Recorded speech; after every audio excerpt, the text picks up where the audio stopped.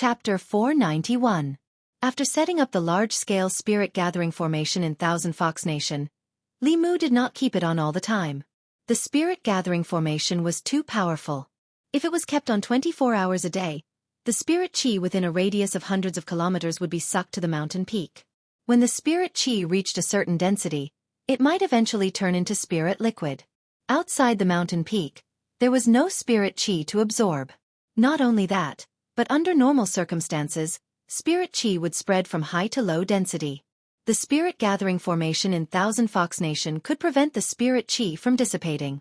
When the spirit chi from afar was drawn over, the spirit chi would become thinner. The spirit chi from further away would continue to replenish the spirit chi and be sucked away by the spirit-gathering formation. With this cycle, the monsters within a radius of 1,000 kilometers did not need to cultivate at all. As long as it was kept on for 2 hours a day, the spirit-gathering formation in Thousand Fox Nation and its surrounding area could be ensured. It could attract monsters to gather there but would not force them into a dead end. At this point, he had done everything he could for Phantom Princess. The domestic policies had been formulated, and she only needed to implement them step by step. Li Mu had already improved the strength of all her subordinates that could be improved. The path of cultivation depended on accumulation. He could help those who were already on the verge of a breakthrough at the critical moment, but he could not create a bunch of powerhouses for her out of thin air. After this batch of breakthroughs, Phantom Princess had used up a lot of spirit herbs in her treasury. There were no monsters with suitable cultivation levels under her command, so she would enter a long period of stagnation. However, Thousand Fox Nation was completely on the right track. As long as they patiently developed, it was only a matter of time before they surpassed Tianlang Nation. At most, they would have to wait for another 2 months. When Chen Shi finished his work, Li Mu could leave the Yao Nation and return to the divine capital to reunite with the Empress. On this day, the entire Thousand Fox Nation was immersed in the joy of the increase in spirit chi. Even the elders who were in seclusion in their cave abodes felt the change in spirit chi. They all came out of their cave abodes and looked at a mountain peak not far away with burning eyes. How much effort could they save by cultivating in a place with such rich spirit chi? Everyone flew toward the mountain peak without hesitation. However, there seemed to be a formation around the mountain peak that prohibited flying. They could not get too close and could only land on the mountainside. They were about to climb up the mountainside when a figure flew over and blocked their way. A fifth realm fox demon asked, "Hu Jiao, what are you doing?" Hu Jiao glanced at him and said indifferently, "This is an important place in the Jianghu kingdom. Unrelated people are not allowed to enter." He was an elder of the fifth realm, an important figure in Thousand Fox Country. Yet, he was being called a nobody. The fox demon was furious. "Hu Jiao, are you crazy? Don't you recognize me?" Hu Jiao said indifferently, "I am the commander of the Queen's First Guards. Only the Queen's First Guards can enter this mountain. All the miscellaneous demons can go back to where they came from." The elder raised his head and looked at the cultivation treasure land close at hand. His throat moved as he said, "All right, I'll join the Queen's Guards now." Hu Jiao sneered and asked, "What do you think the Queen's Guards are? You can be or not be. The Queen's Guards are full. With your cultivation, you don't meet the criteria to make an exception. Go back." The elders were stunned. What did she mean by their cultivation level? The Heavenly Lord and First Elder Huan Yun were both in seclusion to heal their wounds, and even the Queen was only in the fifth realm. They were the mainstays of the Thousand Fox Nation and had great strength. How could they be looked down upon by Hu Jiao? Did Hu Jiao go crazy while they were in seclusion? The fifth realm elder's face darkened. He asked coldly, "Hu Jiao, does the Queen know you're so arrogant?" Hu Jiao glanced at them and said, "I'll say it again. This is an important place in Thousand Fox Country. Unrelated people are not allowed to enter. If you don't leave, I won't be polite anymore." The elders were not angry. The fifth realm fox demon mocked, "Let's see how you're going to be rude." Hu Jiao flicked her finger. A beam of light shot into the sky and exploded. In the next moment, more than a dozen figures rose into the air from all over the Thousand Fox Nation and shot over, surrounding the elders. The elders were shocked when they sensed the auras of more than 10 fifth realms. When did Thousand Fox Country have so many strong cultivators? What shocked them even more was that they were familiar with these new strong cultivators. Hu 18, Hu 27, Hu 36. The elders were in disbelief. Before they went into seclusion, these small demons were only at the 4th realm.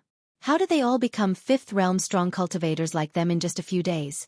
What happened in the past few days when they were in seclusion?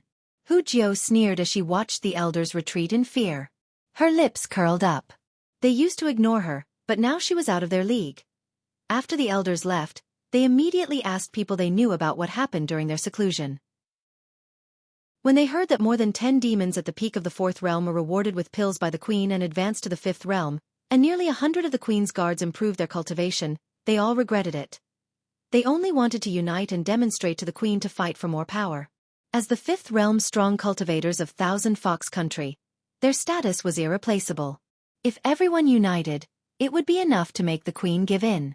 They didn't expect the queen to be so decisive and cultivate some people to replace them. They didn't expect the queen to be so bold and capable. They were no longer indispensable in Thousand Fox Country. Compared to the direct descendants cultivated by the queen, they would soon lose everything they once had if they couldn't prove their value. Although they didn't want to admit it, the truth couldn't be changed. Their time had passed. Phantom Princess sent news that the elders of Meizong's sect had completely surrendered and were willing to listen to her orders. They had long been branded with the symbol of Thousand Fox Country. This was the only place they could go. They only wanted to fight for more power through that method. Now that they understood the situation, they were completely obedient. Li Mu was video chatting with the queen through the monocular. She couldn't make up her mind about some court matters and needed to discuss with Li Mu. After Zhou Yi dealt with a few memorials, she asked Li Mu, "When will you come back?" Li Mu thought for a moment and said, "A month at most. Thousand Fox Country doesn't have the strength to protect itself now. Once I leave, Tianlang Country will definitely make a comeback. At that time, all our previous efforts will be in vain. Your Majesty, please bear with it for a while." Sometimes Li Mu would sigh in his heart. Was he really living a hard life? Zhou Yi, Phantom Princess, the human race, the Yao Nation, and 2 empresses had to be served by him. If he wasn't careful, the peace between the human race and the Yao Nation would be broken. He had to bear so much pressure that he shouldn't have to bear. After he ended the video call with the queen, Phantom Princess walked in again and said, "I've thought about it. I plan to make you the state preceptor." Li Mu waved his hand and said, "I don't want to be a state preceptor." The queen was already unhappy that he helped Phantom Princess do these things. If he became her state preceptor, although he wouldn't be the queen would still be jealous. She and Phantom Princess didn't like each other. Phantom Princess looked at Li Mu and said, "Haven't you always wanted the human race and the Yao Nation to coexist peacefully? This is an important opportunity. Because of you, Thousand Fox Country exists. You are the best bridge between the 2 races. Think about it, if you become the state preceptor of Thousand Fox Country, you will be loved and respected by the Yao Nation.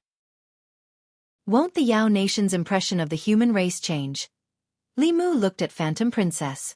Although he didn't rule out the possibility that she had other motives, what she said did make some sense. It was far from easy to resolve the conflict between the human race and the Yao Nation. If he could build a bridge between the 2 races, it would definitely be a good start.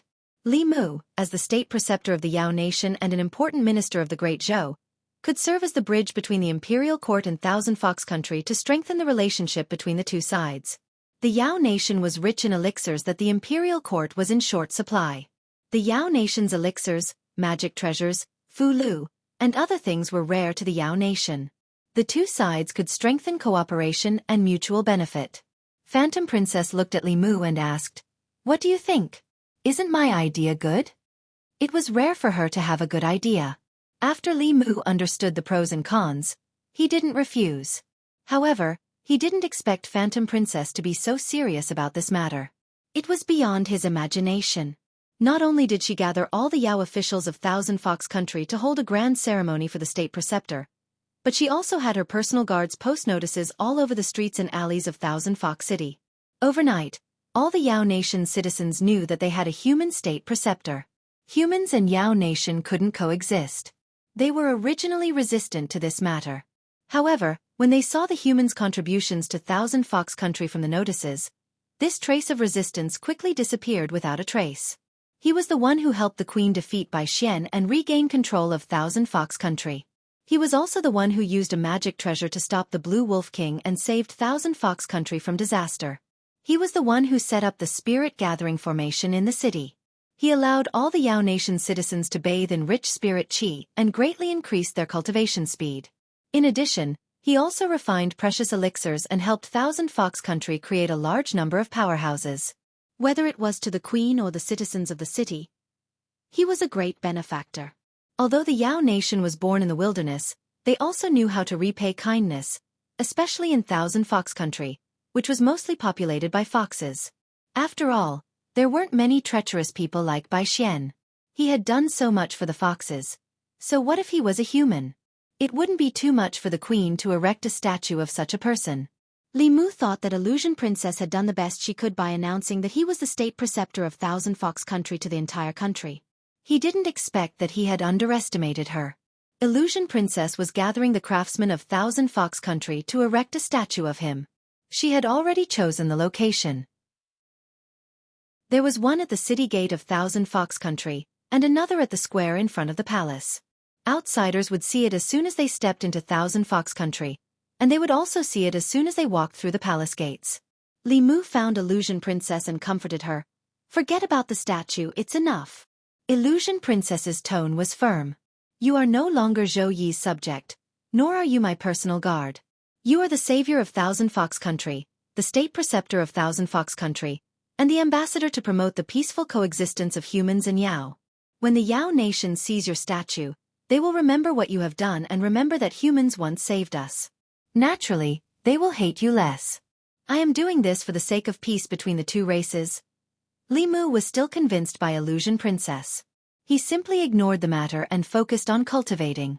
Although he could now fight against a 7th realm cultivator, he was only relying on those Yao corpses. Soon, Li Mu would leave all of those Yao corpses to Illusion Princess.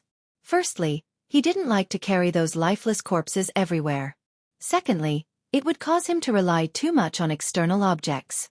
Of course, the most important reason was that Illusion Princess needed them more than he did in the face of the threat of the Celestial Wolf Clan and the Demon Path. Li Mu's cultivation had been increasing very slowly ever since he reached the 5th realm. In addition, he had been busy with various matters and didn't have much time to cultivate. Li Qing and Lu Hanyan had probably surpassed him in terms of cultivation.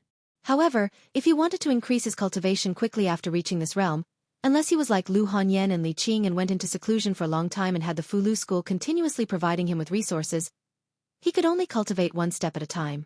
In the Thousand Fox Nation, the statue of the Grand Tutor stood at the city gate. Many of the Yao citizens who passed by would pay their respects when they saw it. They already knew that the Thousand Fox Nation was still under the Grand Tutor's protection. If it weren't for the Grand Tutor, the Celestial Wolf Clan would have occupied this place long ago. Therefore, they were especially respectful to the Grand Tutor's statue. A few figures walked in from the city gate. Leading them were 2 5th Realm Fox Demon Commanders, the Queen's personal guards. Behind the 2 of them were 3 other people, 2 men and 1 woman. They were all humans, and they followed behind the 2 Yao corpses with nervous expressions. The 3 of them were disciples of a small sect in the Jianghu County of the Great Zhou. Due to an accident in the sect's elders' cultivation, they needed a few spiritual herbs to refine pills. Therefore, they ventured into the Yao Nation to look for the spiritual herbs.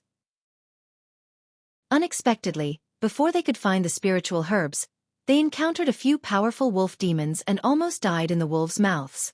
Fortunately, 2 Yao corpses appeared later and saved them, bringing them here. Although their lives were saved by the 2 Yao corpses, the Yao Nation and the human clan had always been at odds. Who knew if they had just escaped the wolf's mouth and entered the fox's den?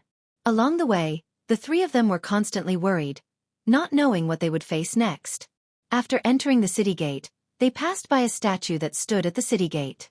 The 2 fox demons stopped and bowed to the statue a few times. The Grand Tutor was like a legend in the Thousand Fox Nation. The reason why their cultivation could increase was because of the pills that the Grand Tutor had given them. They respected the Grand Tutor more than anyone else. When the 3 human cultivators saw the statue, a trace of doubt appeared in their eyes. "Senior brothers, don't you think that the statue looks a little familiar?"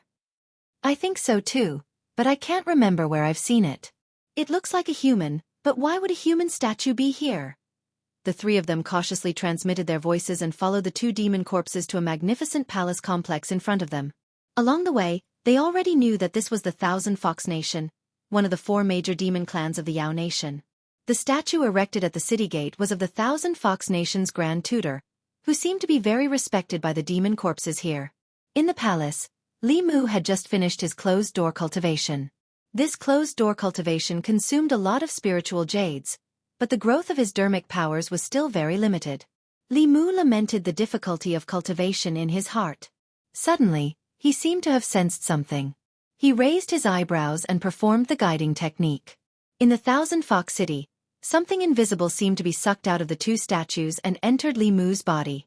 At this moment, his dermic powers increased significantly, even far exceeding those of the days when he was in closed-door cultivation. Li Mu was stunned for a moment, but he soon understood the reason. This was the psychokinesis of the demon corpses of the Thousand Fox Nation. It was essentially the same as the psychokinesis he obtained from the people of the Great Zhou. In fact, because the strength of the demon corpses in the city was mostly above the transformation realm, there was no lack of fourth and fifth realms. Although the quantity of psychokinesis could not be compared to the people of the divine capital, the quality was too high, and the effect was not inferior to the people's psychokinesis. Phantom Princess sensed the change in Li Mu's aura and flew out of the palace. She said, "Now you know how good I am to you, right?" Li Mu finally understood her intention. Erecting two statues of him in the Thousand Fox Nation was equivalent to erecting temples in the Great Zhou. As long as the people worshipped, their psychokinesis would be attached to the stone statues, and through some mysterious method, it would be directly gathered in the ancestral temple in the divine capital. Although Li Mu could not absorb the psychokinesis remotely, as long as he came here once in a while, he could absorb the psychokinesis stored in the statues. This was equivalent to having two statues to cultivate for him, and Li Mu could do his own things. The royal families of the various countries on the continent mostly cultivated in this way. Phantom Princess, this little fox, knew how to repay kindness. She had not done so much for him in vain. A few figures walked over from afar. Two demon fox approached and said respectfully, "Greetings, Your Majesty." "Greetings, State Preceptor." Phantom Princess glanced at the three people behind her and asked, "Who are they?" One of the demon fox commanders said, "Your Majesty, when we were patrolling outside, we found two Wolf Clan spies had a conflict with these three humans. We worked together to defeat the two Wolf Clan spies. We did not know why these three people appeared in the territory of the Thousand Fox Nation, so we brought them back." At this moment, the female cultivator among the three looked at Li Mu. She seemed to have thought of something and blurted out, You're Li Mu, Lord Li?" Li Mu looked at her and asked, "You know me?" The female cultivator said happily, "I've seen Lord Li once at the Jianghu County office." Li Mu recalled that when he dealt with the Jianghu County king, he stayed there for a few days. This woman's cultivation was at the fourth realm. She seemed to be one of the cultivators recruited by the Jianghu County office. Li Mu asked casually, "What are you doing here?" The female cultivator said respectfully, "Something went wrong with the cultivation of the elders of the sect and they need a few spiritual herbs. Those spiritual herbs can only be found in the demon nation, so we took the risk to come here to look for them." They were all humans, so he would help them if he could. Li Mu continued to ask, "What spiritual herbs do you need?" The female cultivator hurriedly said, 7 star grass, purple profound ginseng, and calming flower. Li Mu asked directly, "Your elders' primordial spirits are injured and need to refine spirit congealing pills, right?" The female cultivator nodded repeatedly. "Yes." Li Mu stretched out his hand, and a bottle of pills appeared in his palm. He threw it to the female cultivator and said, "This bottle is for repairing primordial spirits. It's better than spirit congealing pills. Take it." "Thank you, Lord Li." They thought that this trip would not bode well, but they did not expect to meet their own kind in the demon nation and obtain pills to treat their elders. It was simply a joy. One had to know that even if they found the spiritual herbs, the alchemist might not be able to refine them successfully. The three of them were pleasantly surprised and bowed repeatedly to express their gratitude. Li Mu waved his hand and said, "It's nothing. The demon nation hasn't been peaceful recently. Don't come here if you have nothing to do. I'll get someone to send you back." When the three of them were escorted out of the Thousand Fox Nation by two fox race powerhouses, The female cultivator took one last look at the statue in the city and asked a fox demon, "Senior, why do you call Lord Li the state preceptor?" At the mention of the state preceptor, the fox demon revealed a look of admiration and said, "It's a long story, Jianghu County." Recently, a legend began to spread in Jianghu County. The state preceptor of the Thousand Fox Nation, one of the 4 great demon nations in the Demon Nation, was actually a human and was extremely respected in the Thousand Fox Nation. Speaking of the state preceptor, he was a legend. As everyone knew, a few months ago, the situation in the Demon Nation changed drastically. With the support of the Demon Dao, the Celestial Wolf Tribe and the Thousand Fox Nation wantonly annexed the various races of the Demon Nation. Once they unified the Demon Nation, the border counties of the Great Zhou were in danger. For this reason, the Imperial Court even sent a 7th realm powerhouse to negotiate with the Demon Nation, but it ended in failure. Just as the Imperial Court was at their wits' end and the people of Jianghu County and several other border counties were in a state of panic, a person silently entered the Demon Nation. He went undercover in the Thousand Fox Nation and endured humiliation. After going through many hardships, he successfully gained the trust of the ruler of the Thousand Fox Nation. At the critical moment, he instigated a portion of the demon race to rebel, launched a coup, and appointed a new ruler. He disrupted the Demon Dao's plan and persuaded the new queen of the Thousand Fox Nation to get along with the humans of the Great Zhou.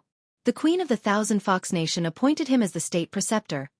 With his own strength, he changed the situation in the Demon Nation and delayed the Celestial Wolf Tribe's progress in unifying the Demon Nation. He resolved the crisis of the Great Zhou border counties and made a great contribution to promoting harmony between the 2 races. This person was none other than Lord Li Mu. Perhaps the commoners of the 36 counties had not heard of this name, but the cultivators and officials of the various counties in the Great Zhou were no strangers to him. In the past 2 years, he had contributed greatly to abolishing the old system and improving the people's lives. No one could replace his contribution in promoting the peaceful coexistence between the humans and demon race and stabilizing the place. Now, when the Imperial Court was at their wits' end in the face of the Demon Nation's foreign invasion, he stood up again. He had always been on the front lines in resolving internal problems and eliminating external threats. When the news reached the Divine Capital, the citizens of the Divine Capital, who had not heard from Lord Li for a long time, rushed to the streets of the Divine Capital to celebrate. I was wondering why I hadn't seen Lord Li for so long. So Lord Li went to pacify the Demon Nation. I heard that Lord Li was appointed as the state preceptor in the Demon Nation. As expected, no matter where he goes, he's always so dazzling. I also heard that Lord Li has a close relationship with the Demon Nation's queen and is about to become the Demon Nation's queen. Lord Li is an eternal god. Jianghu Palace. The various discussions of the citizens of the Divine Capital reached Zhou Yi's ears through the mystic light technique. With a cold expression, she waved her hand to disperse the mystic light technique and said, "Mei Wei, the morning court will be presided over by you and Ali. Pass down the decree to all departments that I will be in seclusion. This time, I will be in seclusion for a long time and will not see anyone." Chapter 492. Thousand Fox Nation. Jiu subordinates on patrol were reporting the changes around Thousand Fox Nation to Huanji. In the past month, due to the existence of the super-large spirit gathering formation, the spirit chi within 100 miles of Thousand Fox Nation was exceptionally rich. It was even comparable to the blessed lands occupied by some mid-level demon clans. For most of the demons in the Demon Nation, spirit chi was their only way to cultivate. This also caused a large number of demons to migrate to the vicinity of Thousand Fox Nation.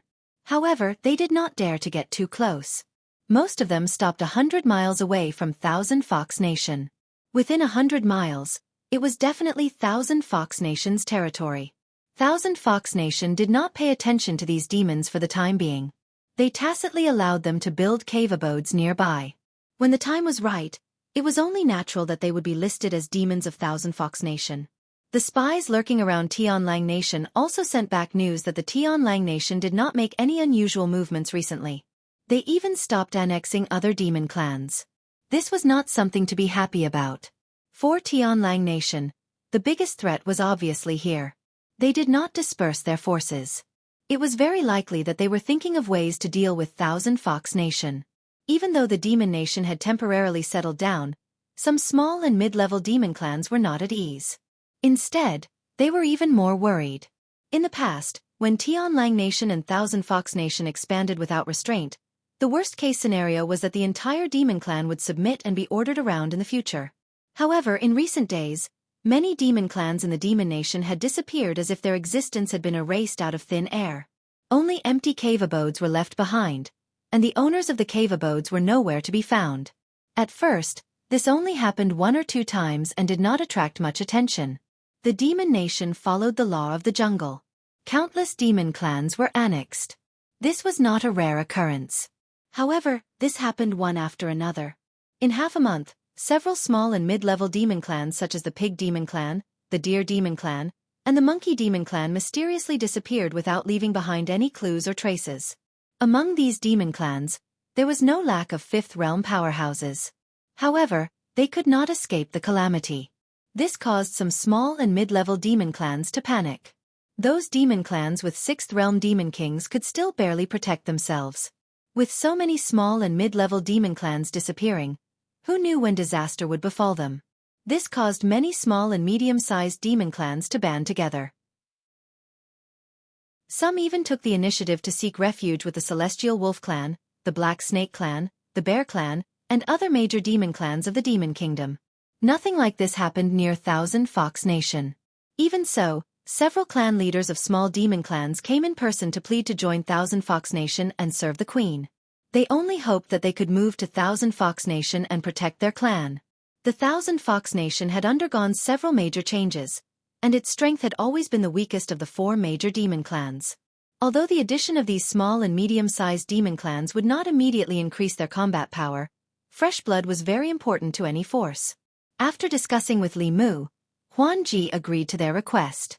For a time, within a radius of several hundred miles around the Thousand Fox Kingdom, small and medium-sized demon clans, or mountain spirits and wild monsters who cultivated alone, came to seek refuge. If it were in the past, they would not have dared to take sides easily. But now, in order to seek protection, they had no other choice. In the Demon Kingdom, on a mountain peak with abundant spirit chi. In the Demon Kingdom, all places with abundant spirit chi were, without exception, occupied by powerful demon clans. The cloud-piercing peak had always been the territory of the Leopard Clan. Although the Leopard Clan was not a top-level demon clan, they had 5 Fifth Realm cultivators in their clan. They were also distant relatives of the Leopard King of the Leopard Clan. Usually, even the major demon clans of the Demon Kingdom did not dare to provoke them. The Leopard Clan had occupied the cloud-piercing peak for decades. They had been cultivating here peacefully until today. The 5 Fifth Realm leopard demons each had a large hole in their abdomens. Only their shells were left. Their demon souls had long disappeared. The mountain peak was littered with the bodies of the leopard demons. The Leopard Clan, which was considered one of the major demon clans in the Demon Kingdom, had no survivors. There were also no traces of battle on the mountain peak. The Leopard Clan's extermination had obviously happened in a very short period of time. A figure covered in gray fog floated in the void. The gray fog surged, and the surrounding leopard demon corpses all disappeared. Other than the missing Leopard Clan, everything on the cloud-piercing peak returned to normal. The gray fog instantly disappeared. Thousand Fox Country. Huan Ji was also very shocked when she heard the news of the Leopard Clan's extermination. Although the Leopard Clan's strength was far from the Fox Clan's, they were still one of the powerful clans in the Demon Kingdom. It was too unbelievable that they had been exterminated so silently. Even an ordinary 6th Realm cultivator would not be able to exterminate the Leopard Clan so easily. Huan Ji made a prompt decision and said, "Tell all the demon clans around Thousand Fox Country to enter the range of the bell. Summon all your subordinates back and temporarily put down the missions at hand." At the same time, the 9 Heavens Xian Snake Clan, Tianshan Bear Clan, and Tianlang Clan raised their guard in response to the mysterious disappearance of the major demon clans. They also opened up their territories and allowed the major demon clans to join them. They provided protection and took the opportunity to strengthen themselves. While the Demon Kingdom was in a state of panic, a gray fog drifted between the mountains of the Demon Kingdom. Most of the demon clans that had formed a sizable force had already attached themselves to the 4 major demon kingdoms. For a moment, he could not find a suitable target. At a certain moment, the gray fog flew past a hidden valley and rolled back to hover above the valley. A lush valley was formed between a few mountain peaks. The valley was filled with lush vegetation, and no matter how one looked at it, it was just an ordinary valley. In the gray fog, two red lights flashed past, and an unexpected voice was heard. What a brilliant concealment array! I almost misjudged it. The gray fog slowly descended. When it reached a certain height, the scenery in front of it suddenly changed. It was no longer a barren valley below, but a small city. There were fields outside the city, and there were all kinds of buildings in the city. The streets of the city were crowded with people, and their bodies emitted a faint demon aura. Without exception, all of them were demons that had transformed and above. There were even a few that had reached the fifth realm. This city gave off a very strange feeling.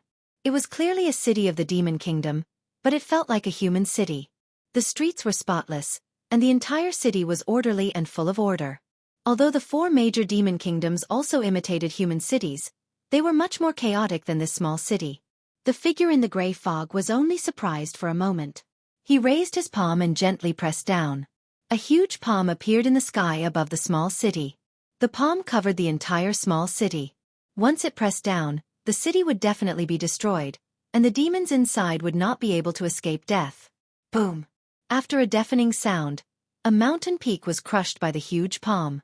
The gray fog dissipated, revealing a figure within. A dim light flickered in the middle-aged man's eyes as he looked at the nearby valley. The city still existed. Just a moment ago, he was moved thousands of feet away, and even the Dharma spell he used was offset.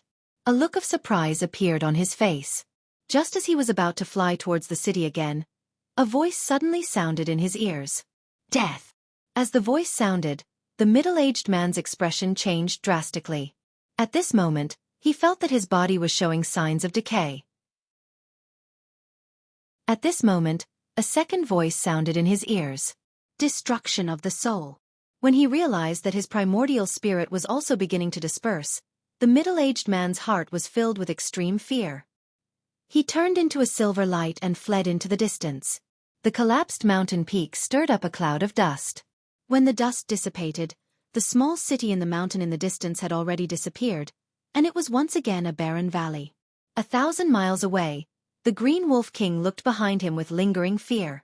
This was the most cowardly and frustrating battle he had ever experienced in his life. He did not even see his opponent's face, and he had lost at least 3 years of cultivation for no reason. Could it be that he had encountered some old monster of the demon kingdom that had hidden away from the world? Although his cultivation was already rare in the world, the Green Wolf King knew very well that he was far from being invincible in the demon kingdom. In the demon kingdom, the truly terrifying ones were not that snake, that black bear, or that old fox. Those old monsters who were nearing the end of their lifespans and were in seclusion somewhere in search of a breakthrough were the most terrifying ones. Could it be that he was unlucky enough to run into one of those existences today? The Green Wolf King silently cursed his bad luck. He silently committed that place to memory. Just as he was about to return to the Tianlang kingdom, a streak of light suddenly streaked past in the distance. As if sensing the Green Wolf King's presence, the streak of light turned back and stopped a few hundred feet away from the Green Wolf King. An extremely beautiful woman looked at him and asked, "May I ask, how do I get to the Thousand Fox Kingdom?" The Green Wolf King looked at this female cultivator who was only at the 5th level of cultivation and asked, "What are you doing in the Thousand Fox Kingdom?" The woman said, "I'm looking for someone." The Green Wolf King did not say much to this female cultivator. He was about to capture her and return to the Tianlang kingdom. He took a step forward and was already in front of this female cultivator. He reached out to grab her tender neck. Then one of his arms flew out. The Green Wolf King clutched his severed arm and stared at this female cultivator in shock. He could only watch as her aura changed from the 5th level to the 7th level in an instant. Chapter 493. Celestial Wolf Kingdom. At the highest peak, within a cave dwelling, there was a tall and sturdy man with a faint, king character on his forehead sitting cross-legged in a corner. Around him, countless monster souls twined around him. These demon souls were of different races.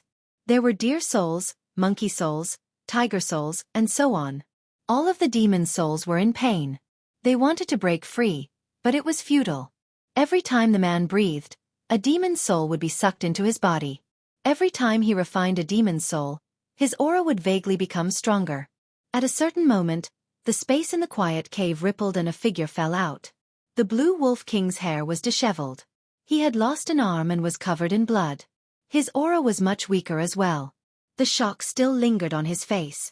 The man suddenly opened his eyes and stared at the Blue Wolf King in shock. "How did you get injured like this?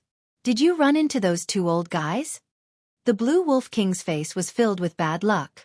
He told him what had happened today. As a level 7 ancestor, there weren't many people in the Yao Kingdom who were qualified to be his opponent. He had run into two today. He didn't know what the cultivation of the strong cultivator in the city was like. His abilities were too strange. He could actually use the power of the world to directly injure his body and soul, making him lose 2 years of cultivation for nothing. The female human cultivator he ran into later was even more terrifying. He almost died at her hands. He only barely managed to escape by using blood escape. Only now did he have time to grow a new arm. Although he could regrow an arm, it couldn't be compared to the original one. He didn't know how long it would take for him to cultivate it back. After a moment of thought, the man said, "The first person to injure you should be a peak level 6 legalism cultivator." "Impossible," the Blue Wolf King said firmly. "How can he injure me without level 7 cultivation?" The elder glanced at him and said, "Even during the esoteric debate, legalism cultivators were among the top. If it really was a level 7 legalism cultivator, you wouldn't be able to see me today. He should be the one who founded that small Yao kingdom. Legend has it that there's an important step for legalism to reach level 7, which is to establish a kingdom with laws. It seems that the legend is true." He couldn't compare to the sage sex elder in terms of knowledge. The Green Wolf King didn't suspect anything. "When we recover, we'll go and meet that so-called legalism expert." A trace of fear appeared in the elder's eyes as he said, "It's best not to provoke this person. The school of legalism is not to be trifled with. Right now, the most important thing is Jianghu country. It's best not to complicate things." Fear appeared on the Green Wolf King's face again at the mention of the 1,000 Fox Nation. Who was that female cultivator? Why did she go to the 1,000 Fox Nation? "I have a feeling that if she wasn't in a hurry to go there and wasn't serious, I would have died at her hands," the elder of the sage sect pondered and said. "As far as I know, there are only 2 known female cultivators in Zhuzhou who have such strength. One is the Empress of the Great Zhou, and the other is the leader of the Danding sect. The Empress of the Great Zhou won't leave Luoyang. The leader of the Danding sect may have come here to look for elixirs. Do you have a portrait of her?" The Green Wolf King shook his head. "She's much stronger than me. I can't use the mystic light technique to create a portrait of her. Her appearance may not be her original appearance either." He looked confused and asked, "Why would such a strong cultivator go to Jianghu country?" The elder of the sage sect knew what he was worried about. "Don't worry. No matter who she is, she won't stay in Jianghu country for long. She won't affect our plan." "I'm worried about the 8 corpses," the Blue Wolf King said. "What's so scary about those 8 corpses? Even if all 8 of them work together, they can only stop one of us temporarily. Myriad illusions won't recover his strength that quickly. As long as we break that bell, either of us will be able to suppress 1,000 Fox Nation." The elder of the sage sect said in a deep voice, "You're too naive. Do you know what 8 level 6 corpses mean?" "What do they mean?" the Green Wolf King asked. The elder of the sage sect Taoist priest said, "Even the Fulu school of the 6 Taoist sects only has 7 level 6 first seats. After Myriad Illusion died, the corpse sect didn't even have a level 6 cultivator. The fact that they can produce 8 level 6 corpses means that there's a very powerful organization behind Jianghu country. If they can produce 8 level 6 cultivators, could there be a level 7 cultivator behind them? What's more, when did such a powerful force appear on the continent that we've never heard of before? And it's obvious that they're our enemy, not our friend." The Green Wolf King's expression turned serious as he pondered the elder of the sage sect's words. This was still a mystery for the time being. He released dozens of demon souls and said, "Let's heal ourselves first. We'll know if there's such a force behind Jianghu country when the time comes." Jianghu country. The mysterious disappearance of many demons made the demons panic. However, a few powerful demons still benefited from it. Jianghu country gained dozens of subordinate demon tribes, and the number of demons under their rule increased by nearly 30%. Li Mu's preliminary judgment was that this series of events should be the work of a level 7 cultivator. There was no other reason. If their cultivation was only at the level 6, They wouldn't be able to handle so many things without leaving any clues behind. When he thought of the fact that the demon sect elder's primordial spirit was severely injured and could absorb a large number of demon souls to speed up his recovery, the mastermind behind this series of events was on the verge of being revealed. If a level 7 cultivator wanted to take souls, there was no way to stop them. The only thing they could do was to protect more small and medium-sized demon tribes as much as possible. In the past 2 days, Li Mu found something rather strange. The Empress hadn't checked on him for 2 days in a row. It didn't seem very likely that she was angry because he had become the state preceptor of Jianghu country. Li Mu had asked her in advance, and she had expressed her understanding. Li Mu was about to take the initiative to ask when Hu Jiu suddenly walked in and said that someone from the Great Zhou court had come. Li Mu walked out in confusion. The Empress didn't tell him that the court had sent someone to Jianghu country. When he walked outside and saw Mr. Mei standing beside his statue in front of the palace, he was stunned for a moment. Then he asked in surprise, "Sister Mei, why are you here?" It was undoubtedly a big surprise to be able to see relatives and old friends in the divine capital in the distant demon nation. Mr. Mei glanced at him and said, "The court wants to establish an alliance with Jianghu country and never attack each other. Her Majesty sent me to discuss with Jianghu country." Li Mu took the initiative to say, "Don't worry. Leave it to me." Mr. Mei looked at the tall statue and said, "It seems that Fox treats you well. She even built a statue for you."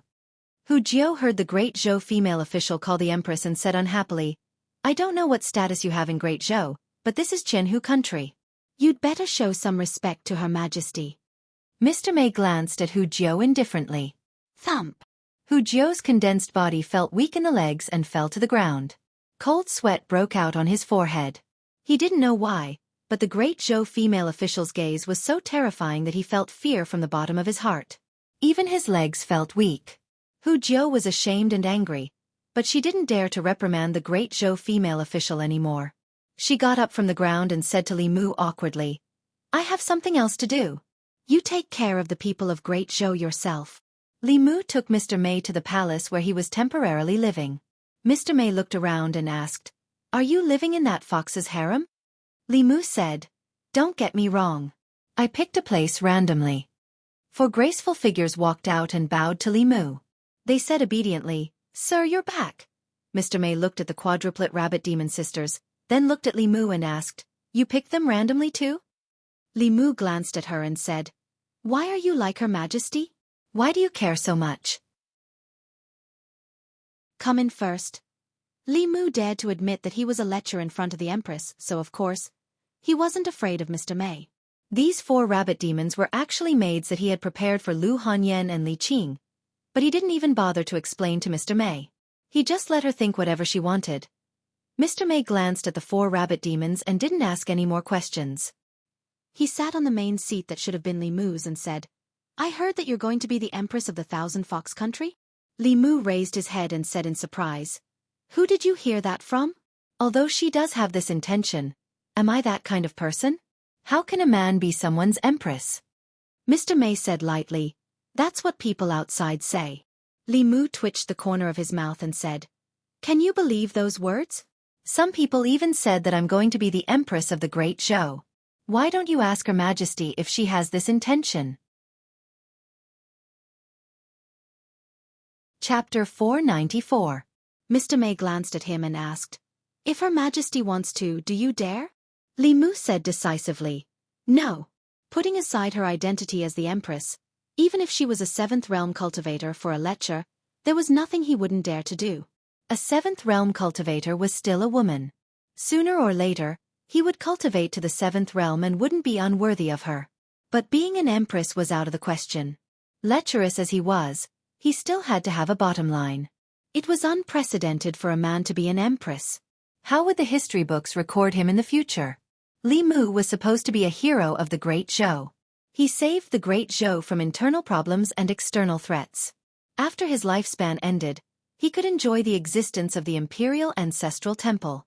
The imperial harem was never allowed to interfere with politics.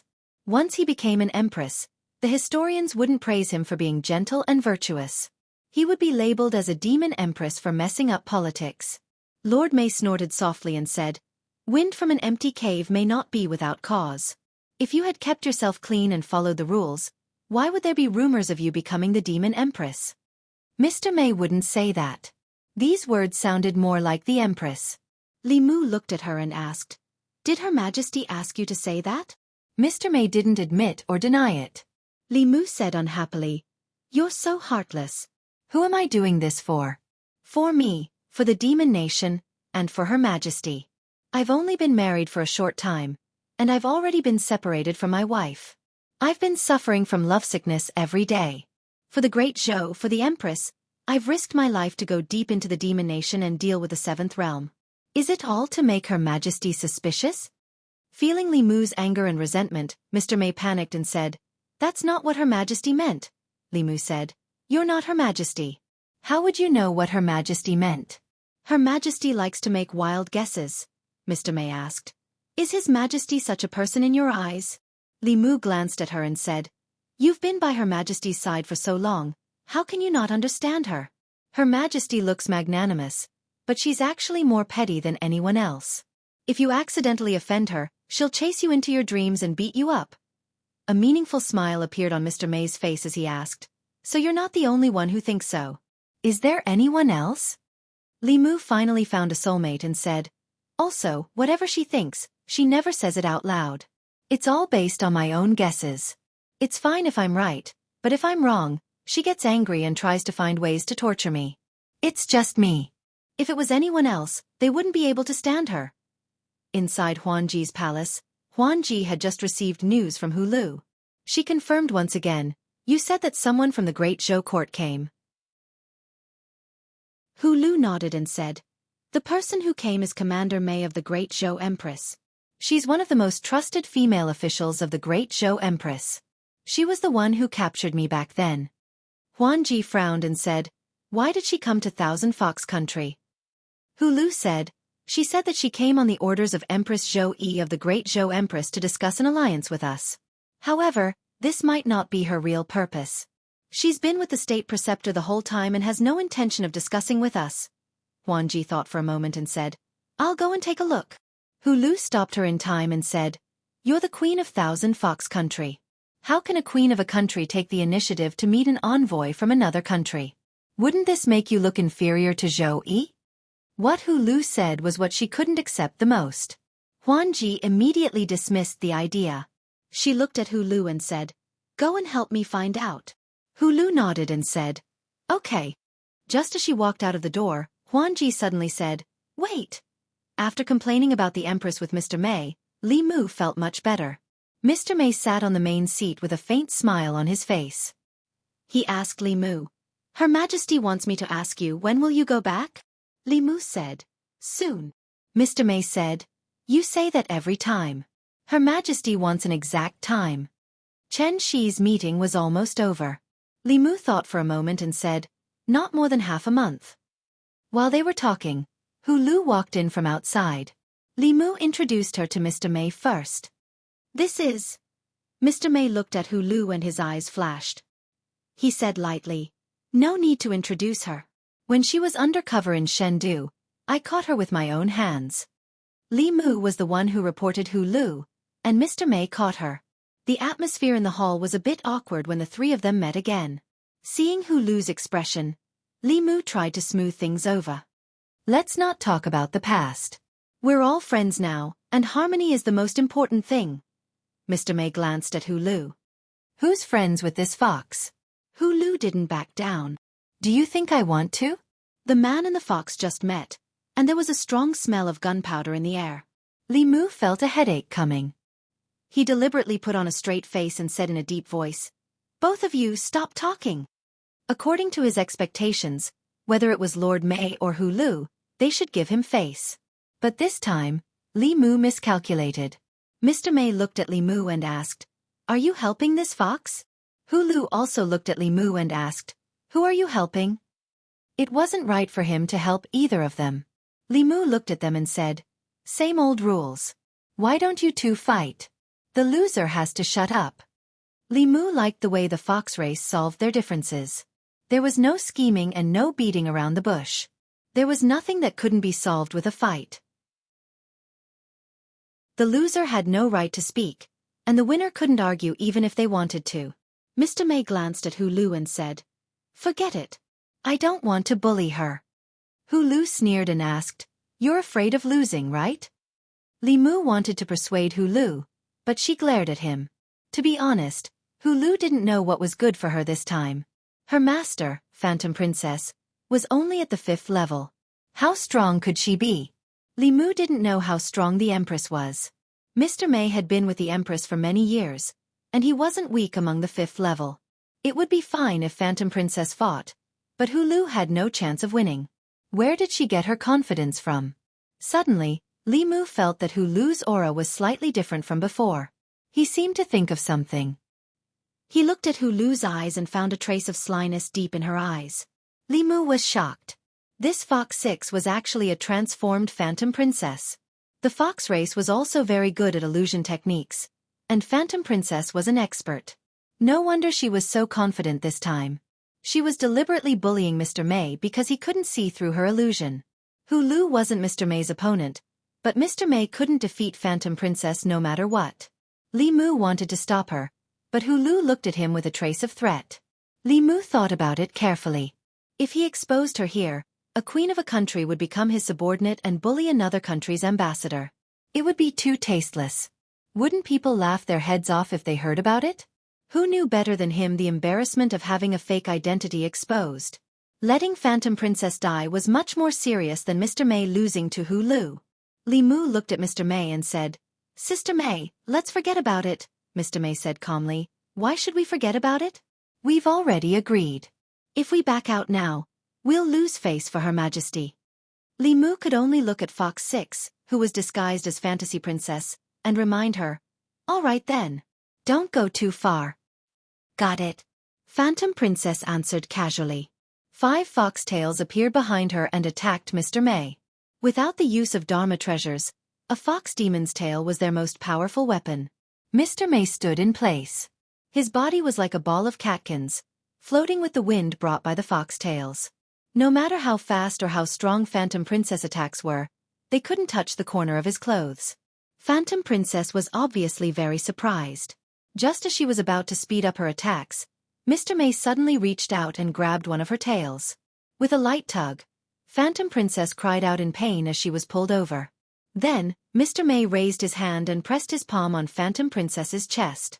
This palm strike didn't injure her, but it broke her transformation technique. After a series of transformations, Fox 6's face revealed the original appearance of the Phantom Princess. Mr. May looked at her and shook his head. He said, "You're not Hu Lu. I didn't expect the Queen of Thousand Fox Country to do such a thing." Phantom Princess was very embarrassed to be exposed. What was more embarrassing was that she and Zhou Yi were both queens, but she wasn't even a match for Zhou Yi's subordinates. She lost face in front of Li Mu. She blushed from her face to her neck. She wanted to hide in a hole. Li Mu stood in place and looked at Mr. May blankly. His throat moved, and his lips felt dry.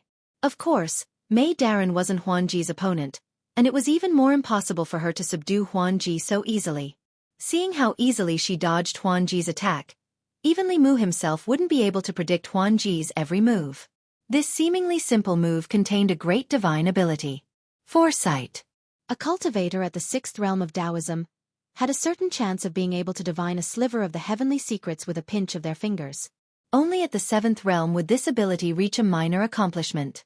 They would be able to divine even more heavenly secrets. When facing an opponent whose cultivation was far inferior to theirs, using divination to predict their movements was even more common. Li Mu's eyelids twitched. He squeezed out a smile and said, "Sister May, you've improved so much in just a few months." "Congratulations." Mr. May sat down again and asked, "Where were we?" Li Mu said, "Speaking of His Majesty just now, His Majesty is magnanimous, gentle, intelligent, and considerate. During my time in the Demon Nation, I've been missing His Majesty all the time. I really hope that I can finish my work here soon so that I can see His Majesty sooner." Mr. May's mouth twitched. He said, "Who said that His Majesty is stingy and can't be offended at all?" Li Mu explained, "I was confused. His Majesty's heart is deeper than the sea and wider than the sky," Mr. May said calmly. "And who said that His Majesty doesn't say anything?" Other than you, no one can stand it? Li Mu immediately said, His Majesty is the ruler of a country. If his thoughts are always guessed by his subjects, then there's no dignity left. It's good to keep a little mystery. Mr. May said, That's not what you said just now. Li Mu didn't know how to respond. Phantom Princess had recovered. Her expression returned to normal. She looked at Mr. May calmly and said, You're not the commander of the inner guards. Who are you? She was a little ashamed of losing to Zhou Yi's subordinate. But when she came back to her senses, she realized that something was wrong.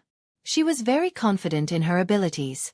Unless she met someone like Li Mu, she wasn't afraid of anyone below the 6th level. How could she lose so easily?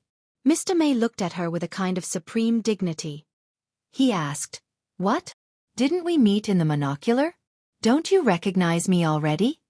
As soon as she finished speaking, light flowed around her body.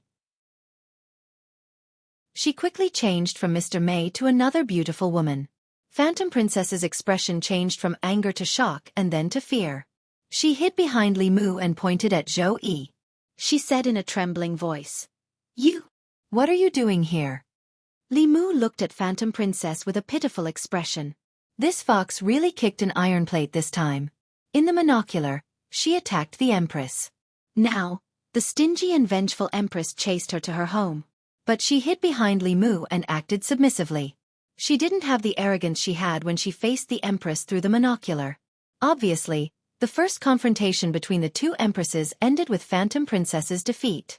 Not only did she lose, but she lost completely. This was a merciless suppression of strength. Li Mu looked at the Empress and didn't speak for a long time. The Great Zhou wasn't a small demon nation like the Thousand Fox Nation. The Empress couldn't even leave the Great Zhou easily, let alone leave the Great Zhou and come to the dangerous demon nation. If the old officials in the imperial court heard about this, they would probably have a brain hemorrhage from anger. Of course, this wasn't a big deal. After all, it wasn't the first time the Empress was so willful. The problem was, if she wanted to come to the Yao nation, then so be it. Why did she have to disguise herself as Lord Mei so that Li Mu would let his guard down? She had already said what she should and should not have said. There was no chance for her to salvage the situation. Li Mu sighed. Your Majesty, why are you here? Zhou Yi snorted and said, If I didn't come, you would have fallen into the hands of this vixen sooner or later. Phantom Princess poked her head out from behind Li Mu. Just as she was about to refute, Zhou Yi glared at her. She was angry and annoyed, but under Zhou Yi's powerful aura, she didn't even have the courage to speak. After losing the monocular, she realized that other than envy, jealousy, and unwillingness to submit to Zhou Yi, there was also fear in the depths of her heart. In front of the Empress, Phantom Princess became a cowardly fox. Zhou Yi looked at Li Mu and asked, Am I narrow-minded? Under her sharp gaze, Li Mu took a step back. Zhou Yi took a step forward and continued to ask, Am I making wild guesses? Phantom Princess hid behind Li Mu and spoke up for him. If you weren't making wild guesses, why would you use the monocular to monitor her all the time? If you didn't have any suspicions, why would you come here? Zhou Yi glanced over. Phantom Princess shivered and instantly appeared outside the door. She continued, Whether you have any suspicions or not, you know best in your heart. Chapter 495. Although Illusion Princess didn't have the confidence to scold the Empress because she was afraid, it was undeniable that what she said made sense. She said what Li Mu didn't dare to say. The Empress was even more suspicious than Lu Hanyan. Just as Illusion Princess said, if she trusted Li Mu, why would she use the telescope to check on Li Mu every day? Why would she come here personally? The Empress looked at Illusion Princess again, and Illusion Princess instantly disappeared behind the door. Li Mu was now in an awkward situation. Just now, in front of the Empress, he not only said that she was narrow-minded and liked to be suspicious, but he also asked the Empress if she wanted him to be the Empress of the Great Zhou. He had narrowed his own path. No, this wasn't narrow-mindedness. He had personally cut off his own path. Zhou Yi looked at Li Mu. Li Mu also looked at her. His lips moved a few times. He wanted to explain, but he realized that his words were too harsh. He couldn't explain it now. He didn't plan to explain it. He lowered his head and said, I'm guilty. I shouldn't have talked about your Majesty. Please punish me. Since he couldn't explain, he might as well give up. With his understanding of the Empress, she would at most let him stand here for a while. Zhou Yi glared at him and said, "Stand here for a while. Don't do it again." How could she really punish Li Mu? Not to mention that she admitted to what Li Mu said. If she punished him here, wouldn't she be giving that fox a chance? If she hurt his heart, that fox would take advantage of the situation and seduce him to become the Empress of Thousand Fox Country. Who would she cry to? Illusion Princess was outside the door. It would be best if Zhou Yi punished Li Mu severely. That way, she would have a chance to interfere. Unexpectedly, Zhou Yi didn't fall for it. Illusion Princess couldn't help but poke her head out and mock. "That's it." Zhou Yi waved her hand and Phantom Princess's body flew hundreds of feet away. The door of the main hall was closed immediately. The matter between the two of them could not be interfered with by others, especially by this fox with evil intentions. 300 meters away, Illusion Princess's figure appeared and immediately flew back. However, she found that as long as she was within 3 meters of the palace gate, she would be teleported 300 meters away again. After a few times, she stood 300 meters away and angrily pointed at the palace gate, shouting, "Surnamed Zhou, this is my place, get out here." The person she disliked the most and the person she loved the most stayed in her harem. Only she was chased away. Huan Ji was so angry that her entire body trembled, but in the face of absolute power, she was helpless. A deep sense of helplessness surged from the bottom of her heart. In the square, Phantom Princess's chest heaved up and down. She had never desired power as much as she did now. But in the end, she could only fiercely stomp her feet, turn around and leave. Li Mu was surprised by the arrival of the Empress. She had actually turned into Mr. Mei. Li Mu's intuition told him that this was not the first time. After thinking about it, there were a few times when Mr. Mei was not quite right. After Li Mu complained about the Empress to her, he was ravaged that night. Li Mu did not dare to mention this matter, in case the Empress became angry again. The person she was most unhappy about coming to the Yao Kingdom was Illusion Princess. Li Mu had not seen her for 2 whole days. In front of a true Empress, her identity, status, strength, and everything else was mercilessly crushed. The prideful Illusion Princess chose to escape when facing the Empress. In the past 2 days, Li Mu had drafted a treaty of alliance between the Thousand Fox Nation and the Great Zhou. This treaty did not involve the common people. It was mainly about the trade between the two courts.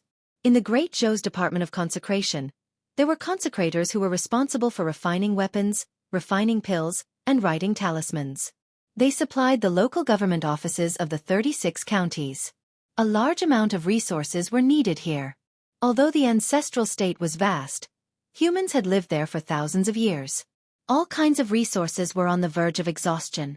On the contrary, although the life state was far smaller than the ancestral state, it was vast and had few demons. It was rich in all kinds of minerals and spiritual herbs. These were indispensable for refining weapons, talismans, and refining pills. These things were not very useful in the hands of demons.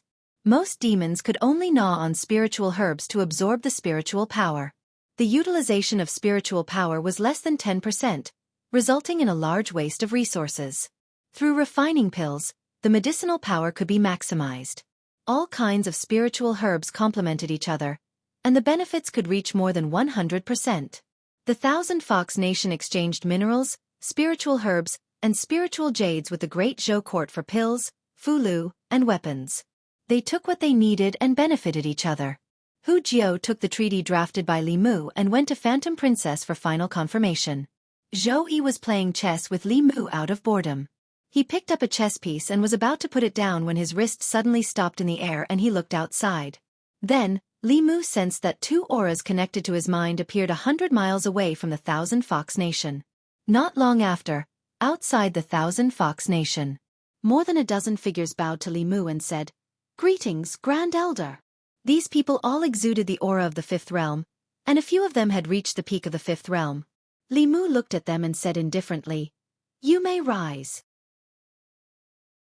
This time, in addition to the 2 demon corpses, he also asked Chen Shi to bring all the corpse sect disciples above the 5th realm to the Thousand Fox Nation.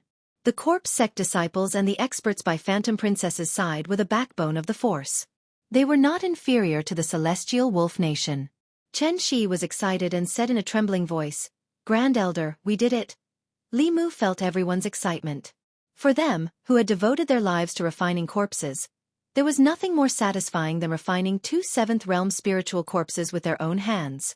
If there was, then they would definitely refine even more powerful spiritual corpses. Each of the people carried a coffin on their backs. Above their heads, there were two huge coffins floating.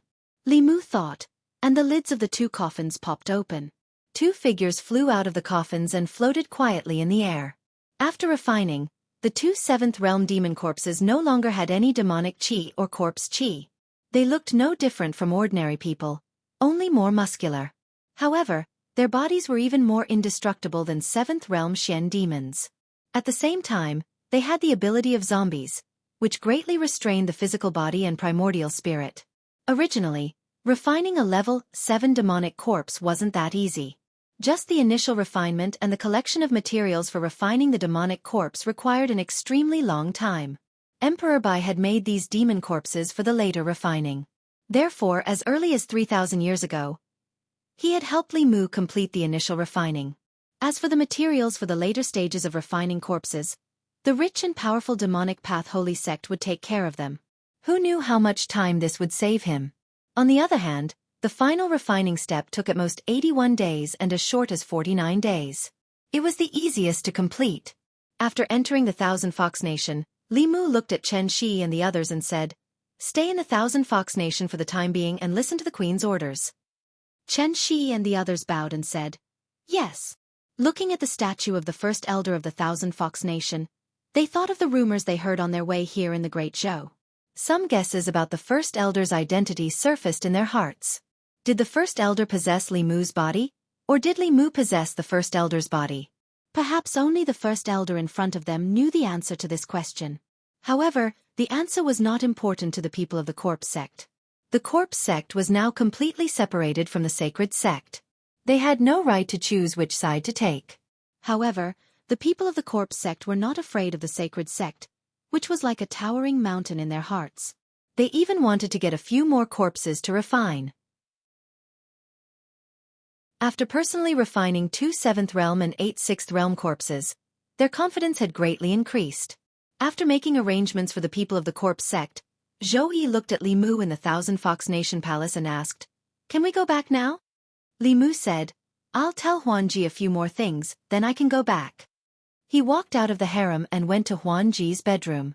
He learned from Hu Lu that Huanji had been cultivating in seclusion for a few days.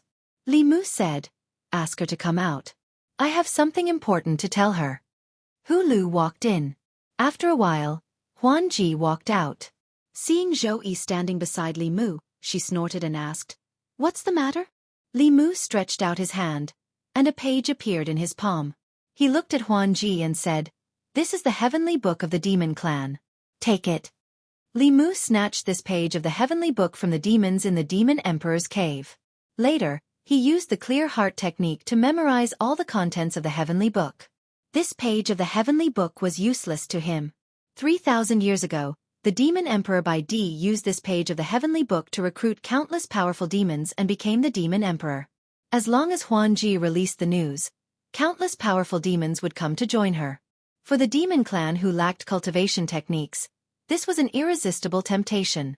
Huanji took the heavenly book from Li Mu's hand and said uncertainly, "You're really giving it to me?" Li Mu continued, "The heavenly book contains the cultivation techniques of various races. You can use this to attract the powerful demons of the demon kingdom.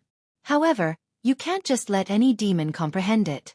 Other than trusted subordinates, the others have to rely on contributions to obtain opportunities."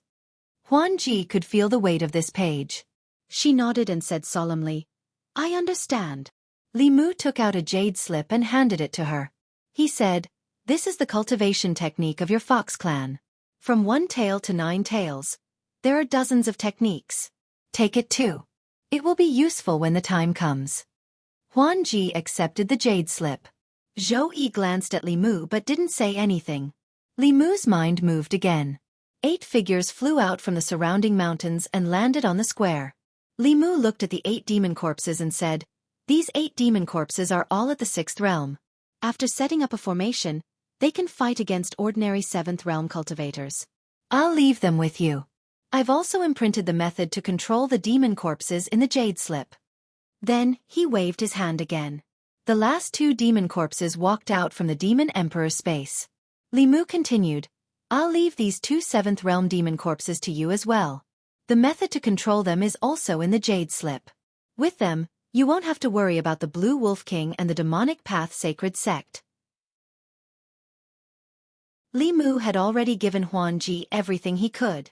Although the number of powerful cultivators around her increased sharply and she could almost unify the entire demon nation, Huan Ji wasn't happy at all. She looked up at Li Mu and asked, You're leaving? Li Mu said, With these 2 demon corpses, this place doesn't need me anymore. I have other things to do. I can't stay here forever. We'll meet again if fate wills it. He looked at Huan Ji, then at Hu Jiao and Hu Lu. He said, Goodbye. Then he looked at the Empress and said, Let's go. The 2 figures rose into the air. Above the clouds, Zhou Yi said bitterly, Heavenly Book, 8 6th realm cultivators, 2 7th realm cultivators, and more than a dozen 5th realm cultivators. I never knew you were so generous. The things you gave her are almost equivalent to a Fu Lu school. Li Mu knew she would be jealous. He immediately explained, Your Majesty, you can't think like that. The stronger the 1,000 Fox Nation is, the better it is for the Imperial Court and Your Majesty. If I don't leave these demon corpses behind, the 1,000 Fox Nation will definitely be destroyed by the Celestial Wolf Tribe once we leave. At that time, the Celestial Wolf Tribe will unify the demon nation with the support of the demonic path. The borders of the Great Zhou will never be peaceful. Your Majesty, you can't leave the throne to grow flowers and vegetables without worry. I'm doing this for the 1,000 Fox Nation, but it's actually for Your Majesty. Zhou Yi rolled her eyes at him. She asked, You trust that fox so much? What if she betrays you? Li Mu was stunned. He really hadn't considered this question carefully. Although he and Illusion Princess were friends who had gone through life and death together, distance tests a horse's strength, and time reveals a fox's heart. He and Illusion Princess were far from being friends for long. The Heavenly Book, the demon corpses, and Li Mu had given almost everything to Illusion Princess. If Illusion Princess betrayed him, then he would be in deep trouble. Although Li Mu had absolute control over these demon corpses and could take them back at any time, if such a thing really happened, the psychological blow and trauma he would suffer would never be healed. Li Mu thought for a moment and said, Your Majesty, please wait here for a moment. I'll go down and talk to her. In the square of the 1,000 Fox Nation's Imperial Palace, Illusion Princess stomped her feet and gritted her teeth. He said he'll always be my little snake. I knew it. In his heart, I'll always be behind Zhou Yi. At the mention of Zhou Yi, she was so angry that her chest began to hurt. So what if you have a high cultivation? With a high cultivation, you can do whatever you want in other people's territory. She took a deep breath and said firmly, Zhou Yi, remember this. I'll take revenge for today's humiliation in the future. As soon as Illusion Princess's voice fell, Li Mu's figure landed on the square in front of the palace. She was stunned for a moment, then asked in surprise, You're not leaving? Li Mu shook his head and said, Before I leave, I have something to tell you. Illusion Princess asked, What is it? Li Mu looked into her eyes and said seriously, This time, I've given you everything. Don't let me down. Before Li Mu could finish his sentence, Zhou Yi's face darkened. She grabbed the air and Li Mu was directly pulled to her side. She grabbed Li Mu's wrist and said angrily, What are you talking about? Let's go. Just as the 2 of them were about to leave, in the distant sky, several powerful auras were rapidly approaching. Among them, the 2 leading auras were particularly powerful. Chapter 496. In the distant horizon, 6 figures were approaching Jianghu Nation. The Green Wolf King and another burly man stood side by side. When they were about to approach Jianghu Nation, the Green Wolf King crossed his arms and said in a deep voice, Be careful. That bell is unusual. Don't hit it. Behind him, the others stopped abruptly, not daring to fly too fast. The Green Wolf King waved his hand, and a mountain rose from the ground and smashed toward Jianghu Nation. There was no bell projection outside the 1,000 Fox Kingdom, but instead, a streak of golden light flew over from another direction. The golden light seemed to contain a rune. After it shot into the mountain that was smashing toward Jianghu Nation rolled back toward the Green Wolf King and the others. Boom! The Green Wolf King punched out, and after a deafening sound, the mountain shattered into pieces and smashed into the ground. Smoke and dust splashed up, and a large number of trees were crushed. Boulders the size of houses rolled in all directions. Although all the monsters within 100 miles of Jianghu Nation had entered Jianghu Nation, there were still many beasts in the mountains that died in this disaster. The Green Wolf King looked in the direction of the golden light, and a beautiful woman's face appeared in his eyes. When he saw the woman, the Green Wolf King's body trembled, and fear rose in his heart. He blurted out, "She hasn't left yet." At the same time, the sage sect elder who possessed the tiger monster was also shocked. He said in disbelief, "The Empress of the Great Zhou. It's the Empress of the Great Zhou." Others might not know the Empress of the Great Zhou, but as the sage sect elder in charge of the affairs between Zhou Province and Life Province, how could he not know the ruler of the most powerful nation in Zhou Province? But the Empress of the Great Zhou was not in Chengdu. Why was she here? After a moment of shock, his face lit up with joy. He immediately said, "Let's not worry about Jianghu Nation for now. If we can keep the Empress of the Great Zhou here, it'll be much more meaningful than unifying the Yao Nation." As he spoke, he had already formed a seal with his hands. In the next moment, thick and heavy dark clouds rolled up in the sky above Li Mu's head. The dark clouds rolled and changed crazily, and soon, an inverted lotus shape appeared. The moment the lotus flower took shape, golden lines fell from the petals of the lotus flower to the ground. The lotus flower and the golden thread formed a cage, completely imprisoning this part of the world. The power of heaven and earth coiled around the golden threads. Even a seventh realm cultivator would find it difficult to break this seal within a short period of time. The sage sect elder said to the Green Wolf King, "You and I will work together to deal with the Empress of the Great Zhou first." The Green Wolf King quickly formed a seal with his hands, and a full moon formed above his head. The sage sect elder's lips trembled slightly. Within the confined space, the power of heaven and earth began to vibrate violently. Clearly, he was preparing an extremely powerful spell. Li Mu transmitted an order with his mind, and 10 figures rose from the ground and stood beside him. Then, he summoned the law bell and covered 1,000 Fox Nation. The aftermath of the battle between two 7th realm cultivators was enough to destroy the entire 1,000 Fox Nation. 10 demonic corpses floated in the air, not concealing their auras at all. Seeing this, the Green Wolf King's wrist trembled, and his hand made a wrong seal. The spell was immediately interrupted, and the full moon above his head disappeared. He looked at the 10 demonic corpses, and his gaze stopped on the last 2. He mumbled, "They must be fake." The sage sect elder clearly did not expect such a turn of events. Looking at the 2 demonic corpses whose auras were no weaker than 7th realm cultivators, his lips trembled, and he could not continue his incantation. Damn it, he had guessed correctly. There really was a mysterious faction with 7th realm cultivators on the Zhou continent, and 2 of them at that. Before they came, they thought that it would be 2 7th realm cultivators against 8 demonic corpses whose combined strength was comparable to 7th realm cultivators. It was not a big problem.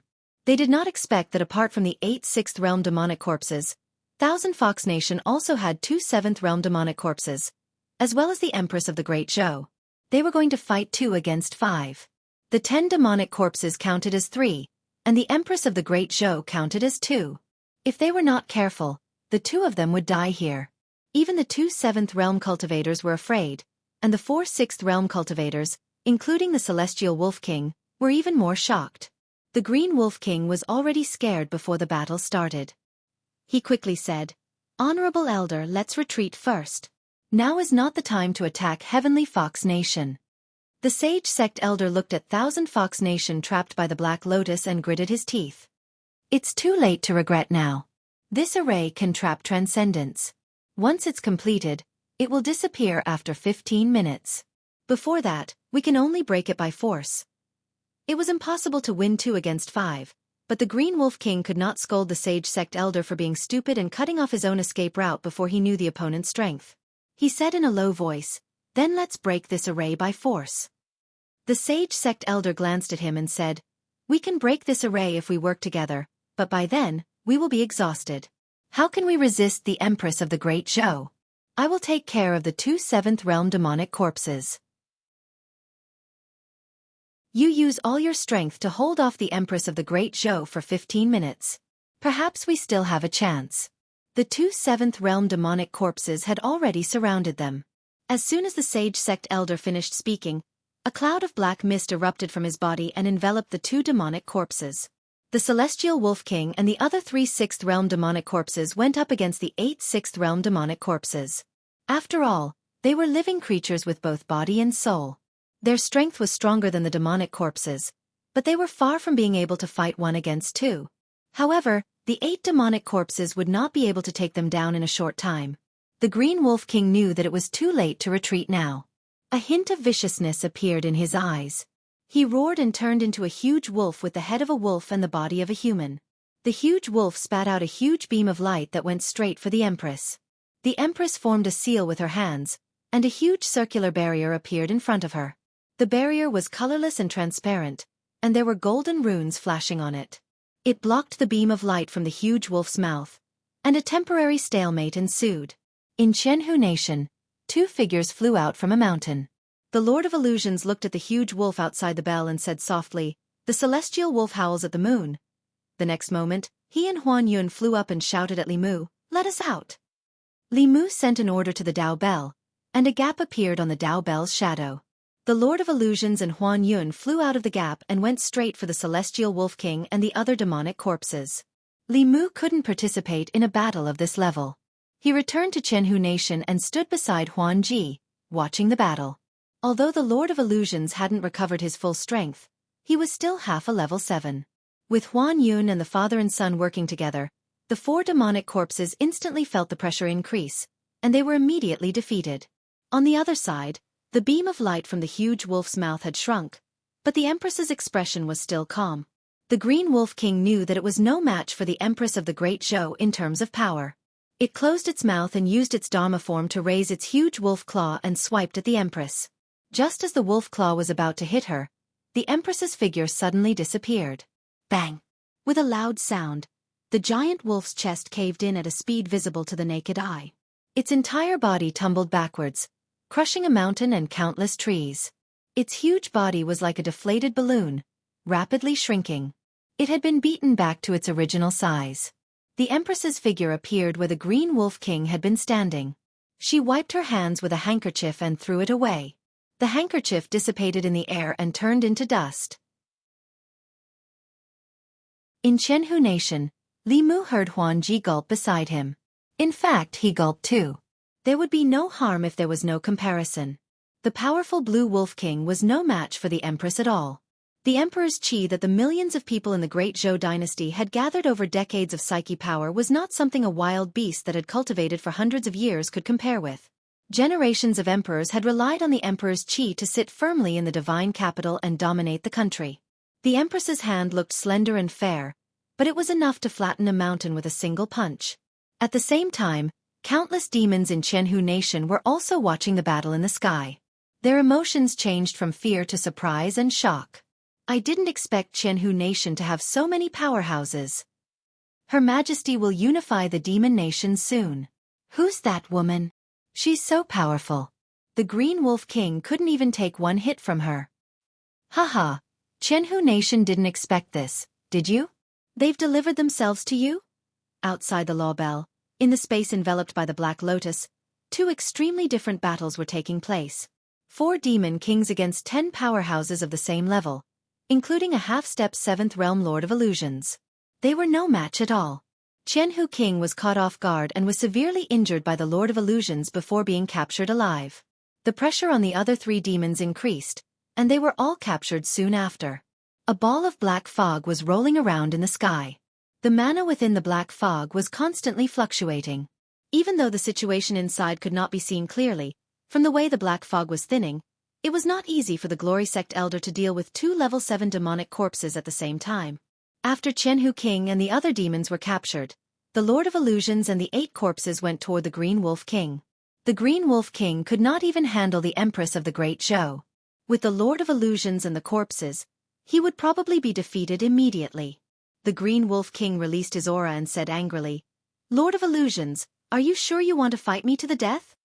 The Lord of Illusions sneered and said, "Old wolf, you didn't expect this day to come, did you? The Green Wolf King looked at him and said sternly, "You forced me to self-destruct. You can't escape death today." As soon as he said that, a strong wave of dermic power came from his body. The Lord of Illusion's expression changed and he immediately retreated 100 feet with Huan Yun. This space had been sealed. If the Green Wolf King self-destructed his body and primordial spirit here, everyone except the Empress of the Great Zhou would die. Bang! Bang! After two muffled sounds, the two Seventh Realm corpses flew out of the black fog. The black fog reformed into a figure. The sage sect elder's face was pale. He stood side by side with the Green Wolf King and said in a low voice, "I didn't expect the Empress of the Great Zhou to come here personally. I underestimated the Heavenly Fox Nation, but don't push me too far. It won't do anyone any good to die together." Li Mu had been paying attention to this person since just now. He looked exactly the same as the former demon sect elder, but his aura and cultivation were very different. Could it be that the sage sect elder self-destructed in order to escape last time and then took over the body of the tiger demon? No wonder he recovered so quickly. The Green Wolf King said, "Let us go. Otherwise, even if I die here today, I will drag the 1,000 Fox Nation down with me." The sage sect elder also released a strong aura. Apparently, he wanted to fight with the Green Wolf King. Fear appeared on the Lord of Illusion's face. He could not ignore the threat of the Green Wolf King. The destruction of the Seventh Realm was too strong. Back then, in order to deal with him, the three elders of Yu and Ming, who were in charge of the ancestral and life continents, came together. They only dared to sneak an attack when he was in seclusion. If the Green Wolf King and this sage sect elder really had the intention of destroying everything, even with the protection of the bell, the 1,000 Fox country might not be able to survive. Li Mu flew back to the Empress and asked telepathically, "Your Majesty, what do you think?" Zhou Yi looked at the Green Wolf King and the sage sect elder and frowned. She said in a low voice, "This space is sealed. The power of their self-destruction will be many times stronger. I may not be able to protect you." She looked at Li Mu and said without hesitation, "Let them go." Li Mu looked at the Green Wolf King again. This was the reason why there were very few battles to the death between 7th-level cultivators on the continent. Their deterrence was like a nuclear bomb. Even if they could not defeat their opponent, they could still drag both parties down with them. Although there were about 5 7th realm cultivators here, they still couldn't kill them. Seeing that the threat was effective, the Green Wolf King struck while the iron was hot. "Let us go today, and I can swear that I will never invade the 1,000 Fox Nation again." This promise didn't matter. After today, even if he had 10 times the courage, he wouldn't dare to invade the 1,000 Fox Nation again. However, if he let them go just like that, Li Mu couldn't take it lying down. He looked at the Green Wolf King and said, "Where do you think this is? You can come and go as you please. I can let you go today, but only your primordial spirits can leave. You must leave your physical bodies behind." The Green Wolf King said without hesitation, "Don't even think about it." Li Mu said coldly, "Then there's no room for discussion. If you want to self-destruct, then self-destruct. I'd like to see if the great treasure of the Fulu school can withstand the power of your self-destruction." Blackmail. This was blatant blackmail. If they lost their physical bodies, the Green Wolf King's power would be greatly reduced. The sage sect elder, who had just recovered his cultivation, would definitely fall below the 7th realm again. The loss was too great. However, if they didn't agree, they could only self-destruct. This sage sect elder knew the name of the law bell of the Fulu school very well. If the Empress of the Great Zhou controlled it, the power of their self-destruction would be reduced by half even if they could break through the defense of the law bell. It would be easily neutralized by the Lord of Illusions and the others. At that time, their self-destruction would just be 2 grand fireworks displays. Anyway, this body wasn't his in the first place. At worst, he could just find another one. Self-destruction was just a threat. He had cultivated for 100 years to reach this level. How could he easily self-destruct his primordial spirit? He turned to look at the Green Wolf King and said in a low voice, "Give it to them.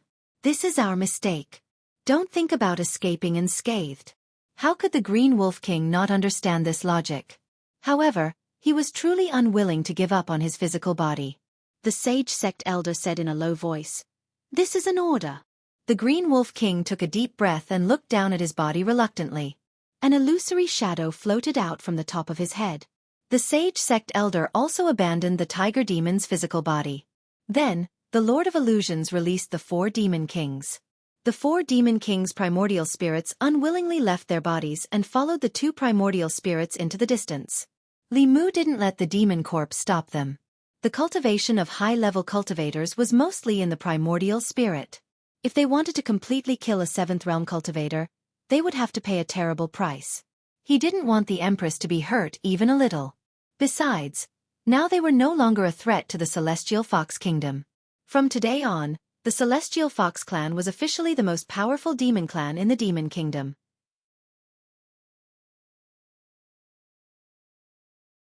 Chapter 497. Thousand Fox Nation. 6 monster corpses were placed neatly in the square in front of the palace. The Blue Wolf King's was a 7th level body, while the other 5 were 6th level. The former monster sect elder was at the peak of the 6th level. If he wasn't stingy with materials, he could also refine early-level 6th level spirit corpses. When the time came, the 8 Baron formation would become the 10 Terminal formation. It might not be enough to deal with a powerhouse like the Queen, but it wouldn't be a problem to trap the Blue Wolf King. Chen Shi, Han Shan, Sun Qi, and the others stood in front of the corpses, rubbing their hands excitedly. Their eyes were like Hu Jiu seeing a peerless handsome man. The Grand Elder was indeed the Grand Elder. He snatched several precious corpses for them as soon as he took action. 2 years ago, the corpse sect could only occasionally come across a 5th level corpse, and all the corpse refiners in the sect would fight over it. Now, 6th level powerhouses could be easily refined, and 7th level corpses were common. They had even personally touched 8th level corpses. The Grand Elder had brought the corpse sect to a new height of glory. Li Mu looked at Chen Shi and the others and said, "I'll leave these corpses to you." Chen Shi said solemnly, "Don't worry, Grand Elder. We won't let you down." The Blue Wolf King and the other monsters had lost their corpses, and their strength was greatly reduced. They needed to find new bodies and cultivate again. They wouldn't be a threat to Thousand Fox Nation in the short term.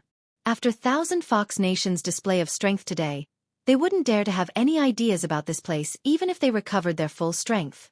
Li Mu could go back without worry. He looked at the powerful monster corpses and couldn't help but worry. He looked at Phantom Princess and said, "These are all I have. I'll give them all to you. In the future, don't. Let's go." Zhou Qiong performed an incantation gesture in her sleeve, and Li Mu's lips closed. Then she waved her sleeve and took Li Mu with her, transforming into a streak of light that left the state of Thousand Foxes and disappeared over the horizon. Huan Ji looked in the direction they left and sighed. "It's already the 12th lunar month. I thought he could stay here for the new year. Father and brother are going into seclusion. I'm the only one left this year." Above the clouds, Li Mu's clothes were fluttering in the wind. The Empress was flying at an extremely fast speed, and they were soon out of the Yao Nation. When they passed by Mount Baiyun, Li Mu hurriedly said, "Your Majesty, please stop for a moment. I need to make a trip back to Mount Baiyun. It will be the new year soon, and I need to bring my wives back." Baiyun Mountain. Li Mu and the Empress, who had turned into Mr. Mei, descended on the main peak. This time, regardless of whether Lu Hanyan and Li Qing still had plans to go into seclusion, Li Mu was going to bring them back. It would be fine at other times, but during the new year, the family had to be reunited. Not long after, on a flying boat, Li Mu looked at Lu Hanyan and Li Qing, who had already reached the peak of the 5th realm. He was speechless for a long time. Among the 3 of them, he was the first to break through, but now he was the one with the lowest cultivation. Li Mu glanced at the Empress, who was standing at the bow of the boat. If it wasn't for her, under the bombardment of resources from Fulu's school, perhaps he would already be the youngest 6th realm cultivator on the continent. In the past, his cultivation was only below that of the Empress. Now, even Lu Hanyan and Li Qing were above him. Lu Hanyan also noticed Mr. Mei, who was standing alone at the bow of the boat. It was mainly because her family of 3 was at the back of the boat, and she was standing alone at the bow of the boat. It was as if she didn't fit in with the rest of the world. Lu Hanyan only glanced at him and felt very lonely. She walked over and said, "Sister, please move back a little. The wind is strong in front." Mr. Mei didn't even turn his head. He said calmly, I like to be in the wind. Lu Hanyan didn't know why he didn't want to turn his head. He stood coldly at the bow of the boat and didn't even look at them. Seeing that he had a coldness that kept people at 1,000 miles away, they didn't get closer. Li Mu walked to the bow of the boat and said to him, "It's almost New Year's Eve. Her Majesty should be alone in the palace that day. Please go back and tell Her Majesty that if she's free on New Year's Eve, she can come to my house for dinner." Mr. May turned around and glanced at him. He said calmly, "Her Majesty should be very busy that day. She might not agree." Chengdu. When Li Mu and the girls returned, it was already night. At this time, it was snowing lightly in Chengdu. Li Mu stood at the door and knocked. The courtyard door opened quickly, and a head popped out. When Li Mu saw Bai Tingxin, he knew something was wrong. Before he could do anything, the green snake had already pounced on him as usual and hung on him. Bai Tingxin just pouted and wanted to kiss Li Mu's face hard when she saw Lu Hanyan and Li Qing behind him. They slid down from Li Mu's body softly. At this time, Wan Wan, Xiao Bai, and Xianxia walked out of the courtyard. Big Brother Li. Mississippi. Benefactor. Li Mu smiled at Xianxia. He hugged Wan Wan and Xiao Bai and turned them around. Then he said, "Go in quickly." The time spent in the Demon Nation was not short. When they returned to Chengdu, it was close to the end of the year. It would be New Year's Eve in a few days. Compared to last year's desolation, this year's house was much livelier. Not only did Lu Hanyan and Li Qing return early, but there were also the two sisters, Xianxia and Tingxin, in the house. In addition, the 4 rabbit demons were also released by Li Mu from the Demon Emperor's space. The originally desolate house immediately became lively. It was just that there were more women than men. However, there were benefits to having more women in the house. As the end of the year approached, Li Mu did not need to worry about anything in the house, be it purchasing New Year's goods or decorating the house. After serving Phantom Princess for a few months, he only needed to lie down at home. Xiao Bai and Wan Wan could serve him comfortably. Ziwei Palace. It was the last morning court session of the year. The atmosphere in the court was fiery. In the past year, the Great Zhou's national power had turned from extreme decline to extreme prosperity. The faith of the people in the country had greatly increased. The southern countries had submitted, the demons in the 36 counties had submitted, and the Great Zhou had established diplomatic relations with the Demon Nation for the first time. All these major events made the court officials extremely excited. The huge dragon of the Great Zhou had been sleeping for too long. Finally, this year it began to awaken. The Minister of Rights stepped forward and bowed. "Your Majesty, with the achievements of the court last year, the end of the year should be celebrated. I propose that on New Year's Eve, we hold a banquet in the palace for all the officials to celebrate together." "I second the motion." "I second the motion." In the court, many officials stood up and asked for a memorial. The achievements of the last year were worthy of a celebration for all the officials in the court. Shangguan Li walked behind the curtain and quickly came out again. "His Majesty has spoken. New Year's Eve is a day for family reunion. In the past year, all the officials have worked hard for the court. The morning court session ended and you have neglected to accompany your families. His Majesty has specially allowed the officials to spend New Year's Eve at home. After the first day of the court session, he will invite the officials to a banquet in the palace." When Shangguan Li finished speaking, the court was silent. These words made them feel extremely ashamed. The improvement of their faith, the deterrence of the various countries, the incorporation of the demons, and the establishment of diplomatic relations with the Demon Nation. All of these were due to Li Mu's contributions. They were far from being able to say that they had worked hard for the court session. At the same time, they were somewhat moved. In the past, because they were dissatisfied with a woman in power, they had repeatedly opposed His Majesty. However, not only did His Majesty not care about the past, he also sympathized with them and specially allowed them to reunite with their families on New Year's Eve. How magnanimous was this? After a moment of silence, the officials cupped their fists and bowed. "His Majesty is merciful. Thank His Majesty for his benevolence. I am willing to do my best for the Great Zhou. I will not hesitate to die 10,000 deaths." After His Majesty's reminder, many officials thought of their families and felt somewhat guilty. They must accompany their families on New Year's Eve so that they would not let His Majesty down. The officials had already left. At the entrance of Ziwei Hall, Zhou Xiong asked Minister Zhou Jing, "Big brother, on New Year's Eve this year, should we invite His Majesty?" Without waiting for him to finish, Zhou Jing shook his head and said, "How can His Majesty leave the palace on New Year's Eve? It is not appropriate. There is no need to mention it again." Looking at his big brother's departing figure, Zhou Xiong sighed. Although His Majesty was His Majesty, she was also the daughter of the Zhou family. She had not returned to the Zhou family for many years. How lonely would it be for her to be alone in the palace on New Year's Eve? After the morning court session, Zhou Yi left the back hall of Ziwei Hall. The moment she walked out of the hall, her figure disappeared into thin air. In the Li residence, Bai Tingxin saw Zhou Yi appear out of thin air in the courtyard. She ran over and took her hand, saying, "Sister Zhou, you came at the right time. We were just about to make dumplings." A group of women were making dumplings in the courtyard while Li Mu was busy in the study. Tomorrow was the court session. The Empress did not have to worry, but Li Mu had to worry. This court session was different. In addition to the officials from all the counties, the southern countries and the Thousand Fox country would also send envoys. If something went wrong, it would be the great Zhou that would lose face. In the courtyard, Xiao Bai was making dumplings in various animal shapes. When she heard a knock on the door, she washed her hands and ran over. She opened the door and saw two women and a man standing outside. She felt very close to them. She asked curiously, "Who are you looking for?" A young and beautiful woman looked at her and asked with a smile, "Are you Xiao Bai?"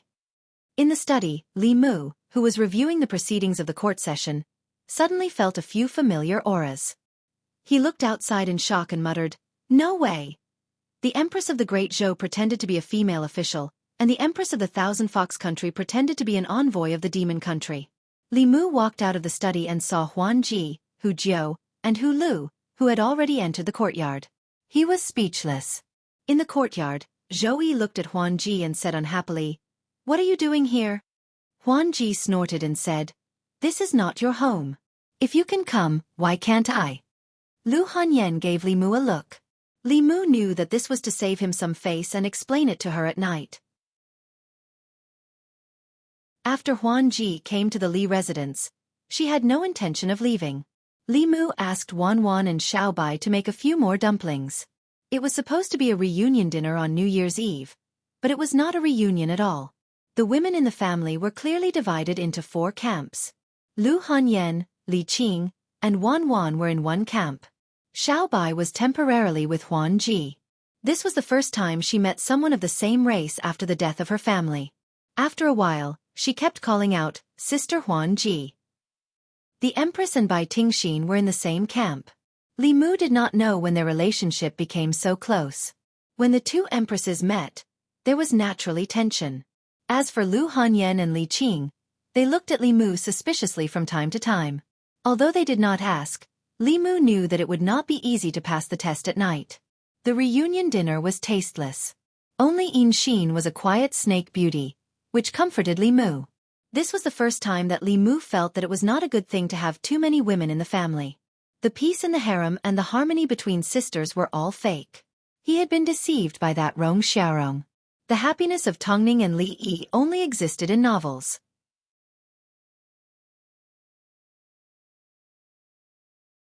Chapter 498. The moment the old year entered the new year, countless bright fireworks bloomed in the night sky of Chengdu in the Li residence. The smoke that had been lingering for a long time eased. Everyone looked up at the night sky and was attracted by the beautiful scenery. Fiery trees and silver flowers, a riot of colors. This was a grand display of fireworks created by the master craftsmen of the Ministry of Works. At this moment, the divine capital under the night sky was as bright as day. Beautiful faces were reflected in the light beside Li Mu. Surrounded by beauties, it was more beautiful than the fireworks in the sky. If they could love each other and live in harmony, how good would that be? Unfortunately, this was only Li Mu's beautiful hope. After the fireworks show, Li Mu took the initiative to ask the Empress to stay in the Li residence. Now that she was back in the palace, even Mr. Mei and Shangguan Li were not by her side. What left her was only extreme loneliness. The Empress glanced at Lu Hanyan and Li Qing. She rejected Li Mu without hesitation and said to Bai Tingxin, "Tingxin, come back to the palace with me." Bai Tingxin took her hand and said, "Okay." Li Mu didn't know when the two of them formed such a deep revolutionary friendship. After the Empress and Ting Xian's figures disappeared in front of him, Phantom Princess's gaze swept over the women beside Li Mu and said faintly, "We're also returning to the Chamberlain of Dependencies." After that, she left with Hu 6 and Hu 9. Li Mu read some meaning from her eyes. This time, he was afraid that his image of a lecher would be completely confirmed in Phantom Princess's heart. He did not ask Phantom Princess to stay because there were not enough rooms in the house. After all the outsiders left, Li Mu returned to his room and explained to Lu Hanyan why there were almost no rooms in the house after she had been in seclusion for a few months. Li Mu said seriously, "You know, Yin Xian and Tingxin are my nieces. Brother Bai and his wife are wandering outside, so they asked me to take care of them and guide their cultivation." "This is normal?" Lu Hanyan asked. "But I heard from Wan Wan that you have already severed ties with the White Demon King." Li Mu said helplessly, "I'm not him. I don't know why he suddenly acted this way. The thoughts of the demon race can't be understood with common sense. After all, Yin Xian and Ting Xian had gone through life and death with them." Lu Hanyan also knew about the relationship between Li Mu and the White Demon King, so she didn't harp on this matter. She asked again, "Is there something that you and the fox from the Thousand Fox Kingdom haven't told me?" Li Mu denied, "No, it's just to support the Thousand Fox Nation and keep the Diabolism and the Celestial Wolf Tribe in check. I stayed in the Celestial Fox Nation for a long time and saved her family, helped her seize power, and also became their Grand Preceptor, giving her ideas and strategies." Lu Hanyan asked, "Only the Grand Preceptor?" Li Mu glanced at her and said, "Don't tell me you also heard some rumors. Don't you know me? Would I become the Empress of the Thousand Fox Nation?" "Don't believe those rumors." Lu Hanyan frowned and asked, "What Empress?" Li Mu was stunned for a moment and waved his hand. "Forget it." Lu Hanyan looked at him indifferently. "Speak." Li Mu said concisely, "It's nothing. It's just that Phantom Princess is now the Empress of the Thousand Fox Nation. She wanted me to be the Empress of the Thousand Fox Nation, but I refused." Seeing that Lu Hanyan was looking at him with a scrutinizing look, Li Mu was disappointed and said, "You doubt me, you actually doubt me. We've been married for so long, and you've been in closed-door training at Mount Baiyun. Do I have any complaints? These days, I've kept my chastity to you and never flirted with other women. So many people have tempted me with their beauty, and that fox spirit even asked me to be the Empress. I've kept my bottom line, but now you're doubting me." Li Mu was full of complaints. Lu Hanyan thought carefully and realized that after they got married, she had indeed spent very little time with Li Mu. A look of guilt appeared on her face. She grabbed his hand and said, "Didn't I keep Wan Wan by your side? She and Xiao Bai only have you in their hearts. They'll be yours sooner or later. It's your fault for keeping your chastity." Li Mu waved his hand and said, "They're still too young. I still think of them as children. Xiao Bai and Wan Wan, one was a fool and the other was a fool." Li Mu couldn't convince himself for the time being. Lu Hanyan looked at him and said, "You think Wan Wan and Xiao Bai are too young, but Her Majesty isn't young, right? She's almost mature." Li Mu covered her mouth and said, "What are you saying?" As a woman, there were some things that Lu Hanyan could sense with her intuition. Many years ago, when she first saw the Empress, who was still the Crown Princess, she had inexplicably felt some hostility toward her. Only now did she realize where that trace of hostility had come from. At that time, she had a premonition that that woman would steal her man in the future. At this moment, she couldn't describe what she was feeling. Lu Hanyan shook her head and tossed this thought to the back of her mind. She then gave Li Mu a look. Li Mu understood. With a flick of his finger, he extinguished the candles in the room. Every year on the first day of the first lunar month, the imperial court would routinely hold a grand court assembly. During Emperor Xian's reign, the 36 counties were unstable. The Yao Kingdom and the Ghost Realm repeatedly invaded, and the small countries in the south also began to harbor disloyalty year after year. In the entire Grand Court Assembly, there were very few good things worth mentioning. After the Grand Court Assembly, the officials would often sink into a long period of worry. So in the end, Emperor Xian simply cancelled the Grand Court Assembly. Out of sight, out of mind. This Grand Court Assembly was the one that the officials had looked forward to the most in the past few decades. In the past year, Great Zhou had achieved too much. The number of crimes in each county had decreased, the faith of the people had increased, and the incorporation of the demons had been exceptionally smooth. Now, each county no longer needed the Department of Worship to govern. The cooperation between the government and the demon department was enough to ensure the peace of the land. The Yao Kingdom, which had always been Great Zhou's enemy, also sent an envoy this time to convey the goodwill of the Queen of Thousand Fox Country. The ambassadors of the southern countries, except for Shen Country, all expressed their allegiance to Great Zhou. During the morning court assembly, the officials rarely closed their mouths. After the grand court assembly was dismissed, His Majesty held a grand banquet in the palace for the officials. All the officials returned home to their heart's content. The streets of Shandu were decorated with lanterns and colored banners. The common people wore new clothes and flooded the streets to wish each other a happy new year. After the banquet, the officials returned to their manors. This was their longest holiday of the year. Except for a few important yamens, the rest of the yamens would only open after the Lantern Festival. Li Mu walked out of the palace gates and strolled on the streets. It had been a long time since he felt the greetings of the common people. Lord Li, Happy New Year. Long time no see, Lord Li. Lord Li, you're amazing. You even settled the Yao Kingdom. I heard that the Queen of Thousand Fox Country wants Lord Li to be her empress. Is that true? After not seeing Li Mu for a few months, the common people's enthusiasm did not diminish. In fact, it was even greater than before. Everyone knew that Lord Li had not been slacking off in the past few months, nor did he abandon the common people. Instead, he had gone to the most dangerous Yao Kingdom to fight on the front lines to protect Great Zhou and the common people.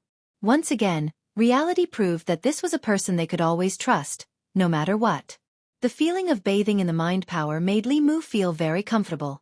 As he walked, he continuously absorbed the mind power of the common people. At a certain moment, Li Mu's body suddenly trembled and he stood rooted to the ground.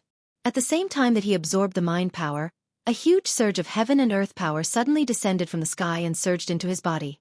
The heaven and earth power was originally very violent, but this surge of heaven and earth power was very gentle. After entering Li Mu's body, it directly merged with his primordial spirit. Li Mu's cultivation level at this moment jumped from the early stage of the fifth realm to the peak of the fifth realm. Li Mu stood rooted to the ground in shock. He was caught off guard by this huge surprise. On the path of cultivation, whether it was cultivating the body or the primordial spirit, it was all about finding ways to allow the body and the primordial spirit to hold more dharmic powers. The primordial spirit was like a container. The larger the container, the more dharmic powers it could hold, and the stronger it would be. The path of cultivation was to expand the container. After this surge of heaven and earth power merged with Li Mu's primordial spirit, his primordial spirit instantly became much stronger. The dharmic powers it could hold also greatly increased. There was only one reason for this situation to occur so inexplicably. The Taoist technique that he created had received the approval of heaven and earth. Just like Xiaoyu back then, with just a few short sentences, it had resonated with heaven and earth. It had instantly raised her from a small lean spirit to a fifth realm evil spirit. Li Mu had once been very unhappy about this. Now, he finally experienced Xiaoyu's happiness. Just as he was feeling puzzled, a trace of understanding suddenly rose in his heart. Establishing a heart for heaven and earth, establishing a life for the people, inheriting the lost knowledge of the past saints, establishing peace for all ages. These were once just grand words that he had said. However, whether it was for the Empress or for the Great Zhou, Li Mu was truly living up to these words. Establishing a heart for heaven and earth, establishing a life for the people. The people of the divine capital had their own judgment. Did spreading the heavenly book's contents in order to inherit the lost knowledge of the past saints count? For the sake of establishing peace for all ages, taking in the demons of the Great Zhou, turning enemies into friends with the demon nation, and promoting the peaceful coexistence of humans and demons. Although it was only a small step, he was still working towards this great goal. The empowerment of the power of heaven and earth was his reward. This was not all of the reward. When Li Mu completely lived up to the phrase, establishing peace for all ages, he would also completely master these few lines of the mantra. At that time, who knew what level the empowerment of the power of heaven and earth would allow him to reach? Li Mu let out a long sigh of relief. His previous thinking was indeed correct. This was the true shortcut of cultivation. When Taoist techniques appeared in the world, other than the empowerment of the power of heaven and earth, they would also be accompanied by supernatural powers. For example, Xiao Yu's snow domain. Within a certain area, the enemy's supernatural power would be weakened, and her power would increase greatly. Who knew what kind of powerful supernatural powers these 4 lines of mantra would allow Li Mu to master? Of course, he would not test it out in public. If something happened again, he would be embarrassed in public. At this time, he needed to find someone who was powerful, who could protect him, and whom he trusted very much. Thus, Li Mu turned around and returned to the palace. In Jianghu Palace, Zhou Yi looked at him and said with great surprise, "What did you do? How did your cultivation level increase so much in such a short time?" Li Mu gave her a simple explanation. Then, he walked out of the palace and began his first attempt. He silently chanted the 4 lines of mantra in his heart. Nothing strange happened around him. However, Li Mu quickly realized that after chanting the mantra, he could control the power of heaven and earth in a certain area around him. As everyone knew, cultivators could control spiritual energy, but they could not control the power of heaven and earth. They could only use the mantra and handprints to mobilize the power of heaven and earth to perform a fixed supernatural power. This was teaching a man to fish. If he could directly control the power of heaven and earth, then it would be filled with endless variables. After all, he could control the power of heaven and earth at will. In principle, he could use it however he wanted. He would not be restricted to one supernatural power. This was teaching a man to fish. If other Tao techniques were fish, then these 4 lines of mantra would be fishing gear. With a fishing rod, fishing line, and bait, he could theoretically catch any fish he wanted. In fact, Li Mu had already thought of a wonderful way to use them. He could directly control the power of heaven and earth, and not use the mantra and handprints to mobilize it. In this way, all Tao techniques would be no secret to him. He did not need to know the mantra and handprints. He only needed to use the power of heaven and earth to simulate them, and he could achieve the exact same effect. Li Mu planned to test it out with the Empress. Suddenly, a ray of light flew out of his ear. The Tao bell rapidly became the size of a palm, and circled around Li Mu. Li Mu was stunned for a moment. Then he understood. Every time a new supernatural power or Tao technique appeared, the origin power of heaven and earth would be born. This was the Tao bell's favorite thing.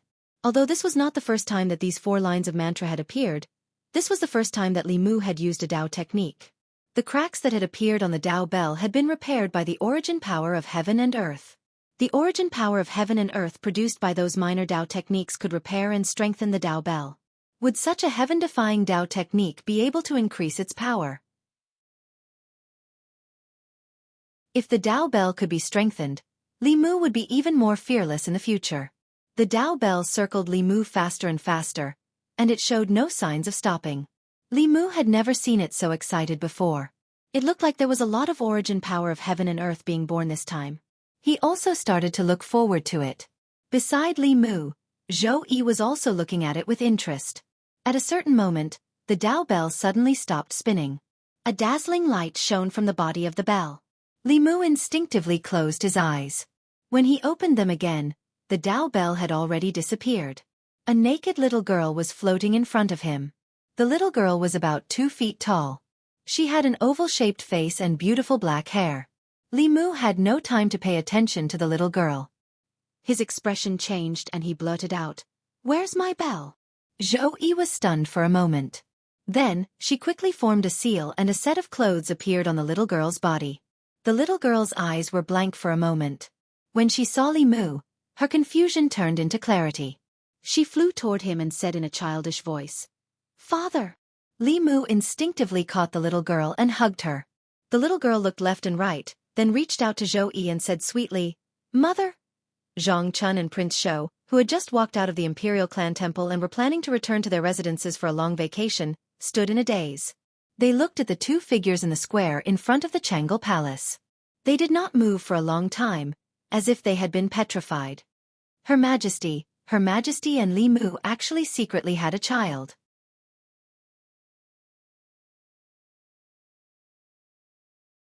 Chapter 499. Inside Jianghu Palace. Li Mu looked up and down at the little girl floating in the air.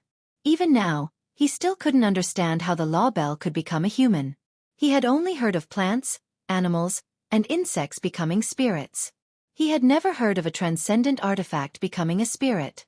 Li Mu looked at her and asked the question he was most concerned about. Can you still become a bell?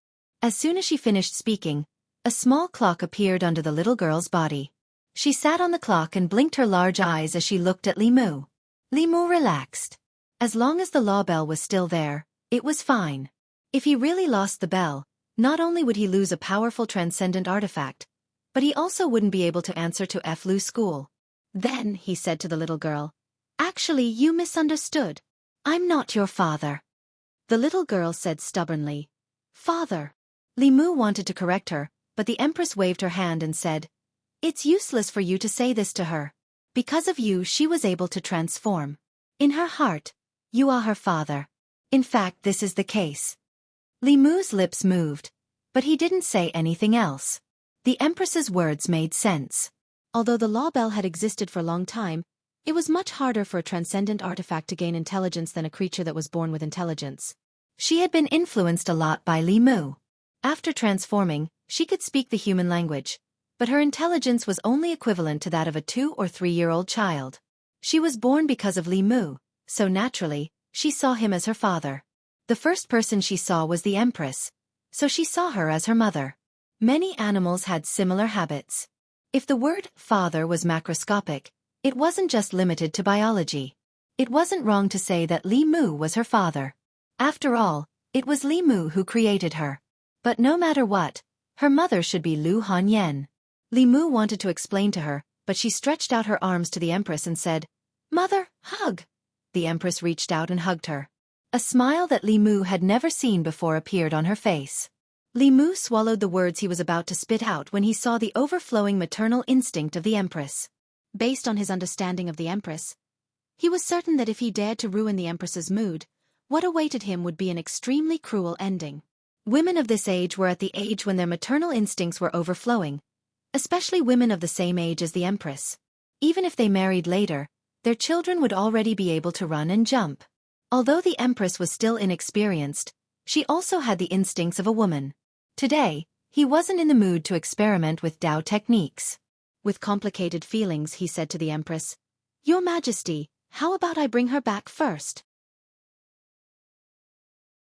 For such a young lady to appear in the imperial palace, beside the Empress, and even call her mother, if this matter were to spread, the entire imperial court, the entire Shendu, and even the entire Great Zhou would be in an uproar. The Empress clearly knew this as well. She gently kissed the young lady's face and said to her, Go home with your father first. Mother will come and see you later. As Li Mu carried the young lady out of the imperial palace, he was still pondering over the Empress's words. No matter how he listened to them, they sounded strange. It was as if this young lady was really Li Mu's child. However, Li Mu quickly put this matter to the back of his mind and cast an invisibility spell on the young lady. The outside world had always been saying that he was the Empress of the Demon Kingdom. If the people of the Shandu saw this, who knew what kind of gossip would spread? Chang'e Palace. After Li Mu left, Zhou Yi summoned Shangguan Li and lightly said, Have the Assistant Minister of Personnel, Zhang Chun, and Prince Shou come and see me. After returning to the Li mansion, Li Mu discovered that the courtyard was very lively. Not only was Ting Xianxia Xin at home, even Phantom Princess was there. He removed the invisibility spell on the young lady. Wan Wan, who ran over, was stunned.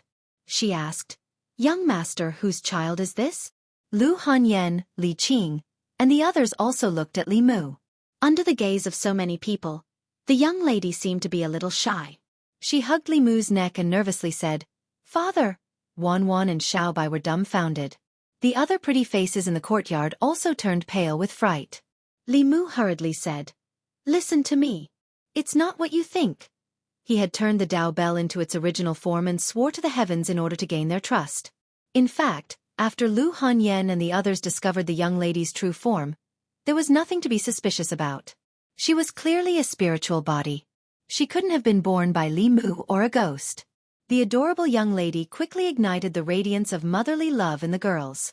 They surrounded Li Mu and touched her face and pinched her arms. Xiaobai suddenly asked, Benefactor, what's her name? Li Mu was stunned. He hadn't thought about this question. Thus, the girls began to enthusiastically give her a name. Wan murmured. What's her surname?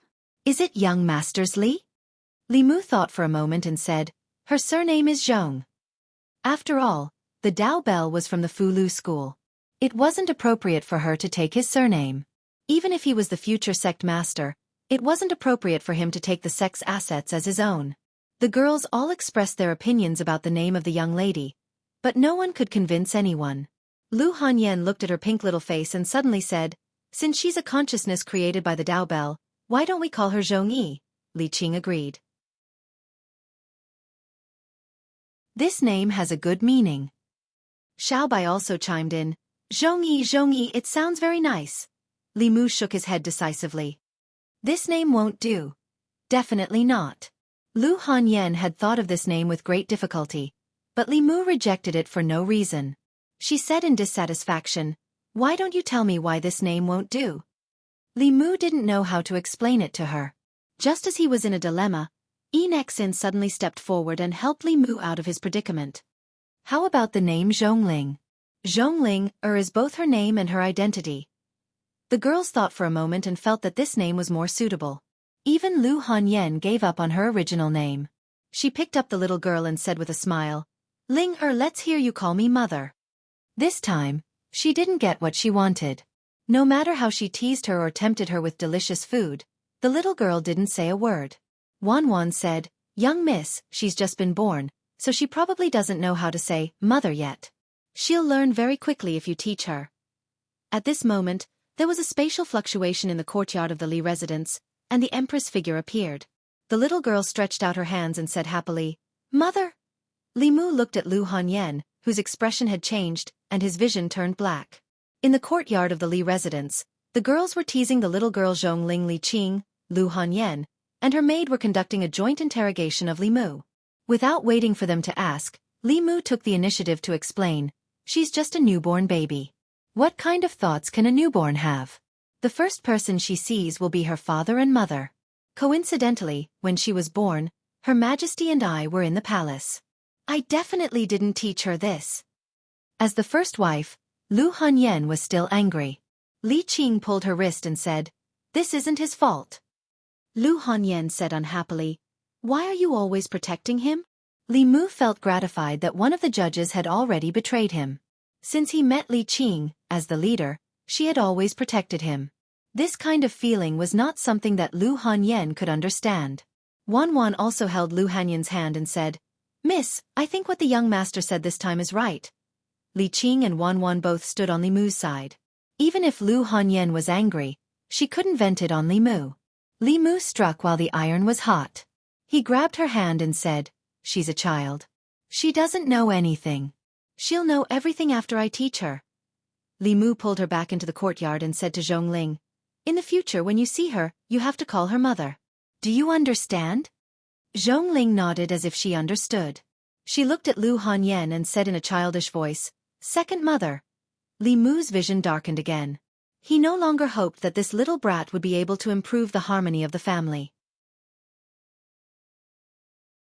As long as she didn't destroy it, it would be fine.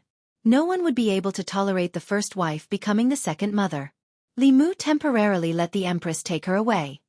He could forego the Dao Bell, but he had to coax his wife well. When he walked into Lu Hanyan's room, he just happened to see Illusion Princess fanning the flames in front of Lu Hanyan. She pretended to be considerate of Lu Hanyan and said, let me tell you, Zhou has bad intentions towards your husband. You have to be careful. Don't let your husband be snatched away by someone else. Lu Hanyan glanced at her. The Empress might have other intentions, but this fox was definitely not a good fox. Li Mu formed a seal with his hands and Illusion Princess was teleported out. Then, the door immediately closed. Illusion Princess stood in the courtyard. She wasn't angry at all. She hummed a song and left. She couldn't win against Zhou, but someone else could. No matter how high her status was or how strong she was, in front of someone, she was still an outsider. Li Mu walked to the bedside and sat down next to Lu Hanyan. He said, why are you angry with a little girl who just gained intelligence? Lu Hanyan said, why am I not angry? The three of you are like a family. What am I? Second mother? As his legal wife, she did have a reason to be angry. Li Mu hugged her and comforted her. It's my fault. I should have considered the possibility that she could transform. I should have considered that she would call people randomly. I should have let her transform at home. Hearing Li Mu say this, Lu Hanyan felt that she was being unreasonable. She shouldn't blame him because of an accident. Li Mu said again, "In a moment, I will tell her that she can't call Her Majesty Mother anymore. I will have her call you. If she doesn't listen, I will spank her. If she still doesn't listen, I will send her back to Fulu school." Lu Hanyan glared at him and said, "Why are you arguing with a little girl?" Li Mu hugged her and asked, "You're not angry anymore?" Lu Hanyan turned her head away and didn't say anything. Li Mu thought for a moment and said, "Aren't you just jealous of Her Majesty? Zhongling calls me father and she calls me mother, but I still call her Her Majesty. We have our own relationships." Lu Hanyan huffed softly and said, "We don't have to have our own relationships. If you have the ability, marry Her Majesty and bring her home. What's wrong with letting her be the first wife of the Li family?" Li Mu said, "We have already gone through the wedding ceremony and are married. No matter when, you will always be the first wife." Lu Hanyan looked at him and asked, "You really want to?" Li Mu said seriously, "I swear I don't want to." These words came from the bottom of his heart. After experiencing the twists and turns of the past 2 days, Li Mu understood that Lu Hanyan and Li Qing being able to get along was already his good fortune. In this family, other than Wan Wan and Xiao Bai, there was no room for another woman. Even if there was room, they would build another courtyard next door. This was for his own sake. Lu Hanyan's tone suddenly softened. "Actually, I know that little sister Qing and I are always in seclusion and can't accompany you for a long time. This is unfair to you. Wan Wan and Xiao Bai are also too young. If you want, you can have someone who can always accompany you by your side. Besides Her Majesty, I think Ting Xin and Yin Xin would also be willing." Li Mu sneered in his heart. If Li Qing had said this, he might have believed it a little. Coming from Lu Hanyan's mouth, he couldn't even believe the punctuation marks. If he dared to nod his head now, he would have to sleep alone in the study for the next 3 days. After knowing each other for so many years, how could Li Mu not understand her tricks? Li Mu waved his hand and said, "Are you joking? I don't want to at all. Ting Xin and Yin Xin were just looking for me. I'll go over for a moment." After leaving Lu Hanyan's room, Li Mu went to the courtyard where the 2 sisters lived. The 2 sisters were in the room. Li Mu walked forward and asked, "Yin Xin, Ting Xin, are you looking for me for something?" Bai Ting Xin looked at Li Mu reluctantly and said, "Father said in the spirit snail today that he wants us to go back to the Eastern Sea. Humans had a new year, and the Dragon Clan had a similar festival. They would worship the dragon god on the 2nd of February every year. This was the most important festival for the Dragon Clan. Both Ting Xin and Yin Xin had half of the Dragon Clan's bloodline. The White Demon King and his wife had already gone to the Eastern Sea in advance." Li Mu said, "I'll get someone to send you to the Eastern Sea." Yin Xin smiled and said, "No need. We'll go by water. There won't be any danger." Li Mu thought for a moment. With their current strength and wealth, even a 5th realm cultivator would have to avoid them. Normally, there wouldn't be any danger. However, just in case, Li Mu still gave them 2 realm breaker pills. He refined these pills when he was in the Demon Kingdom. Other than giving them to Phantom Princess's subordinates, Li Mu also kept a few for himself. Ting Xin and Yin Xin's strength had increased rapidly in the past few months, especially Ting Xin. Her cultivation had already surpassed Yin Xin. She was only 1 step away from the 5th realm. Needless to say, this was naturally due to the Empress's efforts. As long as she could hug the Empress's thigh, her cultivation path would be smooth. Li Mu used 3 days to help them refine the realm breaker pills. He waited until their cultivation had broken through before sending them away. Before they left, the 2 sisters took the initiative to hug Li Mu. Ting Xin even gave Li Mu a spirit snail for communication. Considering her clingy personality, Li Mu was worried that she would call the spirit snail every day to annoy him. He didn't want to accept it at first, but he was also worried that they wouldn't be able to contact him if something happened. Thus, he could only reluctantly accept it. Without the 2 sisters, the house was much quieter. Lu Hanyan and Wan Wan went to Great Music Lane. Xiao Bai took Phantom Princess to tour Chengdu. Other than the four maids, only Li Mu and Li Qing were at home. The two sat on the swing in the courtyard with their fingers interlocked. Li Mu asked, "When are you returning to Mount Baiyun this time?" Li Qing said softly, "Sister said that we'll wait until after the Lantern Festival." Li Mu was a little silent, but that was all. Li Qing and Lu Hanyan were not ordinary women. It was impossible for them to stay at home like ordinary women and help their husband and children. They couldn't give up their cultivation. Li Mu was the same. However, his cultivation method was special. He relied on psychokinesis instead of seclusion. Beside Li Mu, the one who didn't care about cultivation and only wanted to grow flowers and plants was the Empress, who had the highest cultivation. Li Qing felt Li Mu's disappointment and said with some guilt, "Sister and I know that this is unfair to you. If there was someone who could always be by your side, we wouldn't object. But I heard from Sister that you refused?" Li Mu looked at her blankly and asked, "You mean she wasn't joking?" Jianghu Palace. Zhou Yi hugged Zhongling. The little girl shook her head and looked at her and asked, "Mother, does father not want us anymore?" Zhou Yi kissed her face and said, "He'll be here in a while." Not long after, Li Mu walked into Jianghu Palace with a look of regret. Zhongling flapped her arms and flew into his arms. Li Mu sighed, looked at the Empress and asked, "Your Majesty, what should we do?" Zhou Yi glanced at him and said, "Don't ask me about the trouble you caused." Li Mu thought about it. If he forcefully corrected Zhongling, it might cause irreparable damage to her young heart. No matter what, the child was innocent. So he looked at the Empress and said, "How about this? In the future, Ling will call me father and you mother. I'll call you Your Majesty, and you can call me Li Mu. How about we call each other?"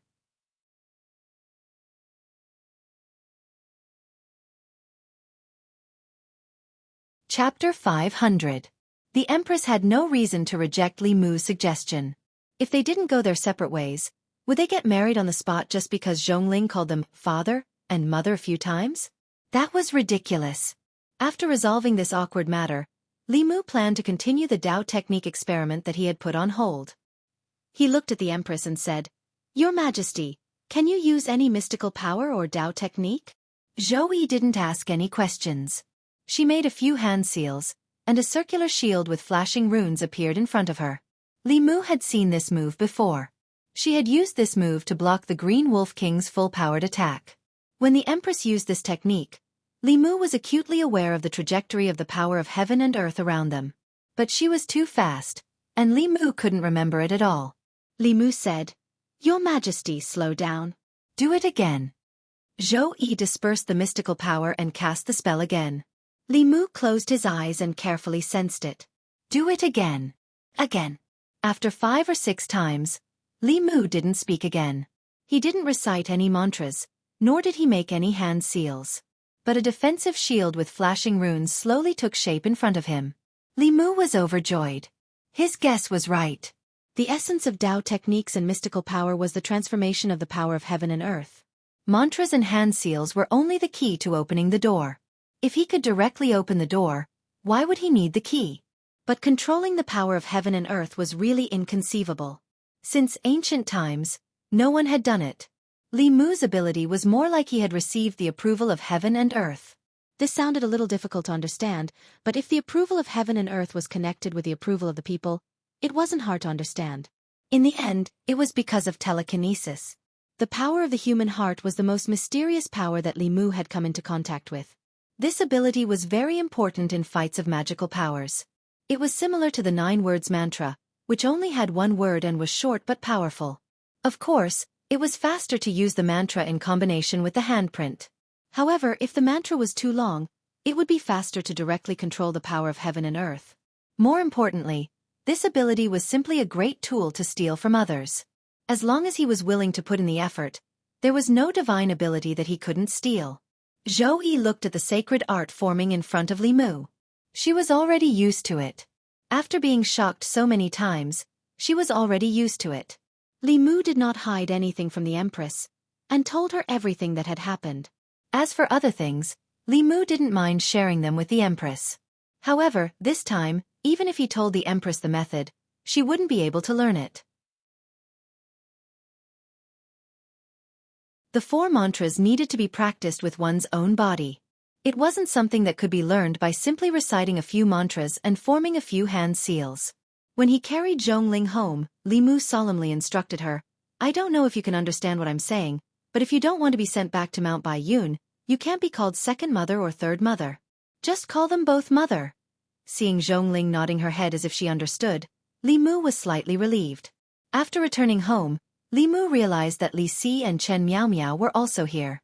These 2 days were the days to visit relatives and friends. Li Mu sat down with Li Si and said, "Call old Zhang over later. Let's have a few drinks." Li Si shook his head and said, "I went to old Zhang's house just now. He's not home." Li Mu was puzzled. It's the new year. Where could he have gone? Li Si said, "I heard from his wife that he left Chengdu on the first day of the new year. It seems like he went on a business trip somewhere. Prince Shou went with him and will only be back in a month."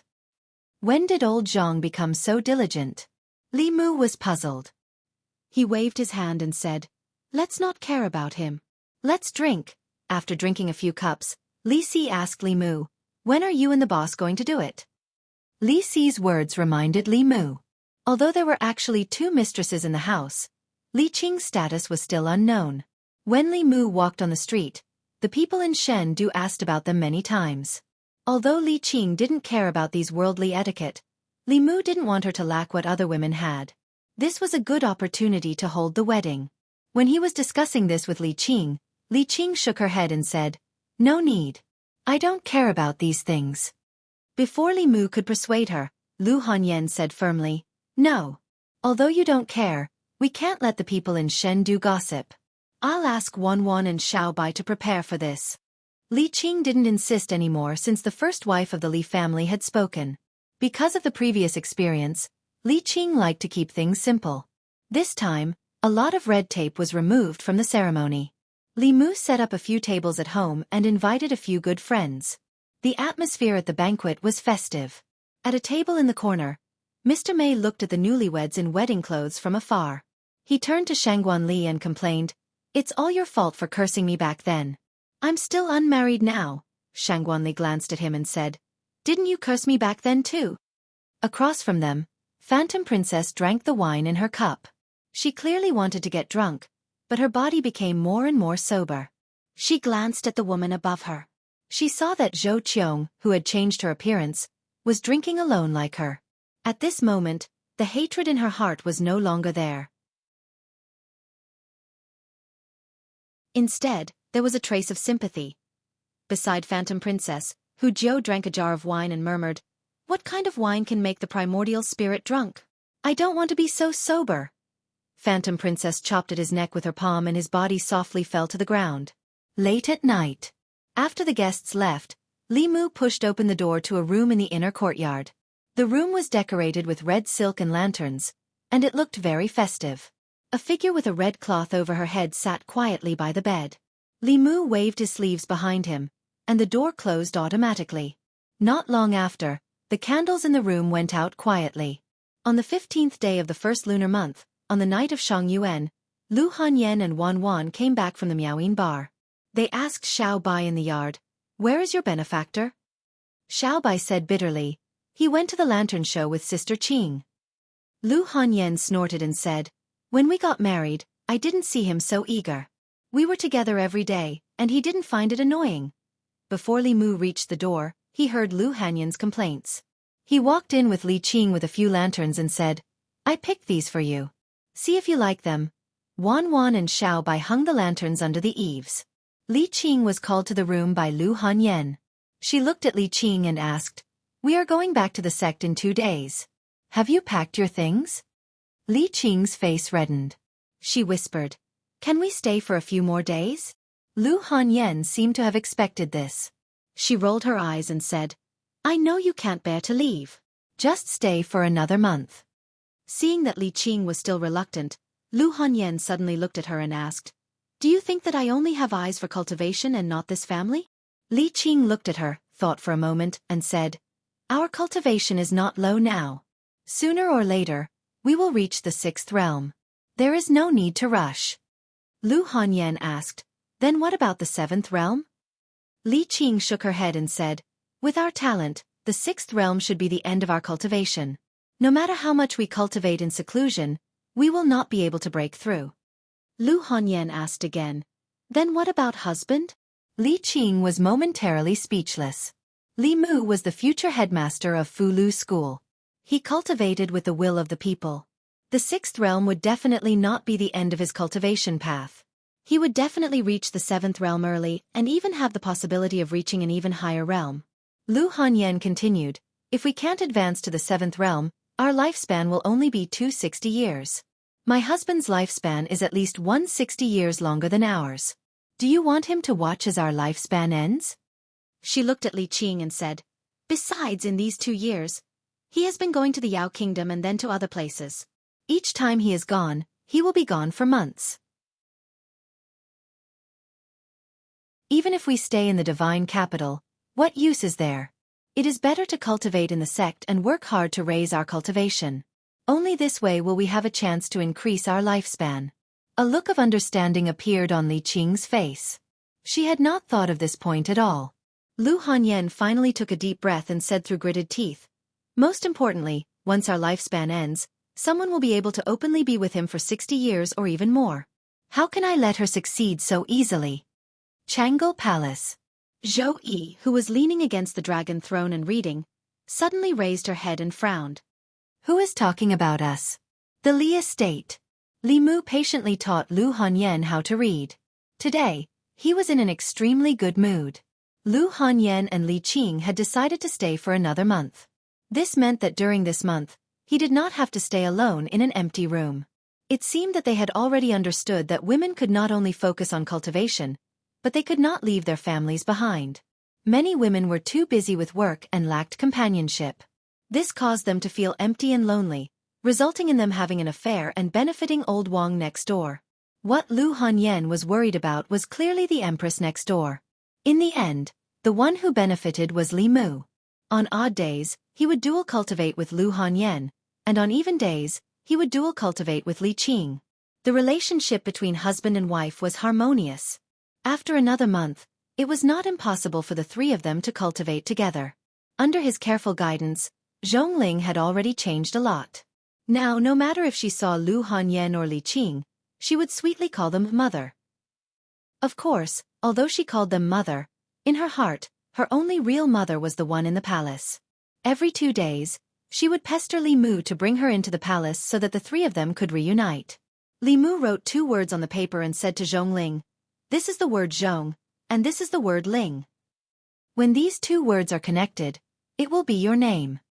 The little girl earnestly wrote on the paper and murmured, Zhongling, she learned very quickly.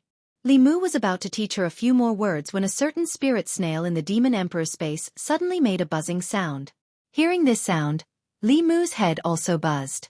At such a close distance, the empress could summon him into the palace at any time if there was anything. This spirit snail call must be from Xianxia. If she had something important to do, it would be fine.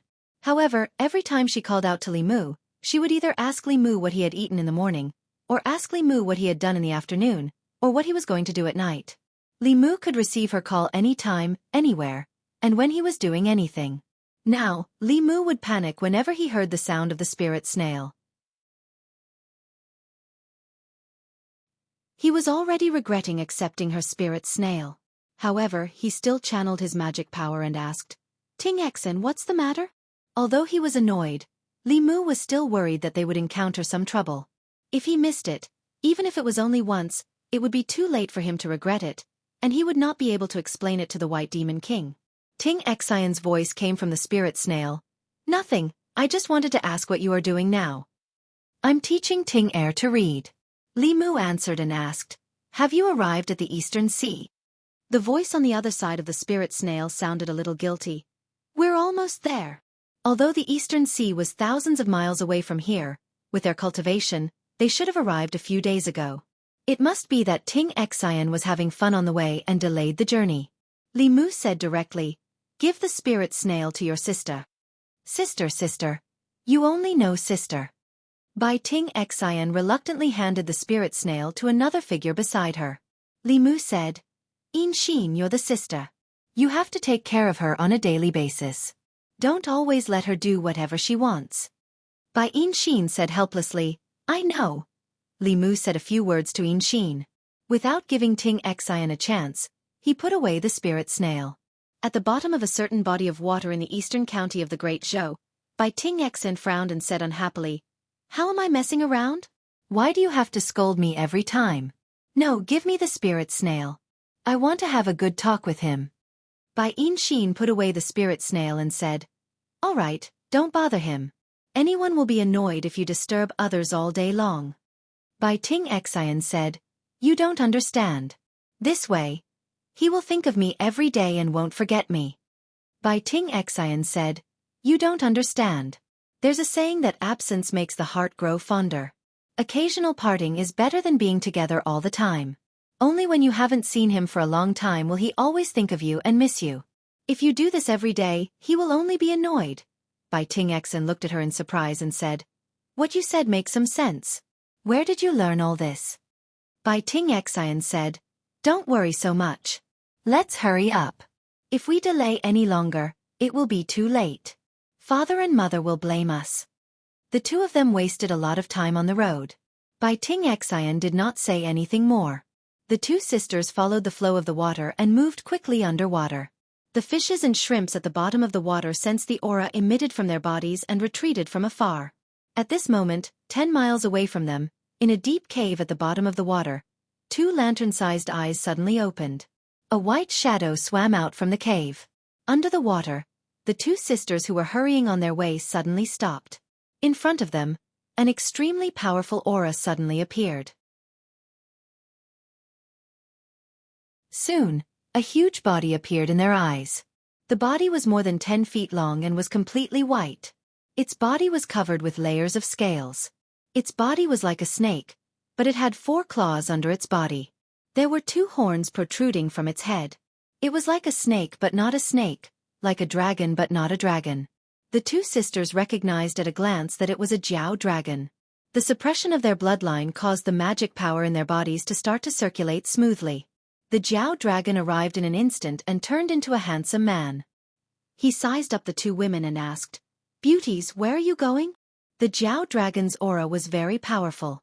They were probably not a match for it, even if they joined forces. Bai Ting Xian protected her sister behind her and said, We are just passing by.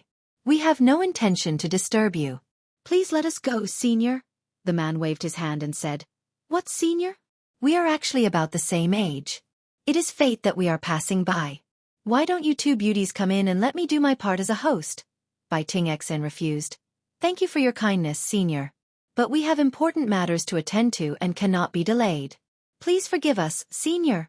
She pulled Ting Xian and was about to leave when the man suddenly moved in front of them and said, Where are you going? I will send you off. No need. It's fine. The man took a step forward and wanted to grab the 2 women's hands. Ting Xian took a step back and said, Are you going to force us to stay, senior? The man pursed his lips and stopped pretending. He said, 2 beauties sent themselves to me. If I let you go, won't I regret it to death in the future? Bai Ting Xian's face also darkened. She said, Then don't blame us for being impolite. The 2 women drew their swords at the same time. Ting Xian put one hand behind her back and injected magic power into the spirit snail. In the Li residence, Li Mu looked at the spirit snail that began to vibrate again. He was almost certain that Ting Xian was using this as an excuse to argue with him. He wanted to ignore it, but after hesitating for a moment, he still picked it up. Just as he was about to speak, his eyes suddenly focused. An unfamiliar man's voice came from the other side of the spirit snail. Beauties, do you really want to fight with me?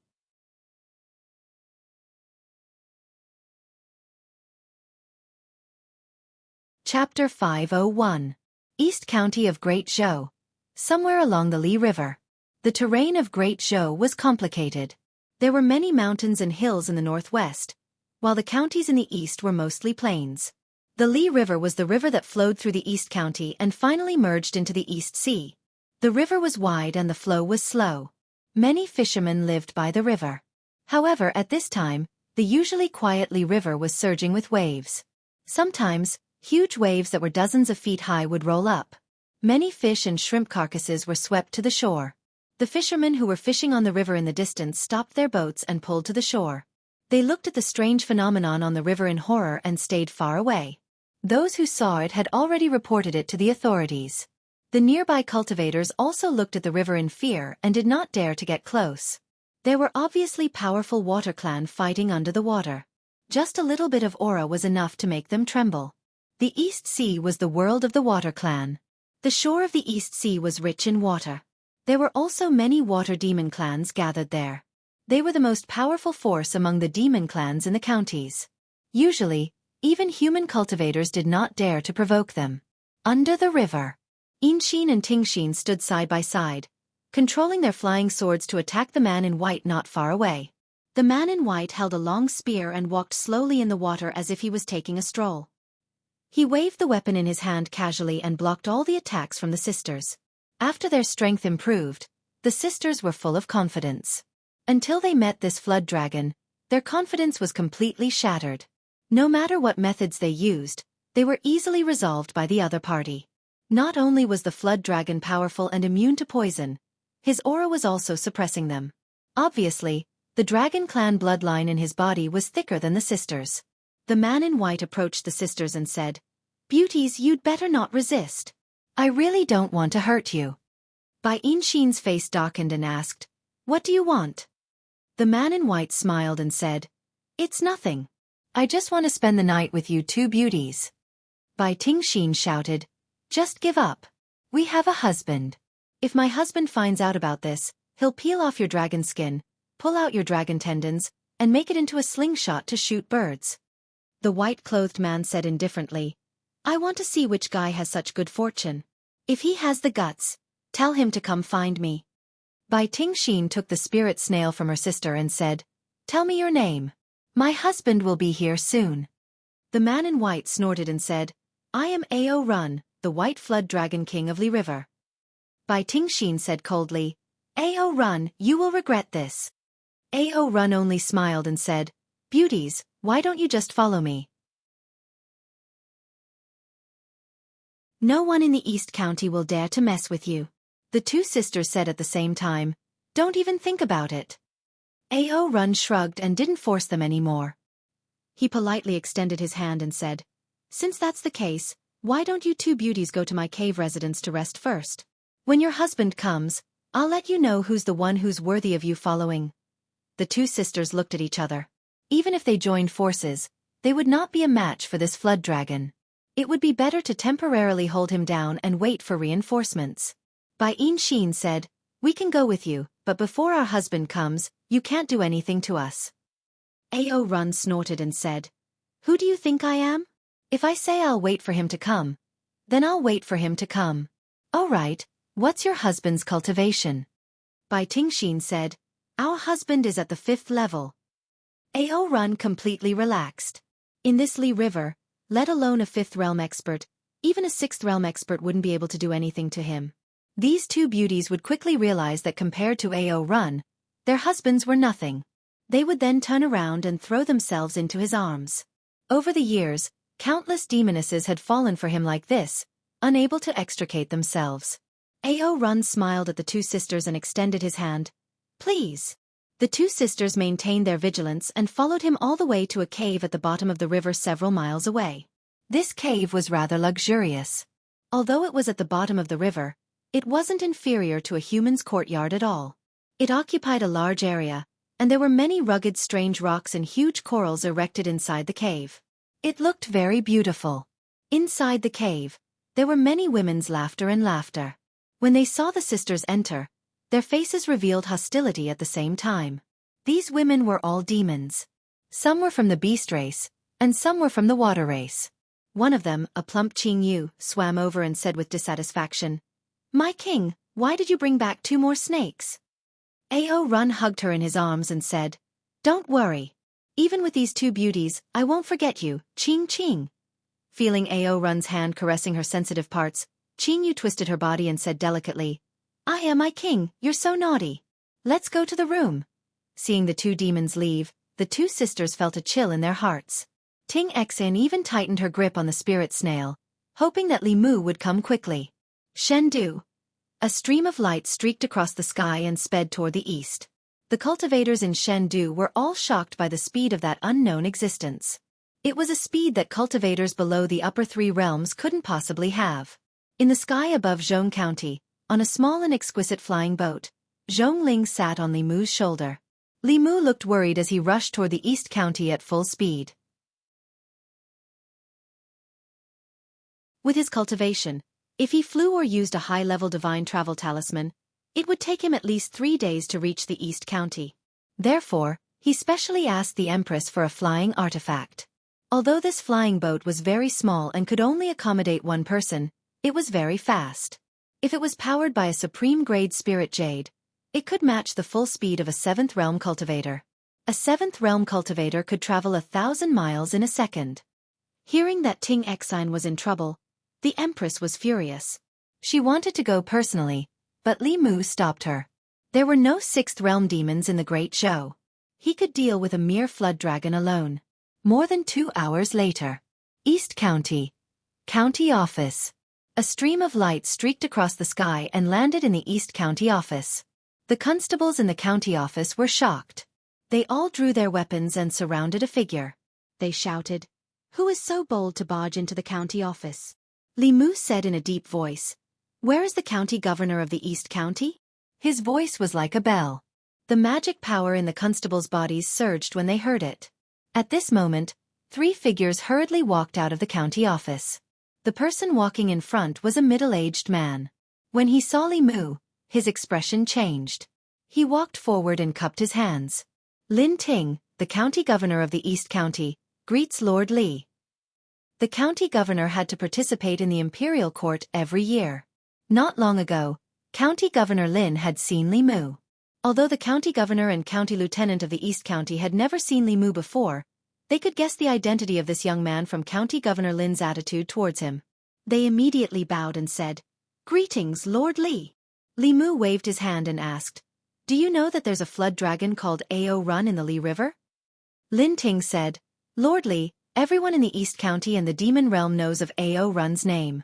His original form is a white flood dragon, and his strength is at the peak of the 5th realm. With his flood dragon body, he can even fight against a 6th realm demon in the water. The county office once tried to recruit him into the demon division, but he rejected it. Because he's too powerful, the county office didn't dare to force him." Li Mu asked directly, "Do you know where his cave residence is?"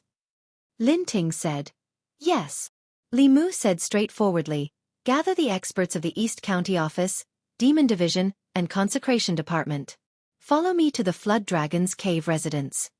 Lin Ting still didn't know what had happened, but he knew that Ao Run was in big trouble. Who was Lord Li? With his own strength, he had stirred up the entire demon kingdom. He was a legend who dared to fight against a 7th realm demon and won.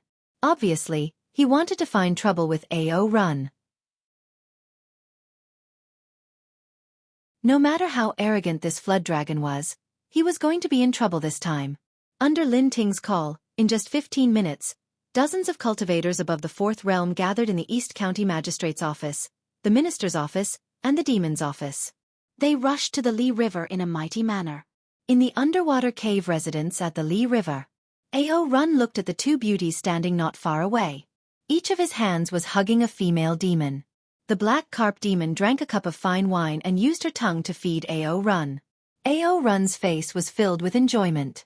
Just as he was intoxicated by the service of the female demons beside him, a thunderous voice came from the water above. "Ao Run, get out here." Ao Run spat out a mouthful of wine. The female demons were also shocked. Ao Run's name had spread throughout the East County. Who wasn't afraid of him?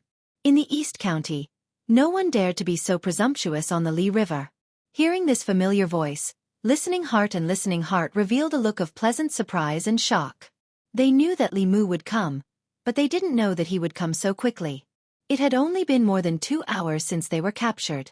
In more than 2 hours, he had actually crossed thousands of miles from the divine capital to the middle county. Ao Run looked at them and realized the identity of the person who had come. He snorted and said, "It seems that your husband is in the East County. He actually came so quickly. Just wait and see how he will crawl under my feet." Li Mu and dozens of cultivators of the East County floated above the Li River. Suddenly, a figure broke out of the water. Ao Run flew out of the water and was shocked when he saw the formation above the Li River. He looked at the county chief of the East County and said warily, "Lin, what do you want to do?" Although he was confident in his strength, he was not arrogant enough to challenge all the cultivators in the East County. County Chief Lin did not speak. With that lord present, he had no right to speak first. Li Mu looked at the man in white and asked, "You are Ao Run. Where are Ing Xian and Ting Xian?" Ao Run looked at Li Mu and said in surprise, "You are the husband of those two beauties?" Li Mu was stunned at first, but he soon realized that it must be Ting Xian's doing. He did not deliberately explain and said coldly, "Let them out." Ao Run twitched the corner of his mouth and said, "Then let's see if you have the ability. Let's have a fight. If you can beat me, I will let them out. If you lose, the two beauties will belong to me." He glanced at Lin Ting and the others and calmly said, "If you want to gang up on me with your numbers, I'll take these two beauties and leave. Let's see if I can fly faster or if you can catch up faster." The wind followed the dragon. The speed of the dragon race was second to none. The flood dragon had some bloodline of the real dragon. If he wanted to escape, even a sixth realm human would not be able to catch up with him. Li Mu was not afraid of him in terms of speed, but he did not want to bother. He asked, "How do we compete?" Ao Run puffed out his chest and said, "Don't say that I am bullying you. I will compete with you on the ground. There are no restrictions on magic power and magic treasures. If you win, you can take the beauties away. If you lose, the beauties will belong to me. Everyone here is a witness." Li Mu looked at the flood dragon in front of him. The corner of his mouth curled up slightly. He said, "Okay." Under Lin Ting's signal, the strong cultivators of the East County government, the Demon Division, and the Minister Division retreated to the side. They were also looking forward to seeing if the legendary figure of the Great Zhou could defeat this flood dragon. On the river surface, Ao Run roared and attacked first. Countless water arrows shot out from the Li River and headed straight for Li Mu. Li Mu's body floated in the air. He calmly formed a seal with his hands. A circular transparent shield with flashing runes floated in front of him. The dense water arrows hit the shield and collapsed into splashes of water. At the same time, countless lightning bolts suddenly exploded beside Ao Run. He was completely submerged in the dense lightning net. Soon, the lightning net dispersed. Ao Run's clothes were tattered and burned in many places. However, his body was not injured at all. Li Mu thought to himself, the Dragon Clan was indeed the Dragon Clan. Even if it was a flood dragon, its body was probably as strong as a sixth realm monster like the Heavenly Wolf King. It might even be stronger. Such a body was simply the best material for refining corpses. If he could use it to refine corpses. Li Mu immediately suppressed this thought in his heart. He was definitely influenced by Chen Shi and the others. Whenever he saw a strong cultivator, his first reaction was to think of a way to refine their corpses. Ao Run was caught off guard by the lightning. He was in a sorry state. This attack did not cause much damage, but it was extremely humiliating. Seeing himself like a beggar, anger surged in Ao Run's heart. As his hand seals changed, a dark cloud quickly gathered above Li Mu's head. Lin Ting was worried that Li Mu would underestimate Ao Run. He hurriedly warned, "Be careful, Lord Li. This is Ao Run's Call the Wind and Summon the Rain technique. It's very powerful. Do not underestimate it."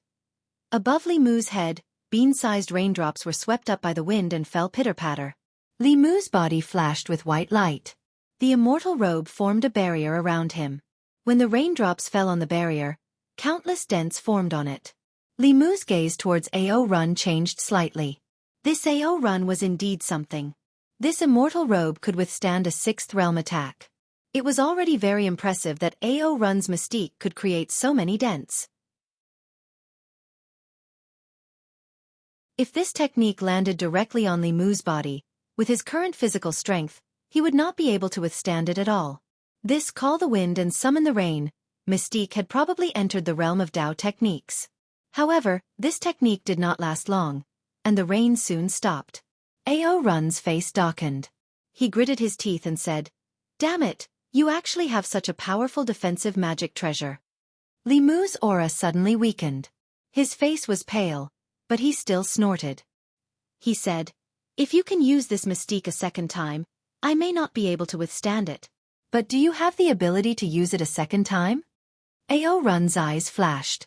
Although this technique consumed a lot of spiritual power, it was not unbearable for him to use it a second or third time. He laughed coldly and said, "You will know soon."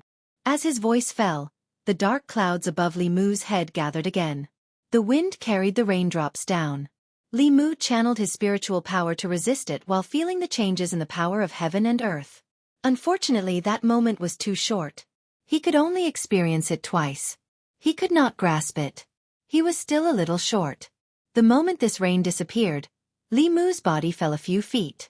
He forced himself to stop. Ao Run could see that this person was like a lamp without oil. He did not hesitate to use his mystique again. The third rain suddenly fell. The corners of Li Mu's mouth curled up. This time, it was finally not bad at all. Ao Run looked forward to seeing that person defeated by him. But just as the raindrops fell, the white light on his body shone brightly. He easily resisted the third attack. Ao Run was stunned for a moment. He said angrily, "You tricked me." He was tricked into using a mystique that consumed a lot of spiritual power 3 times in a row. More than half of the spiritual power in his body had been used up, but the person opposite him was still at his peak. He was already a little uncertain in his heart. However, in the next moment, something that made him even more frightened happened. Above his head, dark clouds suddenly rolled up. The next moment, heavy rain poured down. The raindrops fell on his body, bringing heart-wrenching pain. Ao Run looked at the young man opposite him. He was extremely frightened. He actually used his mystique. This scene shocked him too much. Ao Run had long lost his will to fight. Without hesitation, he dove into the water. Li Mu cast a water-repelling spell and chased after him. However, in the next moment, a white shadow attacked him. Li Mu instinctively dodged, but in the water, his speed was greatly reduced.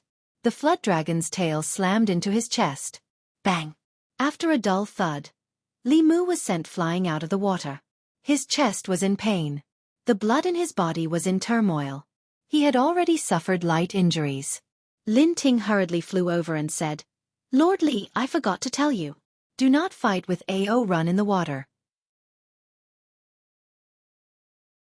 Our strength is greatly reduced in the water. However, this flood dragon is the king of the water.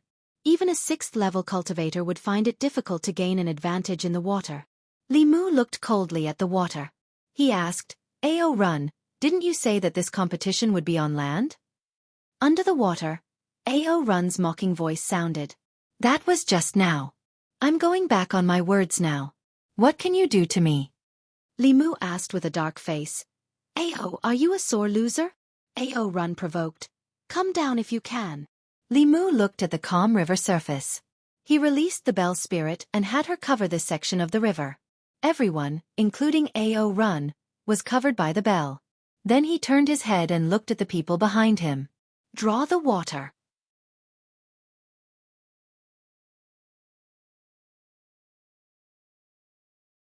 Chapter 502.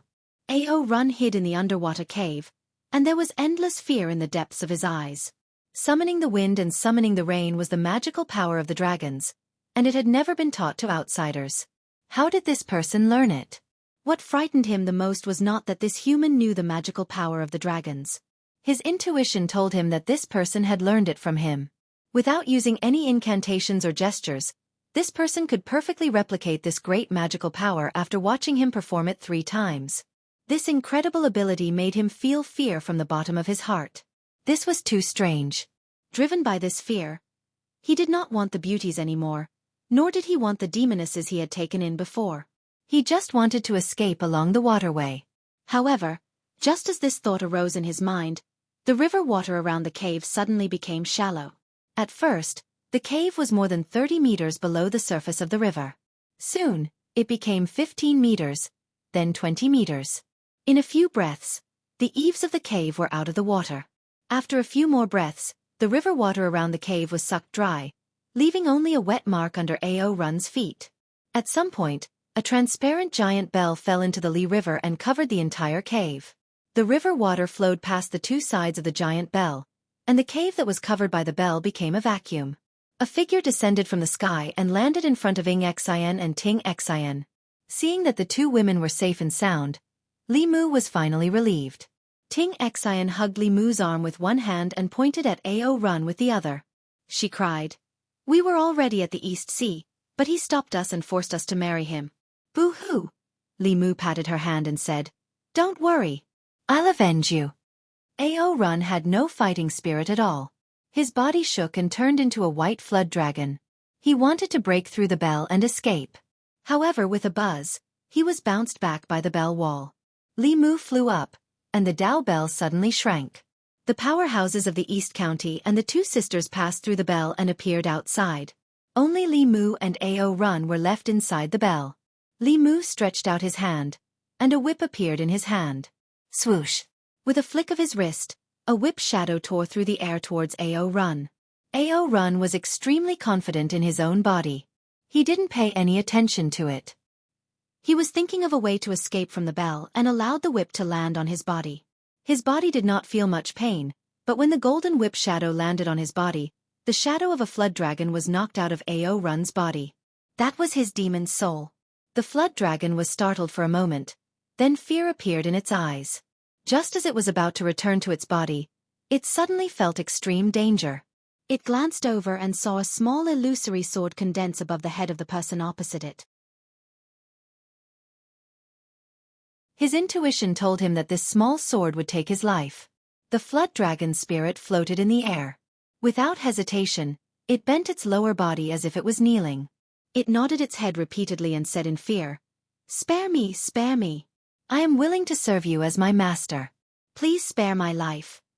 Li Mu didn't make a move right away. He was considering whether it was better to keep a flood dragon as a servant or to refine its corpse. The disciples of the corpse sect had refined demons and humans, but they had never refined a flood dragon. Chen Shi and the others would definitely be interested in this project. Ao Run had already sensed that the human opposite him had bad intentions. He immediately said, "Master, you are not good at fighting in the water. In the future, I can fight in your place. I am very fast. You can also use me as a mount. You won't have to worry about traveling." It had to be said that this flood dragon had a strong desire to live. In 2 simple sentences, he had clearly stated his value. Li Mu was indeed not good at fighting in the water. Not only him, but all humans and demons on land were not good at fighting in the water. The water was the world of the water. Fighting in the water with the water was a very unwise choice. One couldn't always think of drawing water first. As for mounts, under normal circumstances, Li Mu's speed was not as fast as that of a flood dragon. Although the teleport talisman could greatly increase speed, the higher the level of the Fulu, the more expensive the talisman material needed. It was okay to use it once or twice, but Li Mu couldn't afford to use the Fulu every time. The spirit boat that the Empress lent him was fast. It could be called the Ferrari of spirit boats. However, it belonged to the Empress. It was also precious to 7th-level cultivators. It was the Empress' personal flying tool. The Empress only had one. Li Mu could borrow it in an emergency, but he couldn't just take it for himself. With a flood dragon as a mount, he wouldn't need to use any spiritual stones or mana. Li Mu had to admit that he was tempted by this flood dragon. He looked at Ao Run and said, "Hand over a part of your soul." Ao Run was overjoyed when he heard this. He separated a small flood dragon soul from his demon soul's forehead and slowly flew to Li Mu. To a cultivator, it was extremely easy to kill someone with a strand of hair, a drop of essence blood, or a fragment of soul. Since Li Mu possessed a fragment of the flood dragon's soul, he had the power to kill him. Ao Run's demon soul returned to his body. He knelt on one knee and saluted Li Mu. "Greetings, master." He was very unwilling, but there was nothing he could do. He knew very well that this young man wanted to kill him. If he hesitated for a moment and didn't show his value in time, what awaited him would be the destruction of his body and soul. Death or slavery, he wasn't stupid. He knew which was the right choice. After subduing this flood dragon, Li Mu walked to the 2 sisters on the shore and said, "Use the spirit snail to inform your father and have him come to pick you up." Li Mu was full of resentment towards the White Demon King. He took his wife everywhere, but his 2 daughters were not his own. The snake tribe indeed valued beauty over family.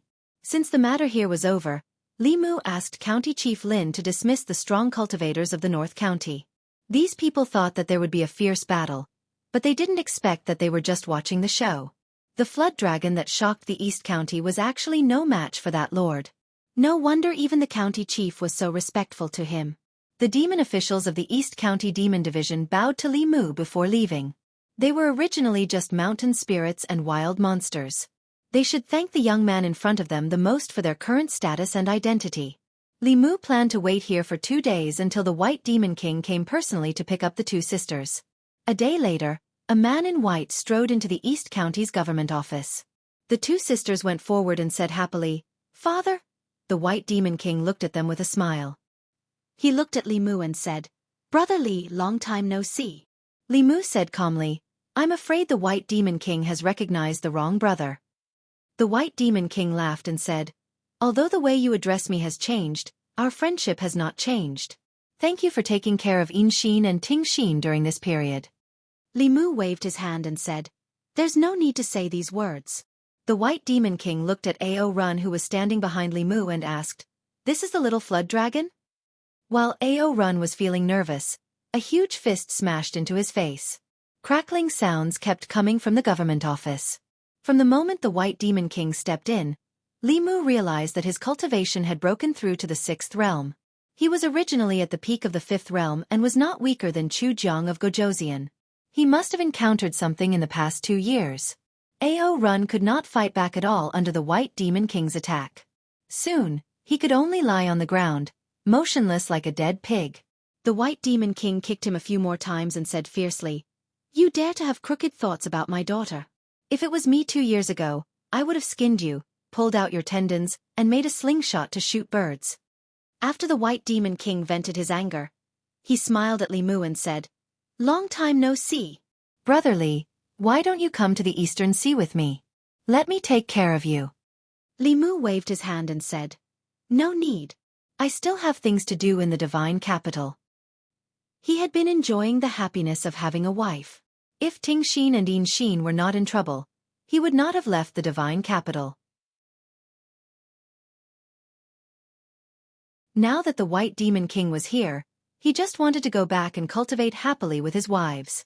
The White Demon King said regretfully, "If that's the case, I won't force you. In the future, when you come to the Eastern Sea as a guest, just let Xianxia and Tingxin know." Li Mu nodded and said, "We'll talk about it in the future." After saying goodbye to the 2 reluctant sisters, Li Mu stepped on the road back to the divine capital. Before he left, he gave Ao Run some time to say goodbye to the female demons at home. "I'll be back. You have to wait for me. I love you." Li Mu thought that as soon as Ao Run left, the female demons in his cave would scatter like birds and beasts. However, to Li Mu's surprise, the female demons beside the dragon were not hypocritical to him. They didn't seem to have been snatched back by him. When Ao Run left, each and every one of them looked at him with tears in their eyes. Li Mu learned from County Chief Lin that Ao Run was a pervert. It was famous in the Eastern County.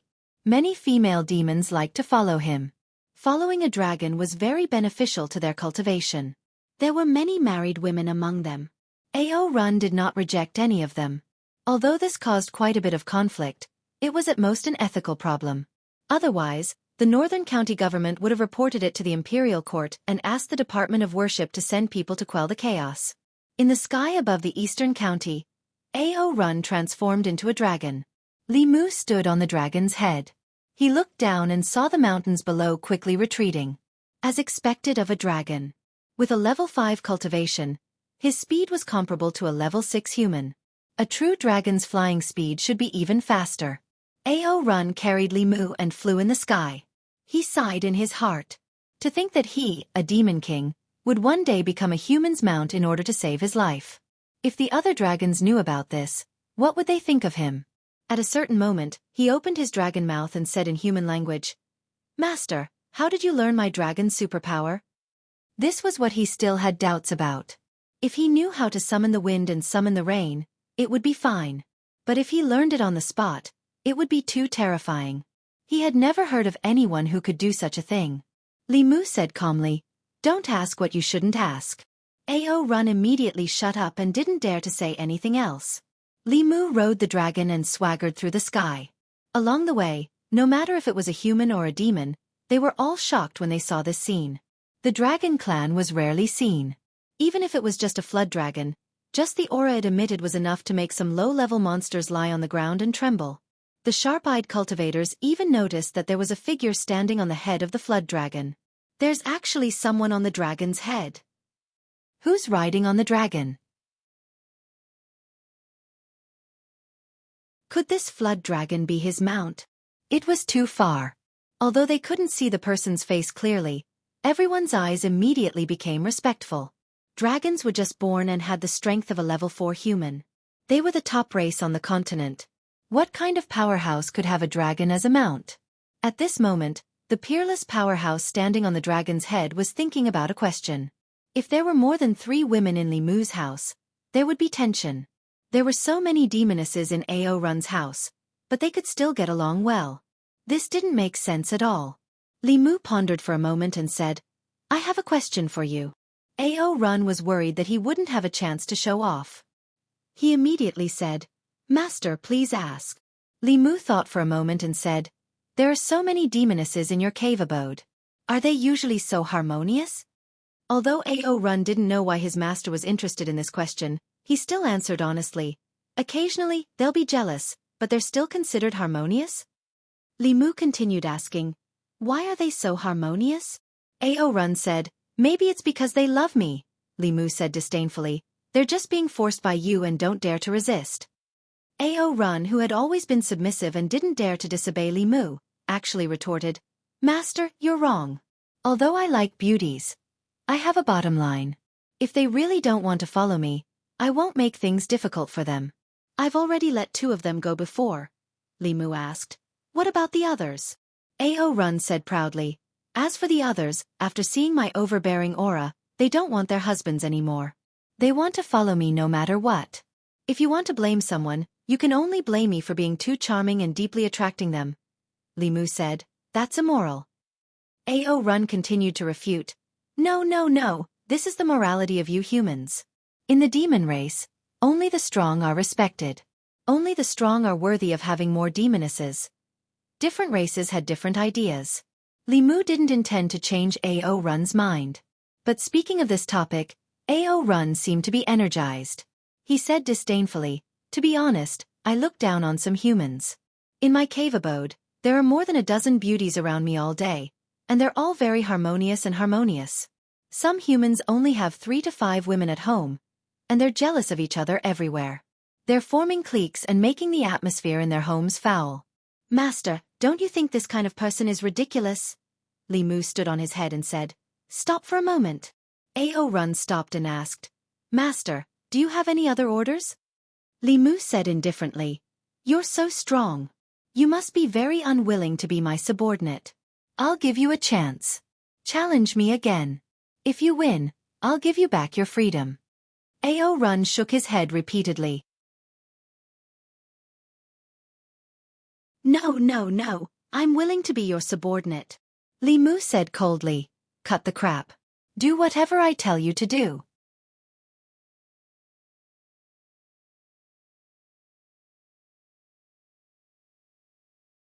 Chapter 503. Divine Capital. Li Residence. In the morning, when Li Mu walked out of Li Qing's room, Wan Wan and Xiao Bai had already returned from grocery shopping. They were washing vegetables at the kitchen door while discussing a strange incident that had been spreading among the people of Divine Capital. A few days ago, more than one person in Jianghu County had seen a divine dragon flying across the sky while working in the fields. Divine Capital was inland, so there weren't many opportunities to see the water tribe. Dragons had always only appeared in rumors. Once the news of a divine dragon appearing in Jianghu County spread, it caused widespread discussion among the people. The people had never seen a true dragon before, so naturally, they couldn't tell the difference between a flood dragon and a true dragon. Li Mu didn't bring the flood dragon back to Divine Capital. Instead, he placed it in a river in Jianghu County so that it could cultivate and wait for Li Mu's orders. For the peace of the place, Li Mu also set 2 rules for it. First, It wasn't allowed to appear in front of people and disturb the people. Second, in the next 10 years, it could only solve its physiological problems with its hands. It wasn't allowed to seduce married women, nor was it allowed to abduct ignorant women. Whether it was a human or a demon, Li Mu would cut off its tools if he was caught. After 10 years, Li Mu would have reached Realm 6 and wouldn't need the Flood Dragon anymore. He could set it free. Today was the day that Phantom Princess and the others returned to the Yao Nation. Li Mu personally led the officials of Honglu Temple to send them out of the city. Phantom Princess originally wanted Li Mu to escort her back to Thousand Fox Nation, but Li Mu heartlessly refused.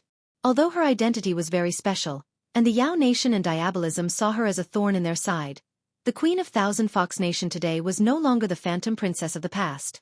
Li Mu had given her almost all the wealth that he had inherited from Emperor Bai. Now, even if she fought with the Empress, she might not be at a disadvantage. She didn't need anyone to protect her. This trip to Divine Capital was a huge blow to Phantom Princess. If she didn't leave Jianghu Kingdom, she wouldn't be able to imagine the difference between the Queen of Jianghu Kingdom and the Empress of Great Zhou. Compared to the Divine Capital of Great Zhou, her Jianghu city was at most a barren mountain village. Unless she could unify the Yao Nation, become the Queen of the 10,000 Demons, and raise her cultivation to the 7th level, then she would have the qualifications to be on equal footing with Zhou Yi. At the city gate, Illusion Princess looked at the flying ship floating in the air and said to Li Mu, "I'm leaving." Li Mu's face lit up with joy. He quickly said, "Goodbye." When she was in Chengdu, she was trying her best to sow discord between him and the Empress in front of Lu Hanyan. Once she left, Li Mu's family would at least be more harmonious. Li Mu had been looking forward to this for a long time. Phantom Princess caught the smile on his face and snorted, "Are you happy that I'm leaving?" Li Mu waved his hand and said, "Of course not, ha ha ha." Seeing the flying ship turn into a stream of light and fly away, Li Mu rubbed his waist, which was still aching, and returned to the palace to report. In Chang'e Palace, Zhou Yi hugged Zhongling and asked calmly, "Did that fox leave?" Li Mu, "Yes." Zhou Yi pressed her face against Zhongling's face and said with a smile, Mother will take you to a fun place," the little girl said. "Daddy will go too." Li Mu followed behind the mother and daughter and walked out of Chang'e Palace. Perhaps the Empress had really reached the age of being a mother. She doted on Zhongling so much that even Li Mu felt that he had been left out. However, he didn't need to be jealous of his own daughter. He enjoyed the feeling of a happy family of 3. When he was free in the future, he would have 2 more children with Lu Hanyan and Li Qing. Then his life would be complete. In the palace, the officials and palace maids were already used to this scene. Everyone knew that Lord Li's daughter had taken Her Majesty as her godmother. Her Majesty doted on her very much and often summoned her to the palace. She ordered the imperial chefs to make all kinds of delicious food for her and took her to play in the palace. Everyone in the palace already knew this cute little girl. As for where Lord Li's daughter came from, there were many different opinions. Some said that he had her with Madame Li when he was young, and it was only now that it was made public. Others said that she was the child of Lord Li and the Demon Kingdom Queen and was only recently sent back. The officials with some cultivation could naturally see that Lord Li's daughter wasn't human, nor was she a demon. She was a spirit, and it was very likely that she was the child of Lord Li and a ghost. It wasn't strange for something like this to happen to him. Everyone knew that Lord Li was neither friend nor foe. He was upright and plain-spoken, and devoted to the people and the country. However, he was lustful and surrounded by beauties. Not only did he have rumors with Her Majesty, but it was also said that he had a good relationship with the Demon Kingdom Queen. This actually proved that Her Majesty doted on him. Since ancient times, there had been many princesses who were children of important ministers, but it was very rare for them to directly recognize their relatives. In the palace, Zhou Yi led Zhongling into the ancestral temple, and Li Mu followed. This wasn't his first time here. Compared to last time, the ancestral temple had changed a lot. The furnishings and decorations were still the same. 36 small cauldrons were connected to a large cauldron, and a golden dragon was swimming in the large cauldron. However, the golden light on each small cauldron was much more dazzling than the last time Li Mu saw them. The most dazzling cauldron was naturally the one in the middle that belonged to the central commandery. The people of the divine capital had the strongest psychokinesis, and it was comparable to the combined power of several other cauldrons. When Li Mu came last time, the cauldrons of psychokinesis in the various commanderies were far from this bright. This meant that in the past 2 years, the psychokinesis of the people of the various commanderies had greatly increased. On the one hand, the abolition of the silver punishment law and the punishment of the corrupt officials had made the people trust the imperial court more. On the other hand, after the demon division was established in the various commanderies, the demons in the Great Zhou also contributed a lot of psychokinesis. In addition to the small cauldrons being brighter, the golden dragon on the large cauldron was also fatter than the last time Li Mu saw it. At this moment, it was happily swimming in the cauldron. 3 elders wearing 4-clawed dragon robes were guarding here. They were the experts of the Shao royal clan. Ever since the Zhou clan stole the emperor's aura, the Shao clan had sent 3 clan experts to guard the ancestral temple to prevent the emperor's aura from being stolen again. These 3 people were almost all of the top combat power of the Shao royal clan. When the 3 elders saw the empress bring Li Mu and Zhongling in, they only looked up and closed their eyes again. Zhongling reached out to grab the golden dragon. Li Mu hurriedly said, "You can't touch it." Zhou Yi glanced at Li Mu and said indifferently, "Why can't you touch it?" She looked at the golden dragon and said, "Come here." The golden dragon trembled as it flew over. Zhongling caught it and played with it. It was originally a formless object, but Zhongling was also a spiritual body. She easily caught it in her hand and played with it wantonly. Zhongling played with the spirit of psychokinesis for a while and lost interest. Although they were both spiritual bodies, she relied on the origin power of heaven and earth.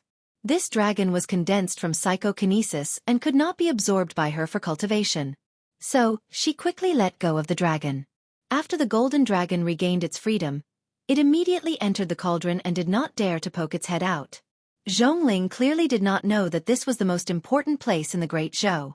She only felt that this place was claustrophobic and boring. Soon, she made a fuss about leaving. After the family of 3 left, the ancestral temple regained its silence. 2 of the 3 people sitting cross-legged in the corner cultivating with their eyes closed slowly opened their eyes. The elder on the left frowned slightly and muttered, "What does she mean by this? Why did she suddenly adopt a daughter?" The elder on the right said indifferently, "What's there to guess? As long as she doesn't pass the throne to the Zhou family, whatever she does has nothing to do with us. Watch this emperor's qi carefully.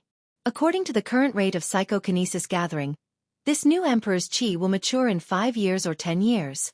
At that time, as long as we get ahead of the Zhou family, we can settle the situation in one fell swoop." After he finished speaking, his eyes were filled with emotion. He said, "She has only been on the throne for 5 years. Who would have thought that in the history of the Great Zhou, the emperor who condensed emperor's qi the fastest was actually her?" The elder on the left glanced at him and asked in return, "Isn't this a big deal? Why don't you think about how she got the throne? If she gave this emperor's qi to her adopted daughter, what can we do?" The elder on the right shook his head and said, "That's impossible. You also know that the girl is just a spiritual body. Her origins are unknown. She can't accept the emperor's qi. The officials and the people of the Great Zhou will not accept her as the emperor. If Zhou Yi really wants to do that, the 4 great academies will not sit by and do nothing." The elder on the left looked at him and said indifferently, "That girl is impossible, but what about the others? What if she likes this feeling and decides to give birth to one herself? At that time, will the people still object? Will the 4 great academies still object?" As soon as he said this, even the elder in the middle who had his eyes closed all this time suddenly opened his eyes. In these 2 years, the situation in the divine capital had undergone earth-shaking changes. The old and new parties that had once controlled the entire imperial court had long lost most of their right to speak in the imperial court. Many officials, led by Zhang Chun, had begun to stand firmly on the empress side. 2 years ago, the 4 great academies had clearly supported the old and new parties. In these 2 years, their attitudes had become more and more unpredictable. The reason was that previously, everyone had thought that the Great Zhou would be destroyed by a female emperor. However, the reality was the opposite. The Great Zhou was now the strongest and most united in the past 50 years. The 4 great academies no longer had a reason to interfere with the empress's selection of an heir. With the empress's current popular support and the power she held, as long as her decision was not too out of line, the people in the 4 great academies would not object. It was not out of line for her to give birth to a child and pass the throne to him in the future. When the three of them thought of this possibility, they suddenly realized that at some point in time, the Shao clan had completely lost control of the Great Zhou. They looked at the emperor's qi in the big cauldron, their eyes burning with passion. The Shao clan's loss of power could no longer be reversed. This emperor's qi might be their last hope. After a long silence, the elder in the middle slowly said, "We must not sit by and watch this happen. Inform King Ping and let them prepare early." Chang'e Palace.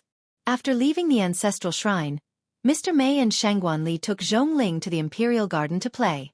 Only Li Mu and the Empress were left in the main hall. In fact, a long time ago, Li Mu had been thinking about a problem. Who was the Empress planning to pass the supreme position of the Great Zhou to? He had asked Mr. Mei in a roundabout way before.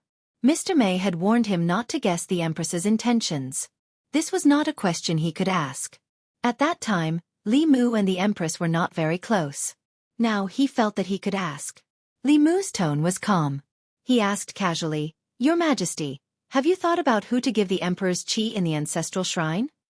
Zhou Yi said, "To the Shao clan." When she said this, she did not hesitate. It was obvious that she had already planned this. This was the same as Li Mu's guess. If she did not want to pass the throne to the Shao clan, she would not have allowed the three elders of the Shao clan to guard the ancestral shrine. This meant that the Empress had already made this decision when she first ascended the throne.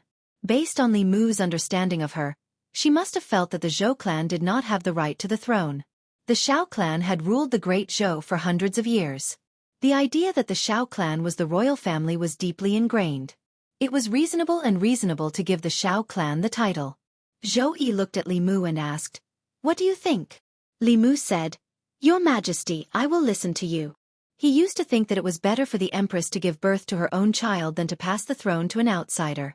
However, seeing how much the Empress doted on her child, she probably could not bear to let her own child suffer. However, the world that they had fought so hard to conquer was given to the Shao clan for nothing. Although he had already guessed this, after receiving confirmation from the Empress, Li Mu still relaxed about the court matters. He was no longer as energetic as before. He did not even care about the matter of Shengua's provocation in the border county and the decrease of the psychokinesis in the south county. He left it all to the secretariat to deal with. For 3 consecutive days, Li Mu was late and left early. Today, he still left early and got off work early. When he returned home, he took a wedding invitation from Wan Wan. Li Si and Chen Miao Miao had given birth to a pair of twins. Tonight, they invited him to their house for a drink. Li Mu naturally would not refuse and brought Zhongling over tonight. At Li Si's house, Li Mu saw Zhang Chun, whom he had not seen for a long time. He had just returned from a business trip.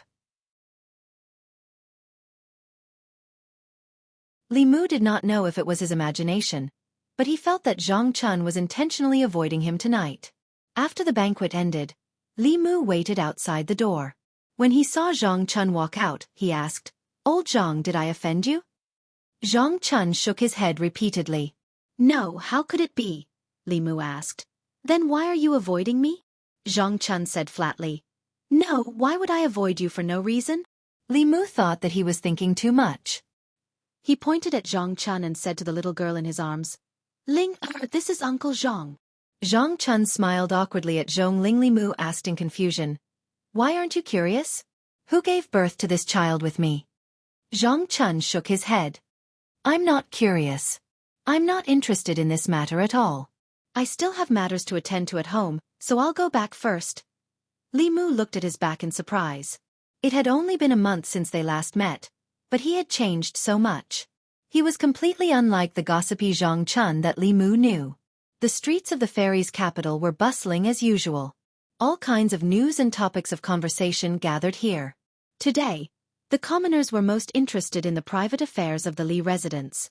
The sudden appearance of a child by Lord Li's side caused a heated discussion in the fairies' capital. It even overshadowed the matter of the illegitimate child during the reign of the previous emperor. There were differing opinions about who Lord Li had given birth to this child with. Some said that it was Lady Li's, while others said it was the Demon Kingdom's queen. No one knew when it started, but there were rumors that the child was Lord Li's and His Majesty's. In the past, The commoners naturally did not dare to talk about His Majesty. However, after the self-discipline law was reformed, the Great Zhou no longer convicted people based on words. The commoners' topics of conversation became bolder and bolder. At a temporary tea stall on the street, the waiter selling tea whispered to the customers, "Hey, have you heard? Lord Li and His Majesty gave birth to a daughter?" One of the customers heard this and said happily, "Is that true?" The waiter was stunned and asked in surprise, "This is something that goes against ethics. Why do you seem so happy?"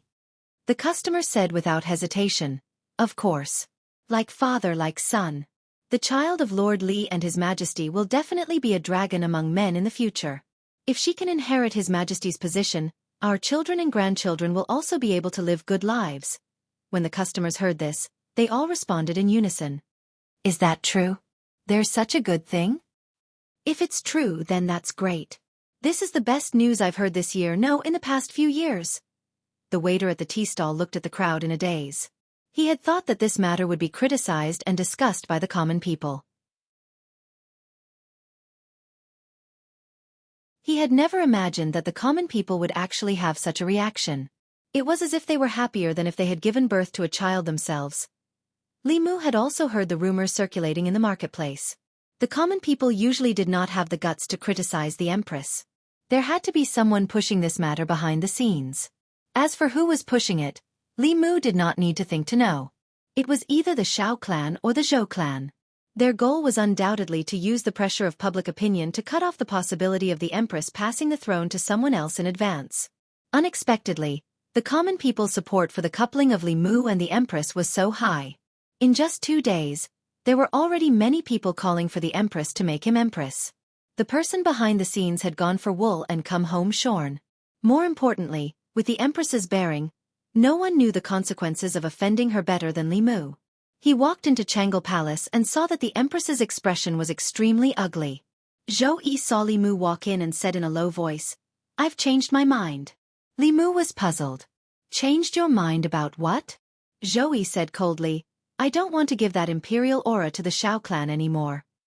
Li Mu said in a daze, "Your Majesty wants to pass it to the Zhou clan?" Zhou Yi said, "No." Li Mu thought for a moment and said in astonishment, "Could it be that Your Majesty really wants to give birth to a child?"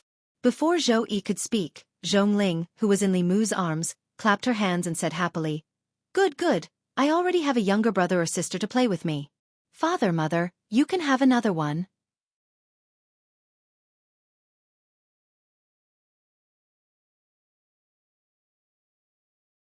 Chapter 504. Li Mu looked at the innocent Zhongling and explained, "Ling be a good girl. Don't mess around. Father and mother gave birth to you differently from giving birth to a younger brother or sister." The little girl blinked curiously and asked, "What's the difference?" Perhaps she was envious of other children who had siblings to accompany them. But how was Li Mu supposed to explain to her that she was actually born from heaven and earth and not the product of his and the Empress's hard work? Zhongling's intelligence grew very quickly, but she obviously couldn't understand this. Li Mu and the Empress looked at each other. Li Mu looked embarrassed. The Empress held Zhongling's face and smiled. "Ling don't worry. You will have a younger brother or sister in the future." After receiving the Empress's promise, Zhongling happily ran off to play. In Jianghu Palace, Li Mu saw the Empress looking at him. He said decisively, "Your Majesty, please give up on this idea. My wife and I have no plans to have children. Li Mu, Lu Hanyan, and Li Qing would be busy with political affairs in the next few years. Even if they had children, they wouldn't have much time to accompany them. This wasn't good for the child's growth, so they planned to have another child in a few years." Zhongling's appearance was at most an accident. Zhou Yi glanced at Li Mu indifferently. "Ling is my daughter. Why should another woman give birth to her younger brother or sister?" Li Mu thought for a moment and asked, "Does Your Majesty want to have one yourself?" Zhou Yi asked, "Are you willing to watch as the world that you and I worked so hard to build is given to someone else?" Li Mu didn't hesitate and said decisively, "No." He had spent a lot of effort to build the Great Zhou to what it was today. How could he be willing to give it to someone else? Everyone in Shen knew what kind of people the Shao clan was. If this world fell into their hands again, the foundation that Li Mu had built for the Empress over the past few years would be completely destroyed by them. The geographical location of Great Zhou wasn't considered good. To the east were the water tribes, to the south were the various countries with evil intentions, to the west was Yudu with evil intentions, and to the north was the demon country eyeing them covetously. There were threats in all directions, and once Great Zhou was defeated to a certain extent, the four barbarians would definitely rise up and attack. This was also an important reason why the central dynasty of Zhou province never lasted long. There were strong enemies spying on all sides. Once there were 3 generations of incapable rulers, the neighbors would not give the central imperial court a chance. When external pressure began to be exerted, the already loose internal structure would be easily crushed. The key question was, if the empress wanted to have a child herself, how would she do it, and with whom?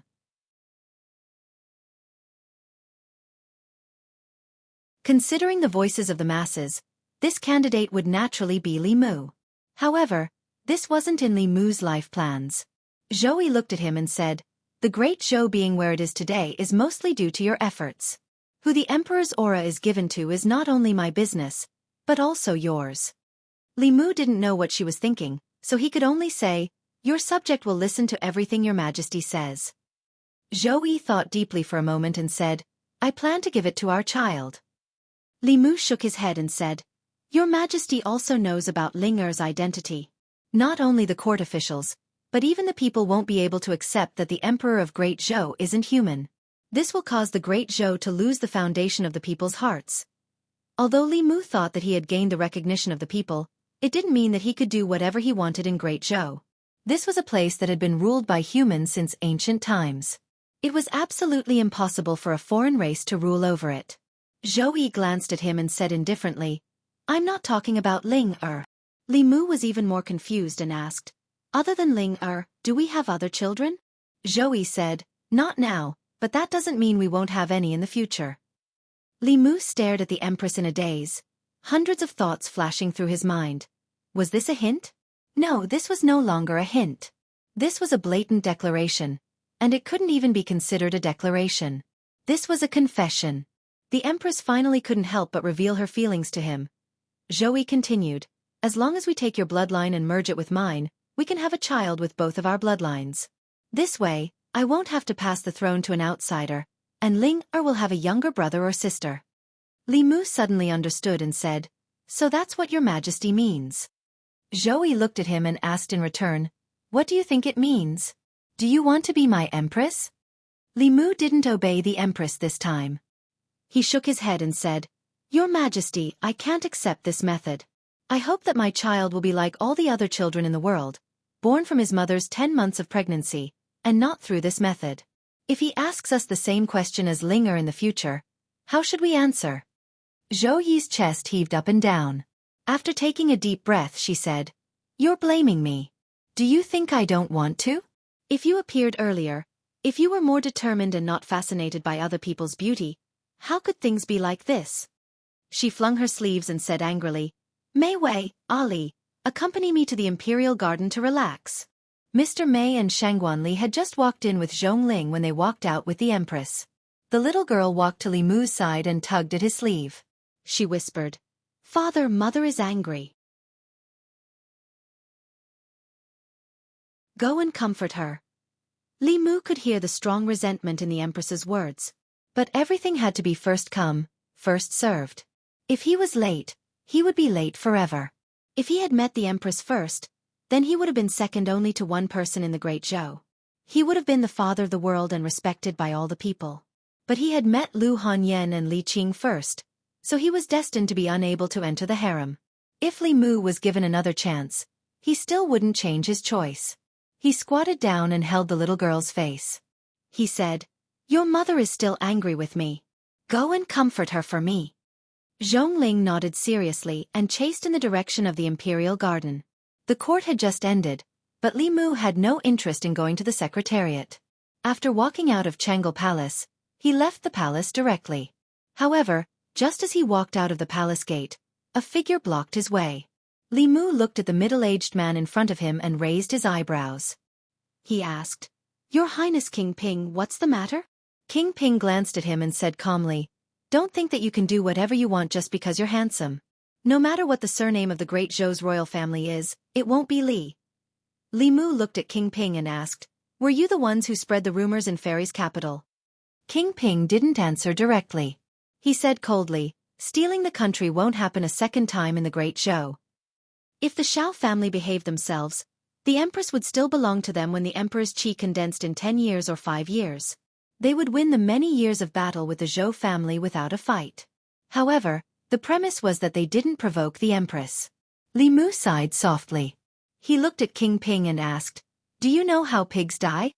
King Ping frowned. "What do you mean?" Li Mu couldn't be bothered to answer him and left directly.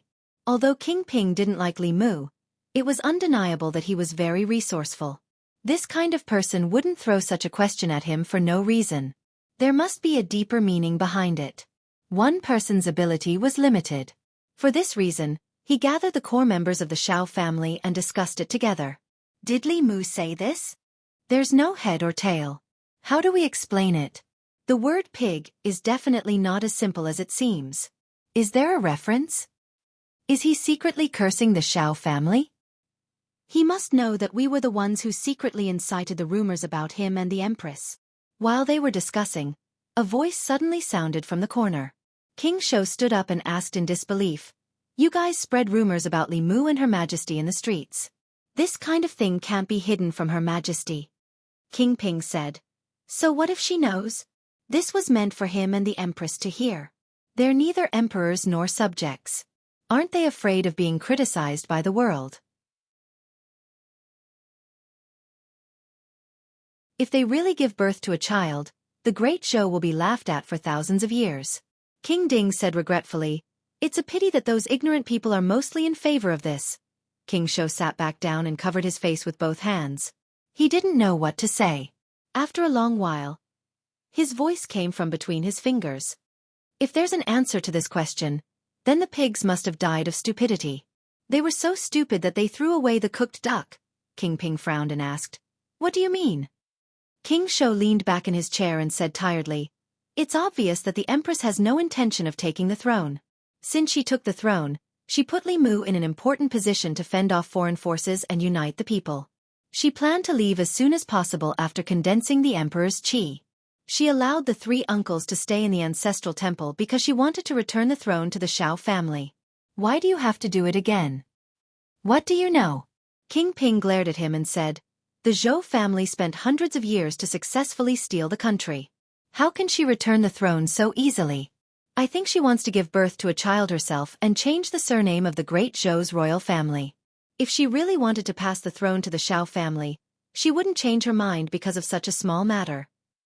That depends on whether Her Majesty is generous or petty. It's very possible that the throne that originally belonged to the Shao family was lost because of this small matter."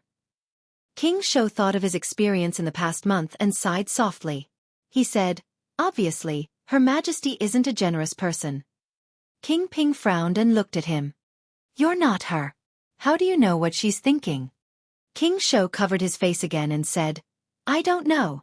I'm just talking nonsense. You guys continue, I'll take my leave first." He stood up and walked to the door. His footsteps paused as he said, "Get someone to tidy up the 3 royal uncles' residences. I guess they should be back soon." Not long after King Shou left King Ping's residence, 3 elders descended from the sky. Everyone walked out of the room. King Ping was shocked.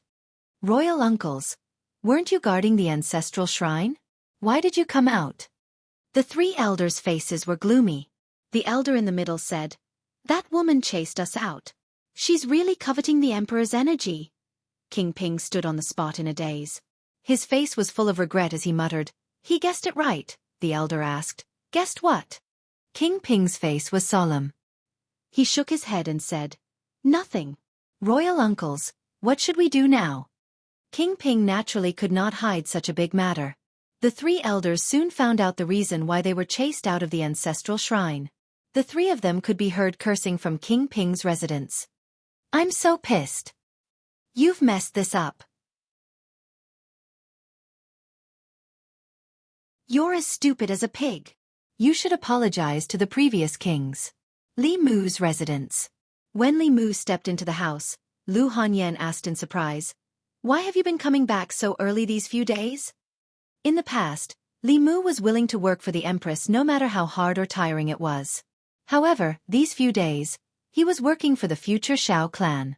Li Mu was naturally not as motivated. He took out the 2 bouquets of flowers he bought on the street from his back. He passed one to Lu Hanyan and the other to Li Qing. He smiled and said, "Nothing is more important than accompanying you two." Lu Hanyan and Li Qing should have returned to the sect a long time ago.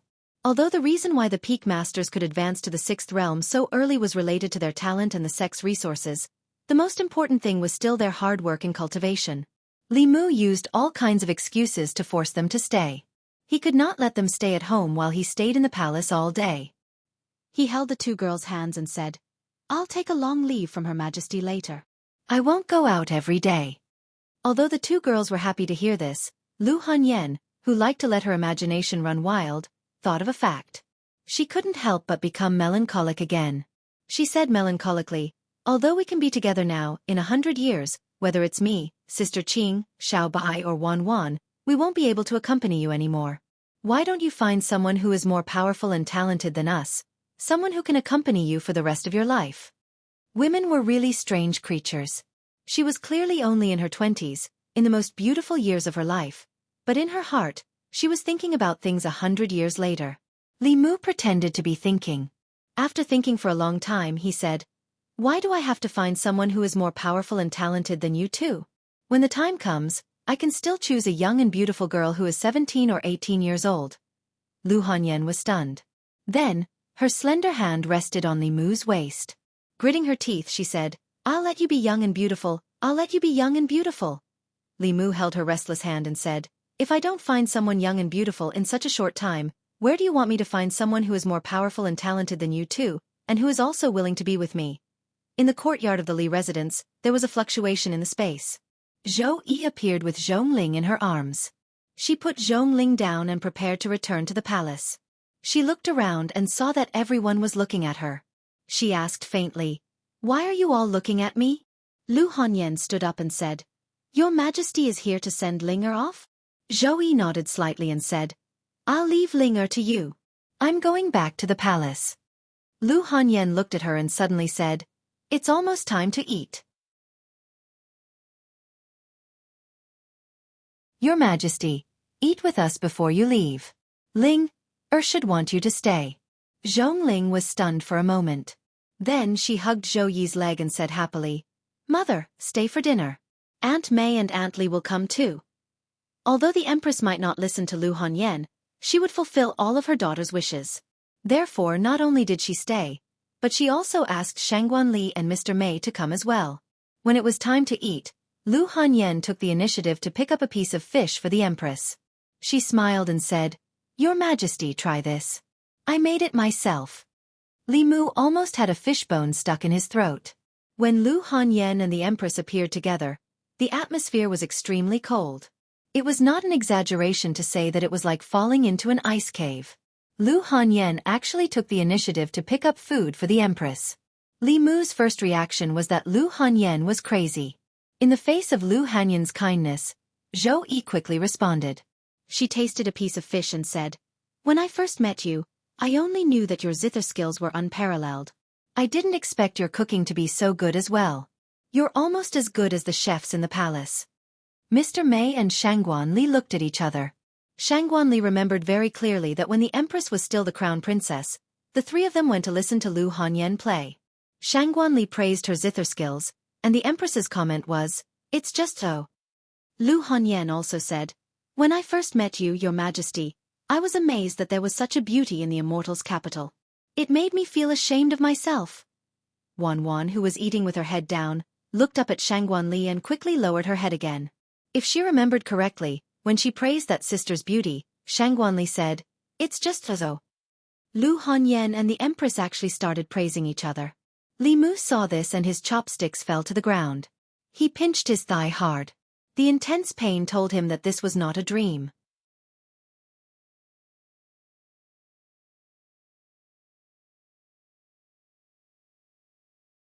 Chapter 505. When Lu Hanyan and the Empress began to compliment each other, the meal was especially harmonious. Li Mu was actually able to see the 2 of them get along well in his lifetime. It could be said that he had fulfilled one of his greatest regrets. Lu Hanyan took the initiative to befriend the empress, and because of Zhongling, the empress came to the house more frequently. From once every 3 days, once every 2 days, to twice a day now. Li Mu didn't go to the secretariat these 2 days. He only went to the Department of Consecration to inspect. Feeling an aura outside the door, Li Mu walked to the door and opened it. Ao Run stood at the door with his head lowered. He respectfully said, "Master." Li Mu asked indifferently, "Is it done?" Ao Run immediately said, "Master, the one causing trouble in the river is a green fish demon. I have already followed your orders and captured it and handed it over to the local Yao division." A few days ago, the Department of Consecration received a request for help from a certain county's Yao division. There was a water demon causing trouble in the county's waters. Because the officials of the Yao division were all land demons and couldn't swim well, the water demon escaped several times. They then asked for help from the Department of Consecration. There were no water demon elites in the Department of Consecration, so Li Mu gave Ao Run an order to deal with it. This time, he came to report to Li Mu. Li Mu said, "If you are done, go back and cultivate." Ao Run bowed and said, "Yes." Lu Hanyan asked in the courtyard, "Is there a guest?" Li Mu said, "No, it's the mount I took in." Lu Hanyan didn't know the details. She only knew that Li Mu took in a dragon as a mount. She had never seen it before, so she said, "It's time to eat. Let him eat before he leaves." Since she had already spoken, Li Mu couldn't refute. He glanced at Ao Run and said indifferently, "Come in." Ao Run lowered his head and walked into the courtyard, not daring to look around. The Empress held Zhongling's hand and walked over. The little girl flew into Li Mu's arms and asked, "Father, Mother, when are we going out to play?" When Ao Run saw this, he immediately said to the Empress, "I pay respects to Matriarch." Li Mu kicked him in the butt and glared at him. He looked at Lu Hanyan and Li Qing at the table and said, "Those two are the mistresses. This is His Majesty." It wasn't easy for his family to be harmonious for the past 2 days. If it was destroyed by this stupid flood dragon, Li Mu would definitely peel off his flood dragon skin, pull out his flood dragon tendons, and chop up his flood dragon meat to feed the dogs. Ao Run looked at Zhongling, then looked at Li Mu and the Empress. His eyes swept over Lu Hanyan and Li Qing. Confusion appeared in his eyes. He shook his head vigorously and said, "Master, the relationship in your family is a bit messy. Let me sort it out." When it was time to eat, Li Mu gave Ao Run a bowl and casually picked some food and asked him to squat in the corner to eat. Lu Hanyan looked at Li Mu and asked, "That's not good." Li Mu waved his hand and said, "You don't know. He looks like a dog, but he's actually not a good person. In the demon realm, he goes around seducing married women. After that, he shows off in front of their husbands. He has more than a dozen wives and concubines at home, but he's still dishonest all day long." Taking a bite of rice, Ao Run tried to defend himself. "Master, I've said it before, in our demon realm, strength is everything. Even if someone steals their wife, they can only blame themselves for being too weak. Besides, they're willing to follow me. I didn't force them. In fact, I look down on some humans the most. They're obviously very strong, but they don't even dare to steal the person they like. What's the point of cultivating then? As for their husbands, they're not strong enough to take care of their wives, so they can only blame themselves for being too weak." Li Mu suddenly stood up and grabbed the back of Ao Run's neck. He coldly said, "Stop eating, I'll take you to see something good." On this day, the people of the capital saw lightning flashing in the sky. A flood dragon was rolling in the clouds and howling. Then, its body was charred black and fell into a lake in Jianghu. Since then, the lake was renamed Fallen Dragon Lake. The people didn't dare to go near it anymore. When Li Mu returned home, Lu Hanyan and the Empress were chatting happily as if nothing had happened. This is actually very strange. After all, although they've met before, they've only spoken less than 5 sentences in total. The Empress has her pride. She won't easily lower herself. Lu Hanyan also has Lu Hanyan's pride. If she doesn't like someone, no matter how noble their status is, she will absolutely ignore them. However, she was the one who took the initiative. Although Lu Hanyan didn't say it explicitly, how could Li Mu not know what it means? With her arrogant personality, she's willing to take the initiative to flatter the Empress. As a wife, She's already thinking about Li Mu in 100 years. Combined with what she said to Li Mu just now, it's obvious that in her eyes, the Empress is more talented than them and has a longer lifespan. She's the best candidate to be with Li Mu until his lifespan ends. After the Empress returned to the palace, Lu Hanyan glanced at Li Mu. After spending so much time together, Li Mu already understood the meaning of her gaze and action. He followed her into the room. Lu Hanyan sat on the edge of the bed and patted the side of her body. Li Mu walked over and sat beside her. Lu Hanyan asked, "Can you tell what Her Majesty thinks of you?" Li Mu asked cautiously, "What do you mean?" Lu Hanyan pinched her waist and said, "There are no outsiders here. What's the point of pretending in front of me?" Deeply affected by Lu Hanyan's tricks, Li Mu had long since stopped taking the initiative to fall into them. He asked, "What do you mean? Speak clearly. If you don't say it, how will I know what you mean?" After Lu Hanyan calmed down, she slowly said, "Her Majesty is still so young, but she's already a 7th realm elite. I don't believe you can't see Her Majesty's feelings for you. If you're thinking of waiting until my sister and I reach the end of our lifespans before you can be together with Her Majesty, I advise you to express your feelings to her as soon as possible. Do you want her to wait 100 years for you?" Li Mu looked at her and asked, "Are you not afraid that you'll regret it when you reach the 7th realm?" Lu Hanyan thought carefully, then suddenly waved her hand and said, "Pretend I didn't say anything." Walking out of the room, Li Mu lightly slapped himself because he blamed himself for being talkative. When he walked into the courtyard, his heart sank. Whether it was Lu Hanyan being sentimental or preparing for a rainy day, there would come a day when Li Mu would have to face this problem. He had no doubts about reaching the 7th realm. The legacy of the Fulu school, the telekinesis of the people of Great Zhou, and the telekinesis of the Yao of Thousand Fox Kingdom would allow him to step into this realm in 20 years, or even less. But what about Lu Hanyan and Li Qing? What about Wan Wan and Xiao Bai?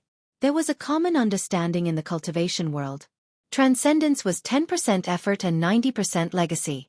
An individual's talent and cultivation effort were actually not the decisive factors in whether or not one could reach the 7th realm. The Empress had transcended because of the imperial qi. Hyun Jinko and Yuzenzi had achieved this because of the legacy of the Fulu school. The Blue Wolf King and the 10,000 Illusions God Lord had also gathered the power of the Yao nation and bitterly cultivated for dozens of years to reach their current cultivation. Li Mu was confident that he could advance. Lu Hanyan and Li Qing only had a sliver of hope even though they had the Fulu school behind them. Xiao Bai and Wan Wan didn't even have a sliver of hope. Li Mu was proficient in the techniques of both the human and Yao races, and he had also completely comprehended the heavenly tomes of the Pill Cauldron sect. But there was no way for them to easily cross this natural chasm like he had.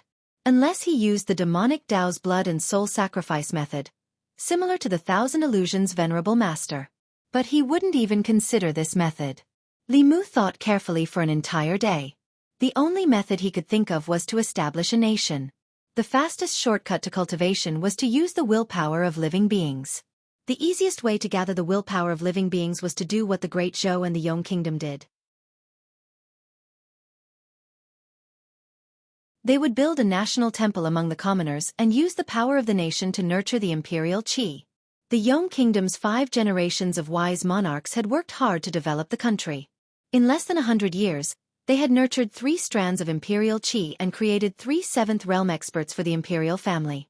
Li Mu believed that he could do the same.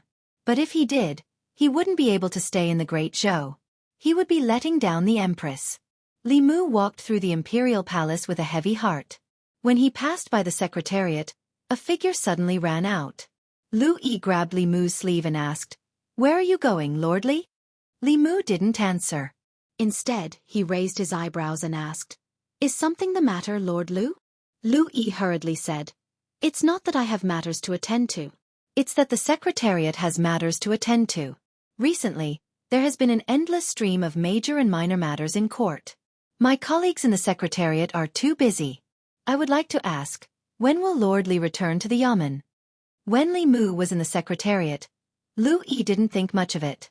When Li Mu wasn't present, all the heavy responsibilities were placed on his shoulders. Only now did Lu Yi realize how difficult everything was. Big and small matters required him to coordinate and plan. If he could control the various ministries and departments, it would be fine. But with his prestige and strength, he couldn't control the people below him. The imperial qi in the ancestral shrine hadn't been decided yet. He also didn't know who he was making wedding clothes for.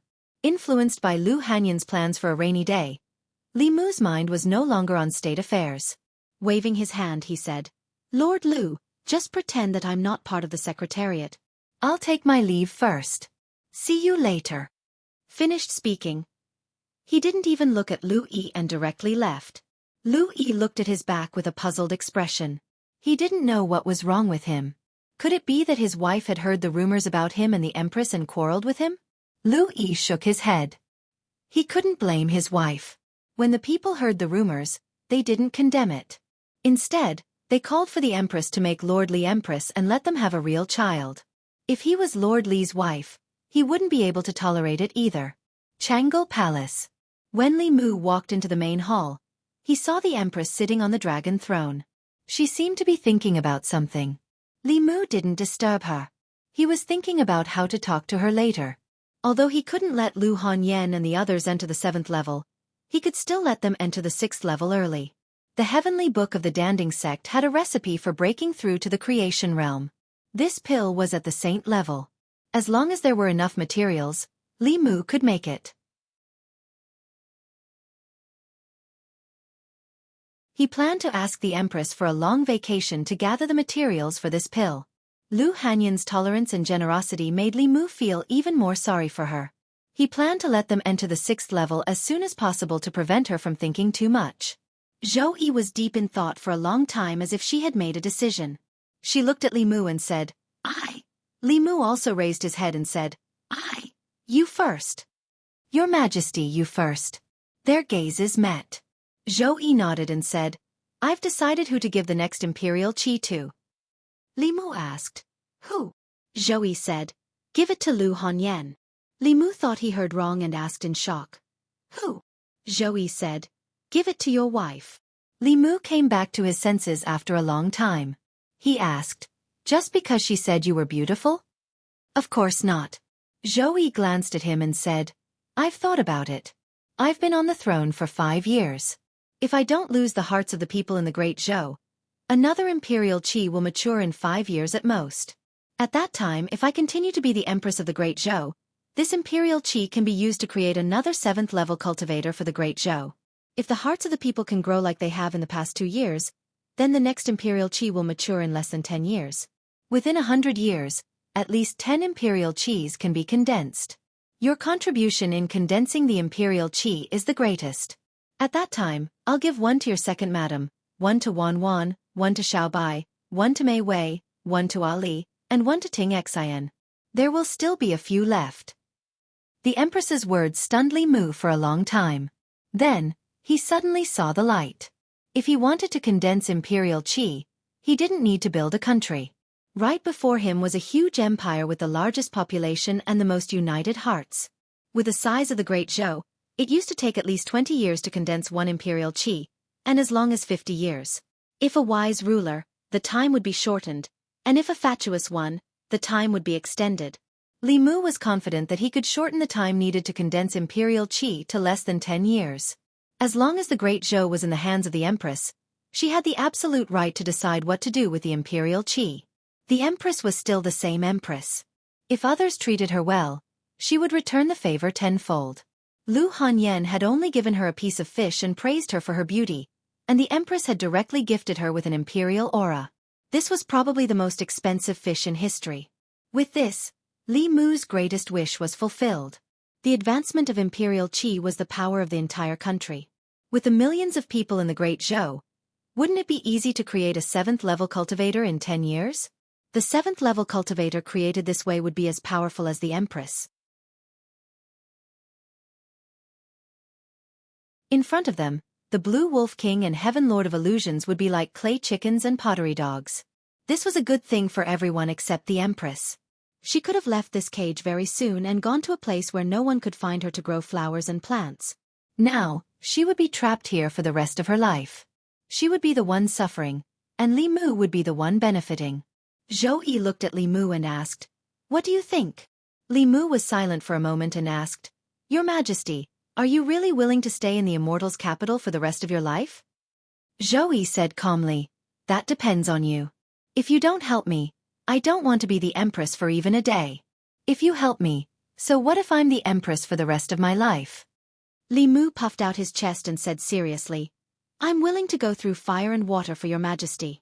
I won't hesitate to die for you. Zhou glanced at him and said, I don't need you to go through fire and water. Just help me look at the memorials every day and deal with the affairs of the state. Li Mu took a deep breath and looked up into her eyes. He said, Thank you, your majesty. Zhou asked, What did you want to say just now? Li Mu didn't say anything. He just stretched out his arms and hugged the Empress tightly. Zhou Yi's face turned red. Her hands hung in the air behind Li Mu's back. She didn't know what to do. Li Mu quickly let go of her. He turned around and strode out of Changle Palace. Imperial Secretariat. Lu Yi picked up a memorial with a worried expression. Suddenly, a familiar voice sounded from outside the door. Li Mu walked into the office and said loudly, Let me do it. Several hours later, Li Mu hurried out of the Imperial Secretariat before the palace doors closed. The feeling of working for himself and working for others was completely different. Before Li Mu looked at each memorial, he would tell himself that he was working so hard not for the Great Zhou court, but for the people of the Great Zhou. For the will of the people, for the gathering of imperial qi, for the sake of being together with the person he loved. This way, not only would he not feel annoyed, he would even want to look at a few more memorials. When he returned home, the light in Li Qing's room had already been extinguished. However, the light in Lu Hanyan's room was still lit. Li Mu pushed open the door and walked in. He found that Li Qing was also in Lu Hanyan's room. Li Mu looked at them and said, It's good that you're all not asleep. I have something important to tell you. Among the cultivators in the world, the most relaxed were the imperial families of the various countries. They did not need to cultivate at all. Just by relying on the inheritance of the imperial family, they could reach the highest realm that others could not reach in their entire lives. From today onwards, Lu Hanyan and Li Qing would no longer need to return to Mount Baiyun to cultivate in seclusion. The husband and wife would no longer need to be separated for a long time. Li Mu could already imagine how happy they would be when they learned of this. Lu Hanyan said, We also have something to tell you. This kind of important news naturally had to be the finale. Li Mu said, Then you guys go first. Li Qing lowered her head slightly. Lu Hanyan's expression was somewhat guilty. She said, We're going back to Mount Baiyun tomorrow. Tonight, let's cultivate together. Li Mu was stunned. Lu Hanyan asked, What did you say was important? Li Mu came back to his senses and shook his head. He said, I suddenly feel that this matter is not that important. Let's talk about it tomorrow morning. He waved his sleeve and the lights in the room went out. In the morning, Li Mu hugged two soft bodies. Because yesterday was the last night, Lu Hanyan and Li Qing did not want to monopolize Li Mu. After a difficult choice, they decided to cultivate together. Lu Hanyan nestled in Li Mu's arms. She thought of what happened last night and asked Li Mu, What was the important thing you wanted to say yesterday? Li Mu put on his clothes and got out of bed. He walked to the door and said, You praised His Majesty yesterday. His Majesty is very happy and wants to reward you with something. Lu Hanyan asked, What is it? Li Mu said, Emperor Qi from the Ancestral Temple. His Majesty has decided to give it to you and Qingqing. Xiao Bai and Wan Wan also have a share. So, you don't have to go back to Mount Baiyun. You don't have to cultivate so hard in the future. Lu Hanyan said in shock. Really? Li Mu said, Why would I lie to you about something like this? Lu Hanyan and Li Qing looked at each other. In the next moment, two pillows flew from the bed toward Li Mu. Li Mu walked out of the room first. The pillows flew back to the bed. Lu Hanyan's face turned red. Li Qing buried her entire body in the blanket.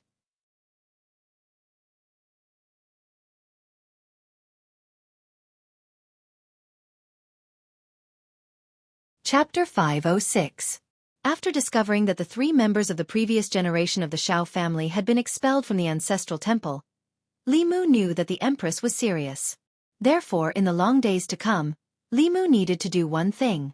He needed to help the Empress govern the Great Zhou and ensure that the Great Zhou was stable internally, that there were no strong enemies outside, and that the faith of the people could be maintained or continue to grow.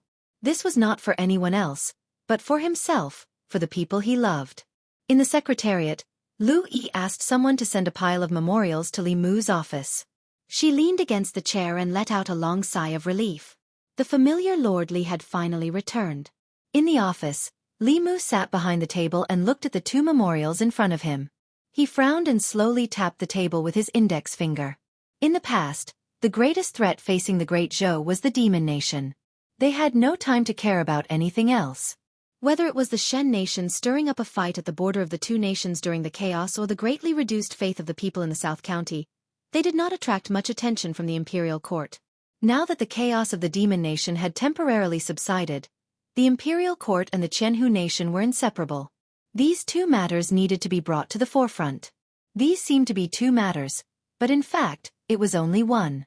Ever since the last time the tribute was paid and the Great Zhou fell out, the Shen nation had been restless. They banned the merchants of the Great Zhou from entering and destroyed the goods of the Great Zhou. The anti-Zhou sentiment in the country was serious, and they repeatedly disturbed the border.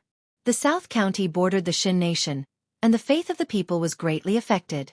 Li Mu first asked the empress to go to the ancestral temple to check on the faith cauldron in the South County. However, the empress had taken Lu Hanyan, Li Qing, and Zhongling to a spring outing outside the city. She was not in the Chang'e Palace, so Li Mu could do as he saw fit. She did not bring Mr. Mei and Shangguan Li with her on this trip. Therefore, Li Mu asked them to accompany him to the ancestral temple. The ancestral temple was an important place in the Great Zhou. It was where the emperor's qi was nurtured. It was related to the future of a country. The Shao family lost the throne because they did not take good care of the emperor's qi. In order to avoid suspicion, Li Mu could not go there alone. Li Mu still had not told them that the empress planned to give each of them a wisp of imperial qi in the future. Zhou was just like that. When a person achieved the Tao, everyone around them would ascend to the heavens as well. She wanted nothing more than to give all the good things to those around her. In the ancestral temple, the three elders were no longer there. Even the cattail hassock on the ground had been thrown away. The golden dragon swam in the cauldron at the center of the ancestral temple. Li Mu looked at the 36 small cauldrons. There were differences in the brightness of the small cauldrons, but other than the one in Shandu, the differences in the other cauldrons were not too great. Li Mu walked forward and saw the word Nan on the cauldron. After coming to the ancestral temple, Li Mu confirmed that something had indeed happened in Nan County. He then went to the Department of Worship and sent a few Fifth Realm worshippers to Nan County to investigate the matter. When he left the palace and returned home, Lu Hanyan and the Empress had already returned from their trip. He had dealt with too many reports in the past 2 days. He leaned against the stone chair in the courtyard to rest. Fully relaxed, he quickly fell asleep. Wan Wan was helping Lu Hanyan wash the vegetables. She looked back at Li Mu and said, "Young master must have dreamt of something good. Miss, look at how happy he is." Lu Hanyan remembered what happened last night. She could not help but blush. She said, "He must be thinking of something improper again." Zhou Yi walked to Li Mu and sat down.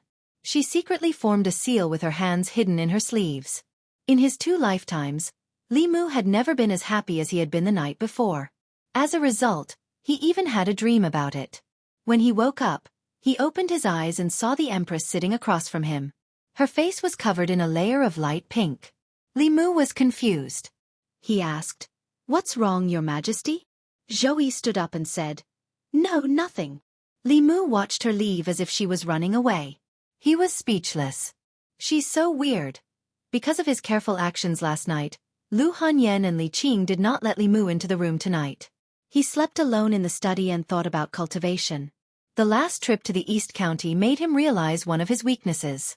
With his cultivation improved, he was not afraid of ordinary 6th realm cultivators no matter on land or in the air. However, in the water, the strength he could exert was greatly reduced. It would take a lot of effort to deal with AO Run. This was not Li Mu's weakness. Human beings were not as good at fighting in the water as the Water Clan. Apart from a few amphibious demon races, only the Dragon Clan could be good at fighting on land and in the water. When the Department of Offerings encountered trouble from the Water Clan, there was nothing they could do except to pump the water. Although he had AO Run, the tool dragon, at his disposal, it was not realistic to let him deal with it every time. Li Mu searched his mind and found a kind of medicine pill called the water-repelling pill. Although it was called a medicine pill, it was actually a magic treasure. It was refined with the essence and blood of the Water Clan. If mortals held it in their mouths, they would not drown. If cultivators carried it with them, it would have a certain water-repelling effect and reduce the weakening of their strength when fighting in the water. With the water-repelling pill, human cultivators could exert 70 to 80% of their strength in the water. It was said that if one could swallow a dragon clan's inner core, they would have the abilities of the Water Clan in the water.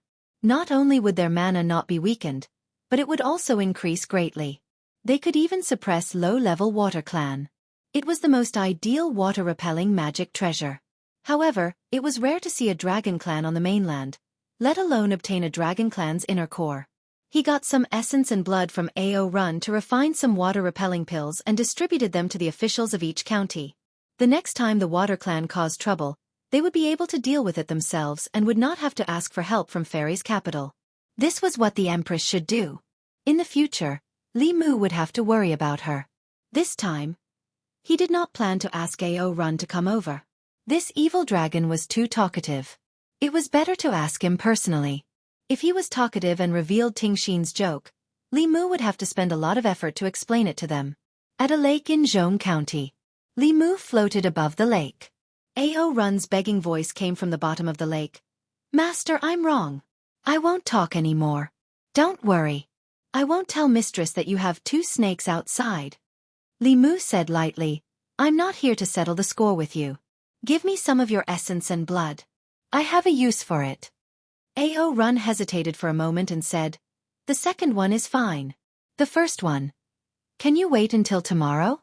"I don't have it today." Li Mu extracted a bucket of flood dragon blood from Ao Run's body and casually tossed 2 pills to the pale-faced Ao Run. Then, he flew back to Luoyang. There were still some materials needed to refine the water-repelling pill. Li Mu spent a few days to collect them. It was already 10 days later when he refined the water-repelling pill. He came to the Department of Offerings and gave dozens of blood-red pills to the offerings in charge. He said, "Distribute these water-repelling pills to the 36 counties. In the future, if there are any problems related to the Water Clan, you don't have to ask for help from Fairy's capital." After leaving behind the water-repelling pills, Li Mu asked him, "How's the matter in South County?" Speaking of South County, the offerings looked helpless and said, "My lord, the Shen Kingdom hates our great Zhou very much." Although they didn't do anything officially, the cultivators of the Shen Kingdom kept causing trouble at the border of South County.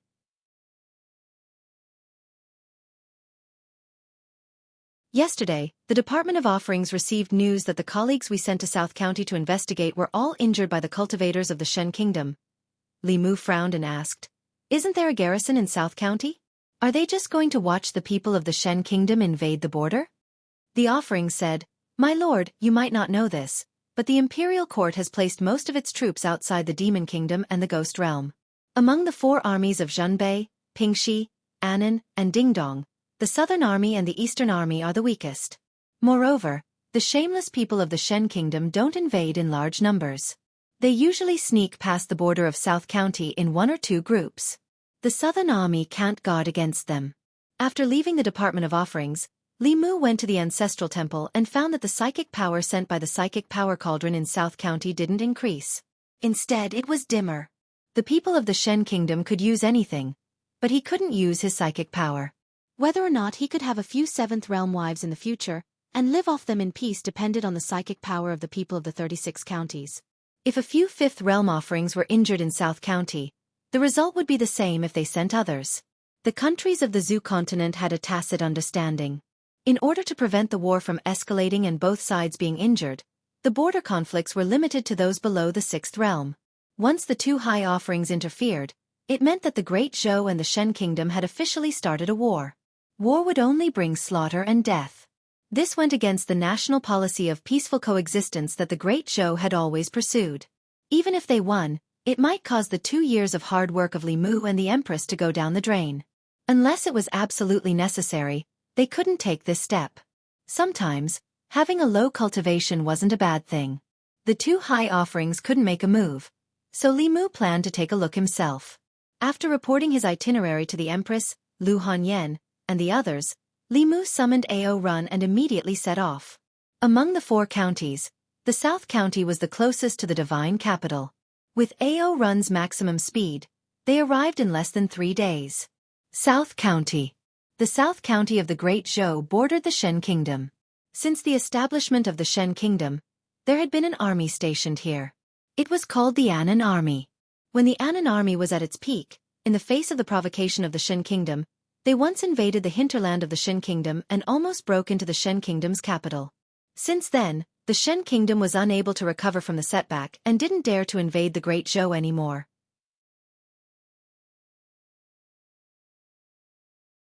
After the south was settled, the imperial court began to transfer the powerful cultivators of the Anan army to the northwest.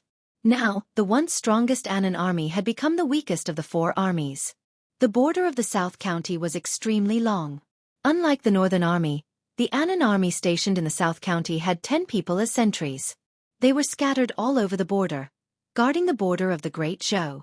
In recent days, because the Shen Kingdom kept invading the border, the Southern Army sentries clashed with the Shen Kingdom cultivators many times.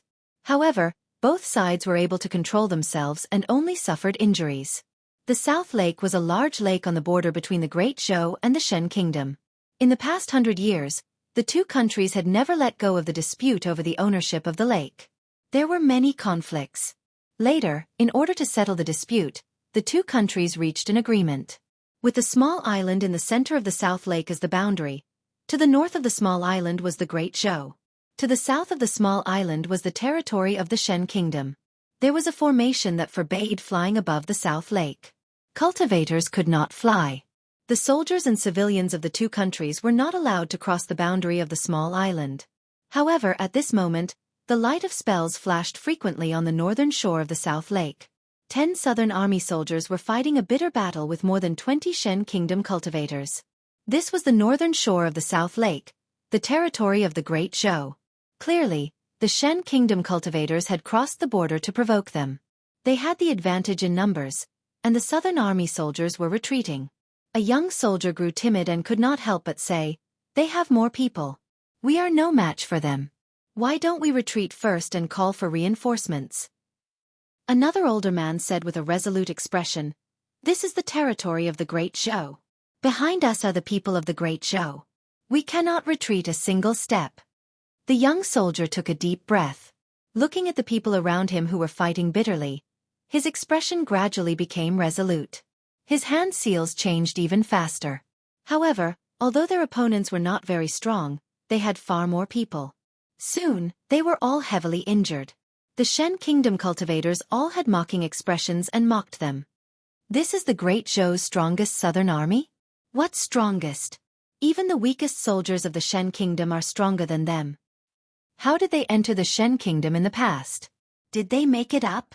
The 10 soldiers of the Great Zhou were humiliated and angry, but they could not resist. Just as they were about to fight to the death, a stream of light appeared in the sky behind them and rushed toward the southern lake. There were 2 powerful auras in the stream of light. These 2 auras came from the direction of the Great Zhou. The people of the Southern Army were delighted and said excitedly, "The reinforcements are here."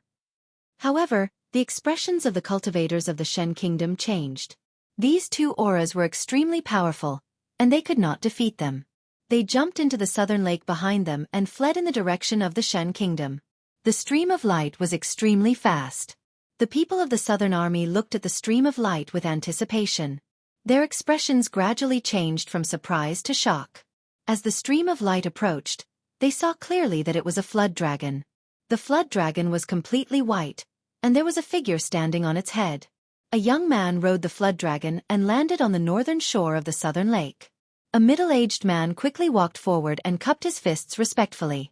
"Greetings, Senior. May I ask if Senior is sent by the imperial court to reinforce the southern county?" Li Mu nodded and said, "I'm from the Department of Worship. What happened here?" The middle-aged man pointed at the southern lake behind him and gritted his teeth. "Sir, the cultivators of the Shen Kingdom forced their way across our borders and provoked our garrison. Before Senior came, they had just escaped." Li Mu felt the auras in the southern lake. He glanced at Ao Run and said, "Catch them." Ao Run jumped into the lake without hesitation. The man was about to stop him, but it was too late. Under the surface of the lake, two white figures were faintly discernible. Huge waves rolled up on the surface of the lake. Li Mu actually discovered another powerful aura at the bottom of the lake. Just from the aura alone, his strength was above Ao Run. The middle-aged man said in a panic, "Sir, let your mount come up quickly. There's a huge dragon from the Shen kingdom at the bottom of the southern lake. It's very powerful." There was no need for him to remind him. In the next moment, Ao Run let out a painful roar and broke out of the water. He stood beside Li Mu in a sorry state. He pointed at the bottom of the lake and said to Li Mu through gritted teeth, "Master, there's a dragon in the lake. I can't beat it. Let's draw the water. We can't spoil it." You're tuning in to the Wisdom Diary YouTube channel. Don't forget to subscribe and join us on this journey to catch the most captivating stories.